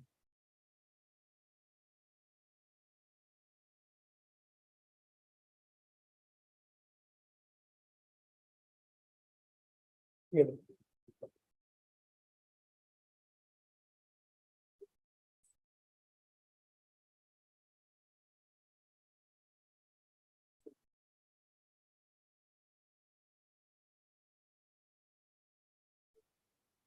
also policy is starting point 725. 25, huh? The substantial question of law that requires to be considered and decided in the appeals is whether grant of rebate of tax by the state government by issuing a notification and exercise of the powers under section 5 of so and so also discriminates between goods imported from neighboring states and goods manufactured produced in the state of Uttar Pradesh, and therefore contravenes the constitutional provisions, Article 301 and 304A of the Constitution. You also may skip over para 4 minutes. To encourage manufacturers using fly ash in manufacturing of their products, the government of Uttar Pradesh in exercise powers in section 5 of the Act has issued notification dated so and so, granting rebate of tax to dealers in the state of Uttar Pradesh, excluding all other dealers manufacturing cement outside the state of Uttar Pradesh using fly ash purchased in the state of Uttar Pradesh. You also may thereafter skip over a minute. May come to directly to page 40, para 14, 731. Per contra, Dhruv Agarwal. Also, Learned Senior Council to contend that by reason of the notification, all the state sales of cement in Uttar Pradesh manufactured by the cement industry by using fly ash or such manufacture outside the state of Pradesh are subject to levy of sales tax at a rate of 12.5%, whereas sales of the cement manufactured by cement companies in Uttar Pradesh are granted rebate of tax from levy, and these cement industries outside the state of Pradesh are clearly discriminated against. It is submitted that the discrimination violates the provisions of Article 301 and 304A of the Constitution of India. It is further contended that Article 304A of the Constitution speaks of imposition of tax, and rebate of tax is nothing but a facet of imposition of tax, and therefore the provisions of Article 304A of the Constitution is affected. Thereafter, we can skip over 20.1 minutes.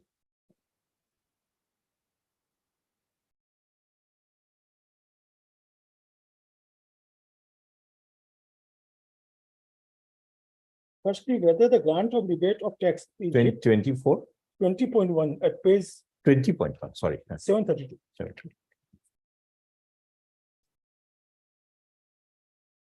Firstly, whether There are three broad issues for our consideration. Firstly, whether the grant of rebate of tax is hit by the constitutional limitation on the state legislature under Article 304A, read with Article 301A of the Constitution of India, as and when it discriminates between the imported goods and goods manufactured and produced outside the states. discriminates between imported goods and goods manufactured and produced Outside the state. outside. What's the difference? It's the same thing, Lord. Manufactured and produced outside the state and imported both are same meaning. I think it should have been Within the state. within the state. It should not have been outside. Because if you go to paragraph 1, discriminates between goods imported from neighboring state and goods manufactured produced in the state. Well, So this outside should be, I think, read to be inside, not outside. I look. Otherwise, it has the same meaning. The second issue that arises is whether the grant of rebate directly or indirectly restricts the free flow of trade, commerce, and intercourse amongst states by assuming the effects of an exemption concession, which is nothing but a concept within the scope of taxation. Third one, the third issue is whether only the first condition of the notification is covered if it is found that the value of Article 304A of the Constitution of India without striking down the whole of the state notification. Now, you will see me kindly come to page 735.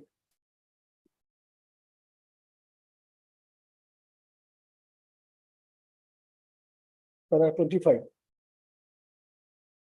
Section 5 of the Act authorizes the state government to grant rebate of tax on certain purchases or sale if it is satisfied that it is in public interest so to do by issuing notification, allow a rebate up to the full amount of tax on the sale or purchase of any goods or sale or purchase of such goods by such person or class of persons as may be specified in the So notification. this 25 pertains to The notification. 304B, public interest. My lordship, I see that. Section 5 is relevant for the purpose of this case and therefore is reproduced below. We may skip over. Section 5 of the Act is in 3 parts. Firstly, it authorizes the state government that if it is satisfied the grant of rebate of tax is expedient in public interest, it may do so by issuing a notification. And secondly, what the notification may allow a rebate up to full amount of tax levied on a specified period of point of time, sale or purchase of the goods or the sale or purchase of such goods by such persons or class of persons. Lastly, the notification may also impose such conditions or restrictions for availing the benefit under the notification. In exercise of such power, as we have already noticed, the state government has issued notification reducing the tax liability of the dealers by 25% on goods having fly ash content between 10% to 30% weight, and has reduced the tax liability of the dealers by 50% on goods having fresh content exceeding 30% by weight. Further, the notification states that such reduction is available in the district mentioned in column 2 and for the period mentioned in column 3 of the so and so. A tax rebate cut is in the condition reduction in tax. The immediate effect of such rebate or tax cut decreases the real revenue of the government and increase of the real income of those whose tax has been lowered. Now we will come to para 29. 304A of the Constitution is an exception to 301 of the Constitution of India. Article 304A does not prevent levy of tax on goods. What is prohibited is such levy of tax on goods as well as the result of the discrimination between the goods imported from other states and similar goods manufactured produced within the state. The object is to prevent imported goods being discriminated against by imposing a higher rate tax thereon on local goods. What Article 304A demands is that the rate of taxation on local as well as imported goods must be the same. This is designed to discourage the states from creating the state barriers on physical barriers at the state boundaries. Article 304A of the Constitution empowers the state to levy tax with an intent that Part 13 of the Constitution does not affect the power of taxation given in Part 12 of the Constitution. It will preserve and protect the broad object of 301 of the Constitution. Article 304A only limits the power of the state legislature from imposing such taxes and that would discriminate with imported goods and domestic goods and restrict the free movement of the goods from the state.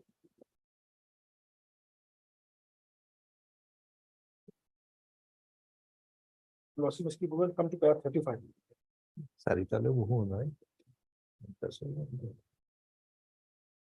We'll sit till 4 o'clock because it's little tiring also, I think, because Then we so can much do of consultation here to give. Why 4 o'clock? No, 5 minutes, my lord, we can skip. no, you continue. No, for you only I am saying. No. Yes. I was reading, my lord. No, because But these 35. matters need too much of I concentration, know. so you can't continue for a very, very long My time. lord, I'm obliged. Paragraph 35. Hmm. The principle of non-discriminatory tax as provided in Article 304A of the Constitution of India is a sine qua non to the free movement of the tax between goods between nations, state in several jurisdictions, and also in the international trade and policy. Discrimination as explained under World Trade Organization for sure. Jurisprudence is spoken in terms of the effect of intention behind such discrimination. The Lordship kindly noting below. Intent is referred to as aim or motive or purpose of such discrimination. And the other factor commonly associated with such discrimination is effect, that is whether a measure has a discriminatory effect, also known as a disparate effect against imported goods, as explained the famous case of so-and-so. WTO members are free to choose any system of taxation they deem fit appropriate, provided that they do not impose on foreign products taxes in excess of those imported on the like products the effect of tax should be such that two like goods are given, the effect of tax should not be such that the two like products are given a discriminatory treatment. So the object, aim of the discrimination, which is it will jamming. At the same time, it cannot be doubted that the using the protective walls may be justified in international trade. The government can and has been providing such protection mechanism all 3 years to encourage the growth or establishment of industry in the country and to protect them from competition from foreign manufacturers. Just a minute.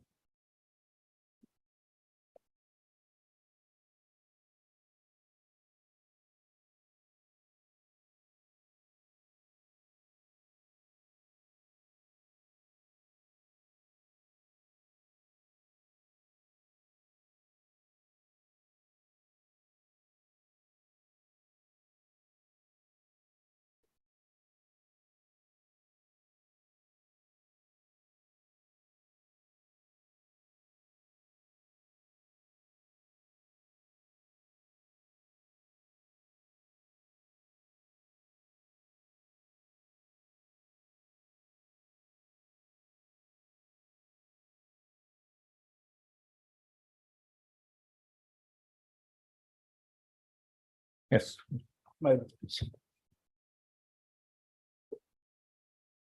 But unlike the international trade policy and the commerce clause in the United States Constitution, our Constitution provides that the regulating interstate trade and commerce, Parliament can take all protective measures under Article 302 of the Constitution of India as may be required in public interest. But there are certain obvious differences between the powers conferred by Parliament under 302 and the state legislature under Article 304A of the Constitution. The powers given to the state legislature are not unrestricted and are bound to function within the limitation stipulated in Article 304A of the Constitution. So that is difference between restriction and reasonable restriction. No, my lord, 302 is restriction, 304A is reasonable my restriction. lord, 304A, there is no reasonable restriction. This is only power of taxation. No, There is no restriction in 304. for B. B. So this is what it's trying to say. 304 But there are can be, but unlike just 302 maybe, but there are certain obvious differences between powers of Parliament under 302 and state legislature 304A. of the Constitution. Powers are not unrestricted and are bound to function within the limitations of 304A. The powers even under Article 304. That is not to discriminate between And goods so imported and goods so manufactured. And the and preference. First is the preference. And second is the discrimination. Not to give preference to one state to While another. the state may by impose on goods imported from other states.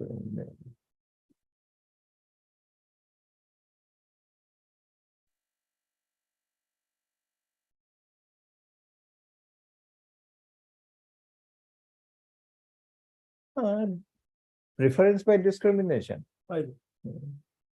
To decide the issue in hand, it is pertinent to discuss whether the rebate of tax has the same effect as of concessional rate of tax. Article 304A ensures only equal rate of tax for forthcoming goods. So if such goods are taxed at a higher rate, where they are taxed at a rate Where did he? 38. 38, oh, sorry. Article 304 in A ensures only equal rate of tax for incoming goods. So if such goods are taxed at a higher rate or where they are taxed at a ready rate, where the indigenous goods enjoy concessional tax of rate, Article 304A is accepted. There are simple cases of hostile discrimination. Therefore, whether a particular tax is discriminated within the meaning of this clause, the effect of the tax on the flow of goods from outside the taxing state has to be taken into consideration. And if the overall effect of rebate of tax is such that they fall within the meaning of concessional rate of tax, a detailed discussion is also. What is to be seen below? That the effect of the tax, concessional rate of tax or rebate on the free flow of the goods from outside the state. To answer the second issue, we need to discuss the concept of rebate of tax and its overall impact on the trade, commerce, and intercourse in the context of the case pleaded by the parties. Rebate, as defined in Swansea Dictionary, and so the dictionary. To allow a deduction from the gross amount, it is a discount repaid by the payer. Rebate as defined in so is as under. We may skip over 11. The concept of rebate of tax in the instant case is akin to concessional reduced rate of tax. Rebate is though X hypothesis in the nature of subsidy and other incentive given by the government, but conceptually rebate of tax and incentives are different and needs to be explained in reference to the purpose and nature of such rebate of tax introduced by the legislature. The legislation in respect of a rebate has taken different forms. One of them is the partial rebate in the tax, where the deduction is given partially on the goods amount, gross amount, and the other is the power reserved for the government to permit rebate in tax in any goods to full the amount of tax levied at any point or in the series of sales of such goods. A dealer who is entitled to rebate under the notification will collect the tax from the consumers at any point of purchase and then have to pay the full amount of tax due to, and will have to pay full amount of tax due to the turnover in a quarter and claim rebate in terms of the notification in accordance with the provisions of the rules. However, the claim for rebate need not necessarily be handed back to the payer after he had paid the stipulated sum. It can also be paid in advance of the payment. It is nothing but a remission of the payment of tax, sometimes spoken of as a discount, as a drawback. It cannot be disputed that this is the discretion of the state government, though it's legislative to grant rebate to the full amount of sales tax unless the power of taxation is limited by the constitutional provisions. Now we'll also come to para 43.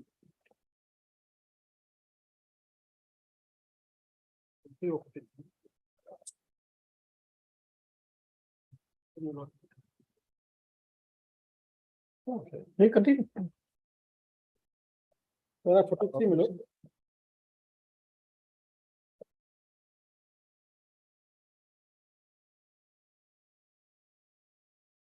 Discrimination, though is a weapon of taxation, is explained in C so and so. The case pertains to unconditional and total exemption from tax on edible oil granted to state manufacturers by state government.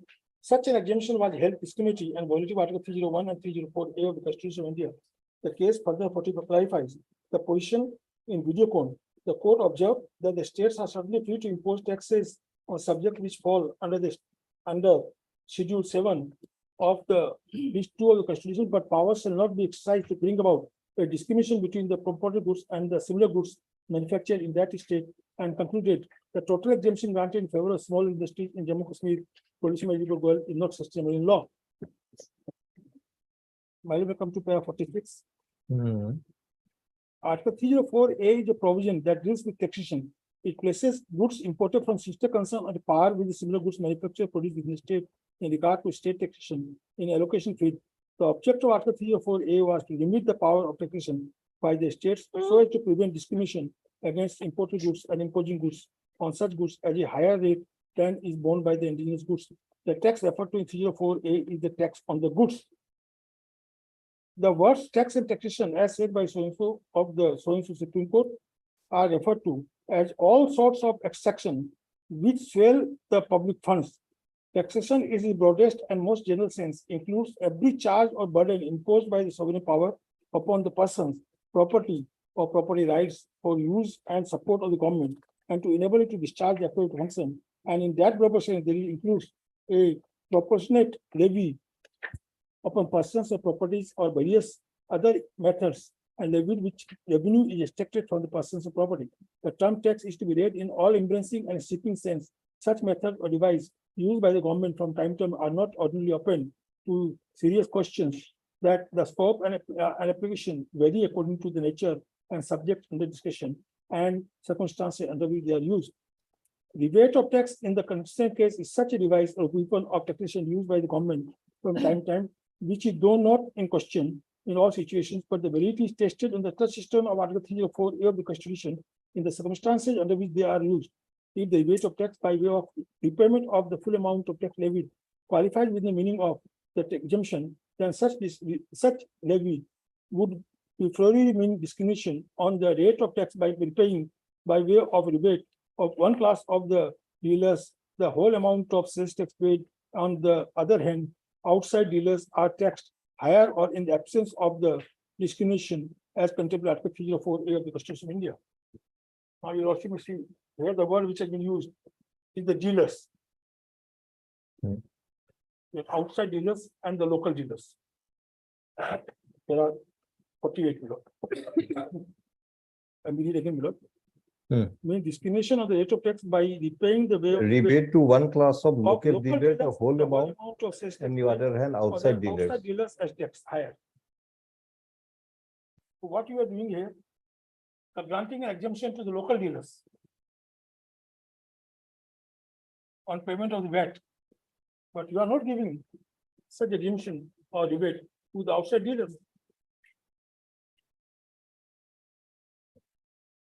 And the result is that the burden of the goods on the tax on the import of the goods for own use or consumption on person is higher than the purchase from the local dealers. Understood. I'll give the illustration also, that how in the, like in the case of the mobile, I'll give an example. That how the total burden which I purchase, as a customer, I am purchasing from the online purchase.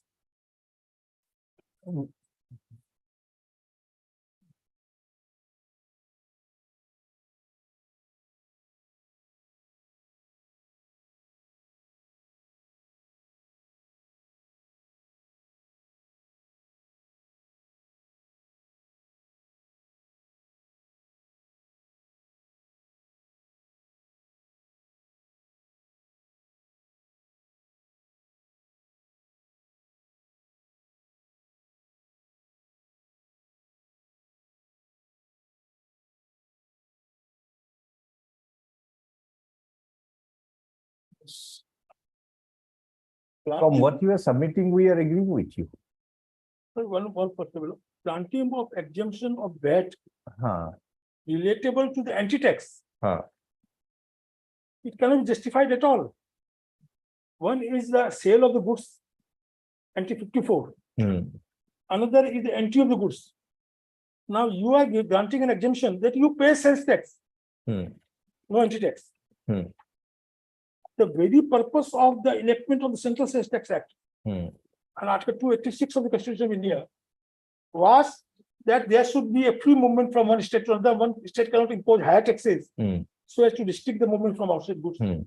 What you are doing under by virtue of this provision, The importer will use the goods for their own consumption. my lord, Do they pay the VAT? no, They don't pay. But the importer who will use the goods for resale, he'll pay VAT. I will come to that. This is a culpable exercise of powers. And also, No, you understand, argument I'm understanding, no also difficult. it's a fraud on the Constitution because 286. And by relying on this state of VP versus Jayaprakash, you were saying that there cannot be discrimination between the same goods imported and manufactured in the state. Ultimately, Jayaprakash is on that only. But it also says, in the section, And the very opening first paragraph itself is clear. Of Jayaprakash.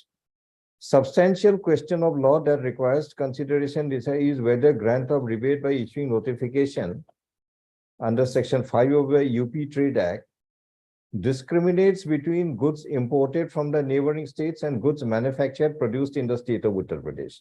Here, the answer given by the Supreme Court is you cannot discriminate between goods imported from other state and goods manufactured in Uttar Pradesh. now manufactured, when you lawsuit says, I'll come to that, your lawsuit says that only manufacturing, that is not so, Milord. No. When you grant exemption. So this principal argument, we are in agreement with you. my lord, That by virtue of this section 3(2), the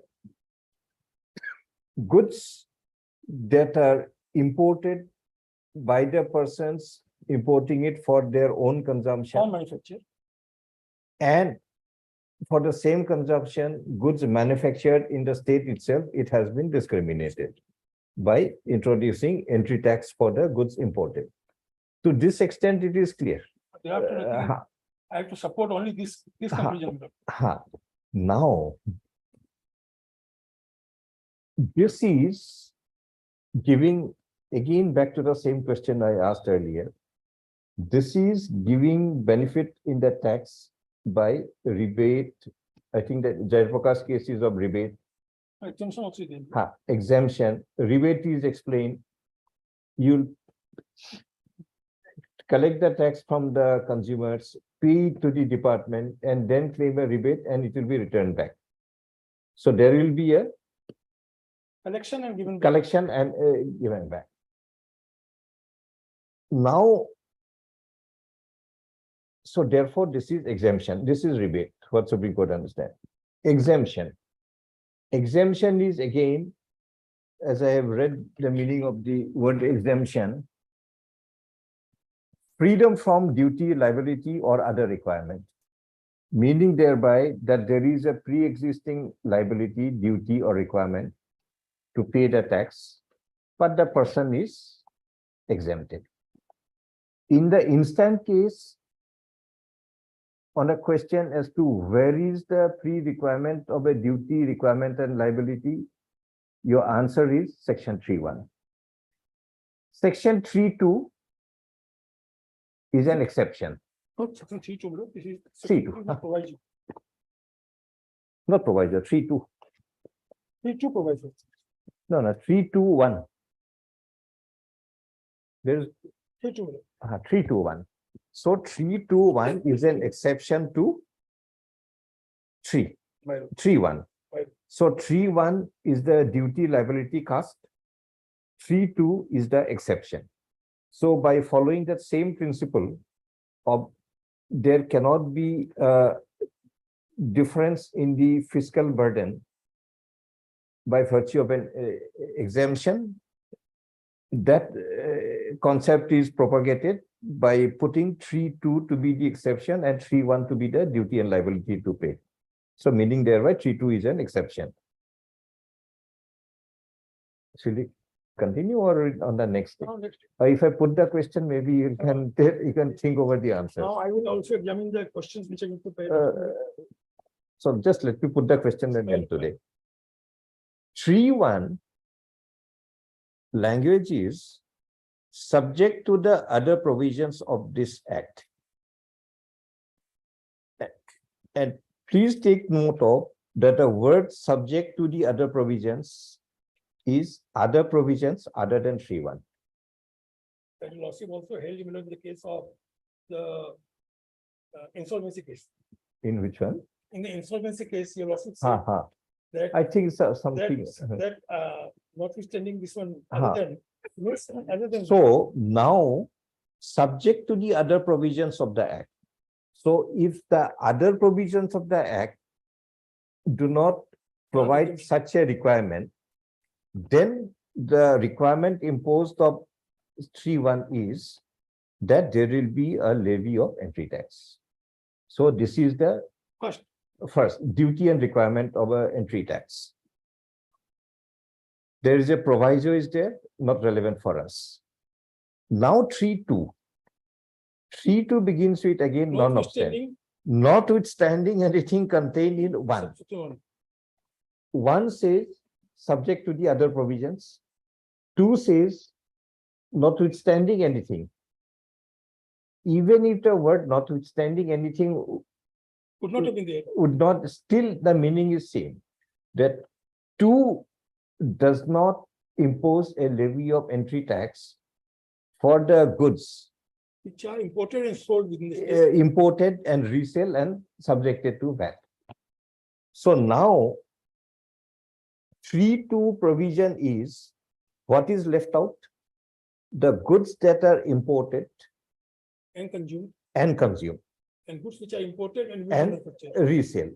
So now the discrimination is between goods imported and subjected to resale and goods imported and consumed. Consumed and used in manufacture. And used, consumed and used. Right. So no, we are not. We are on resale, one category, consumed and used, another category, but both are imported. 304A says it discrimination cannot be there between a goods imported and a goods manufactured. So this is not a discrimination of goods imported and goods manufactured, but it's a discrimination between goods imported and consumed and used and goods imported and subjected to a resale. And 2 is independent of 1 for 2 reasons. One says subject to other provisions other than 2. So 1 imposes, and if 2 does not impose anywhere, 2 is not an exception. 2 is an independent provision which does not impose a entry tax. So if 2 is not an exception, but an independent provision where entry tax is not levied, then 2 will not make it the non-levy of the tax in the goods that are resold to be an exception to 1. It will be an independent provision, meaning thereby that the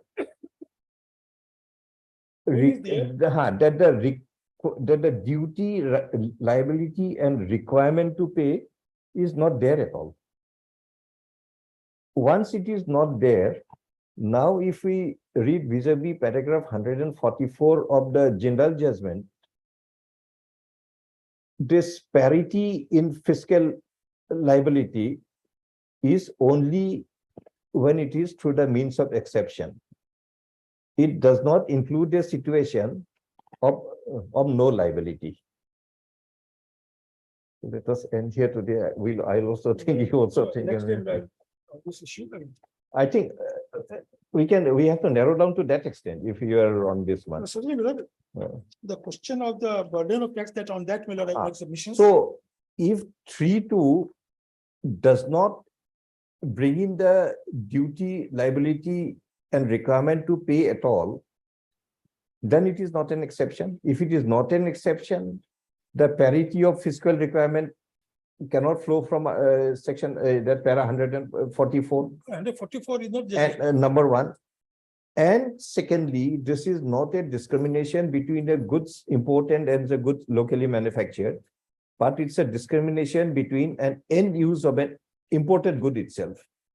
If the end is resale, there is no tax imposed. If the end use is consumption and use, tax is imposed. So you'll also have to see that. So the discrimination is within the imported goods itself, depending on the end purpose, and not a discrimination between imported goods and the manufactured goods. Absolutely.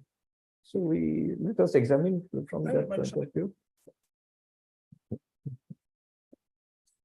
Lordship, if you see the item again. It's always pleasure to hear you. No, no, Dr. Saraf. really. So you really go deep into the matter. I'm grateful to your lordship because the queries are. When you want.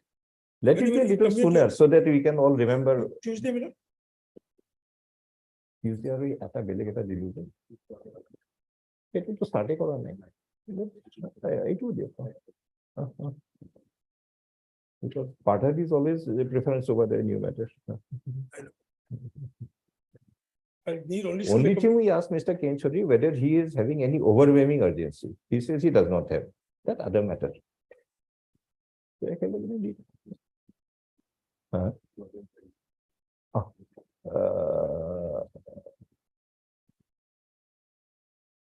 Dr. Ashok Saraf learns in a counsel for the petitioners have raised the contentions by referring from paragraphs 65, I think, from paragraph 65 to paragraph 144 of the judgment of the 9-judge bench of the Honorable Supreme Court in Jindal Steel, so and so.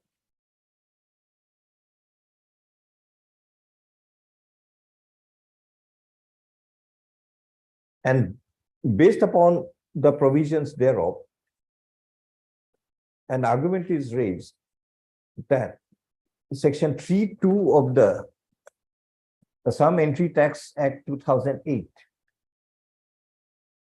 makes a discrimination between the same goods being an imported goods and which is manufactured locally. Keep it here. List for further hearing on Tuesday. Because both the cases, in the locally manufactured goods also, there will be discrimination. Similarly, if a goods is manufactured in Assam also, and then he is selling it, then from one local area to another local area, it will enter. And if it enters, then the entry tax will be there. No, no, otherwise we are fully in agreement with you. Up to paragraph 73, we are with you.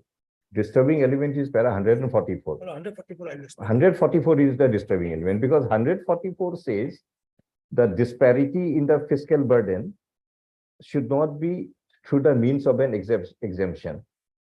But here is a case, the disparity is through the means of the original provision itself. I have to submit your lawsuit because if the levy, no levy at all, whether it can be said that he exemption of the goods. If you can say non-levy is also an exemption, I feel Exemption of the goods, that issue will be saved from that that. will be.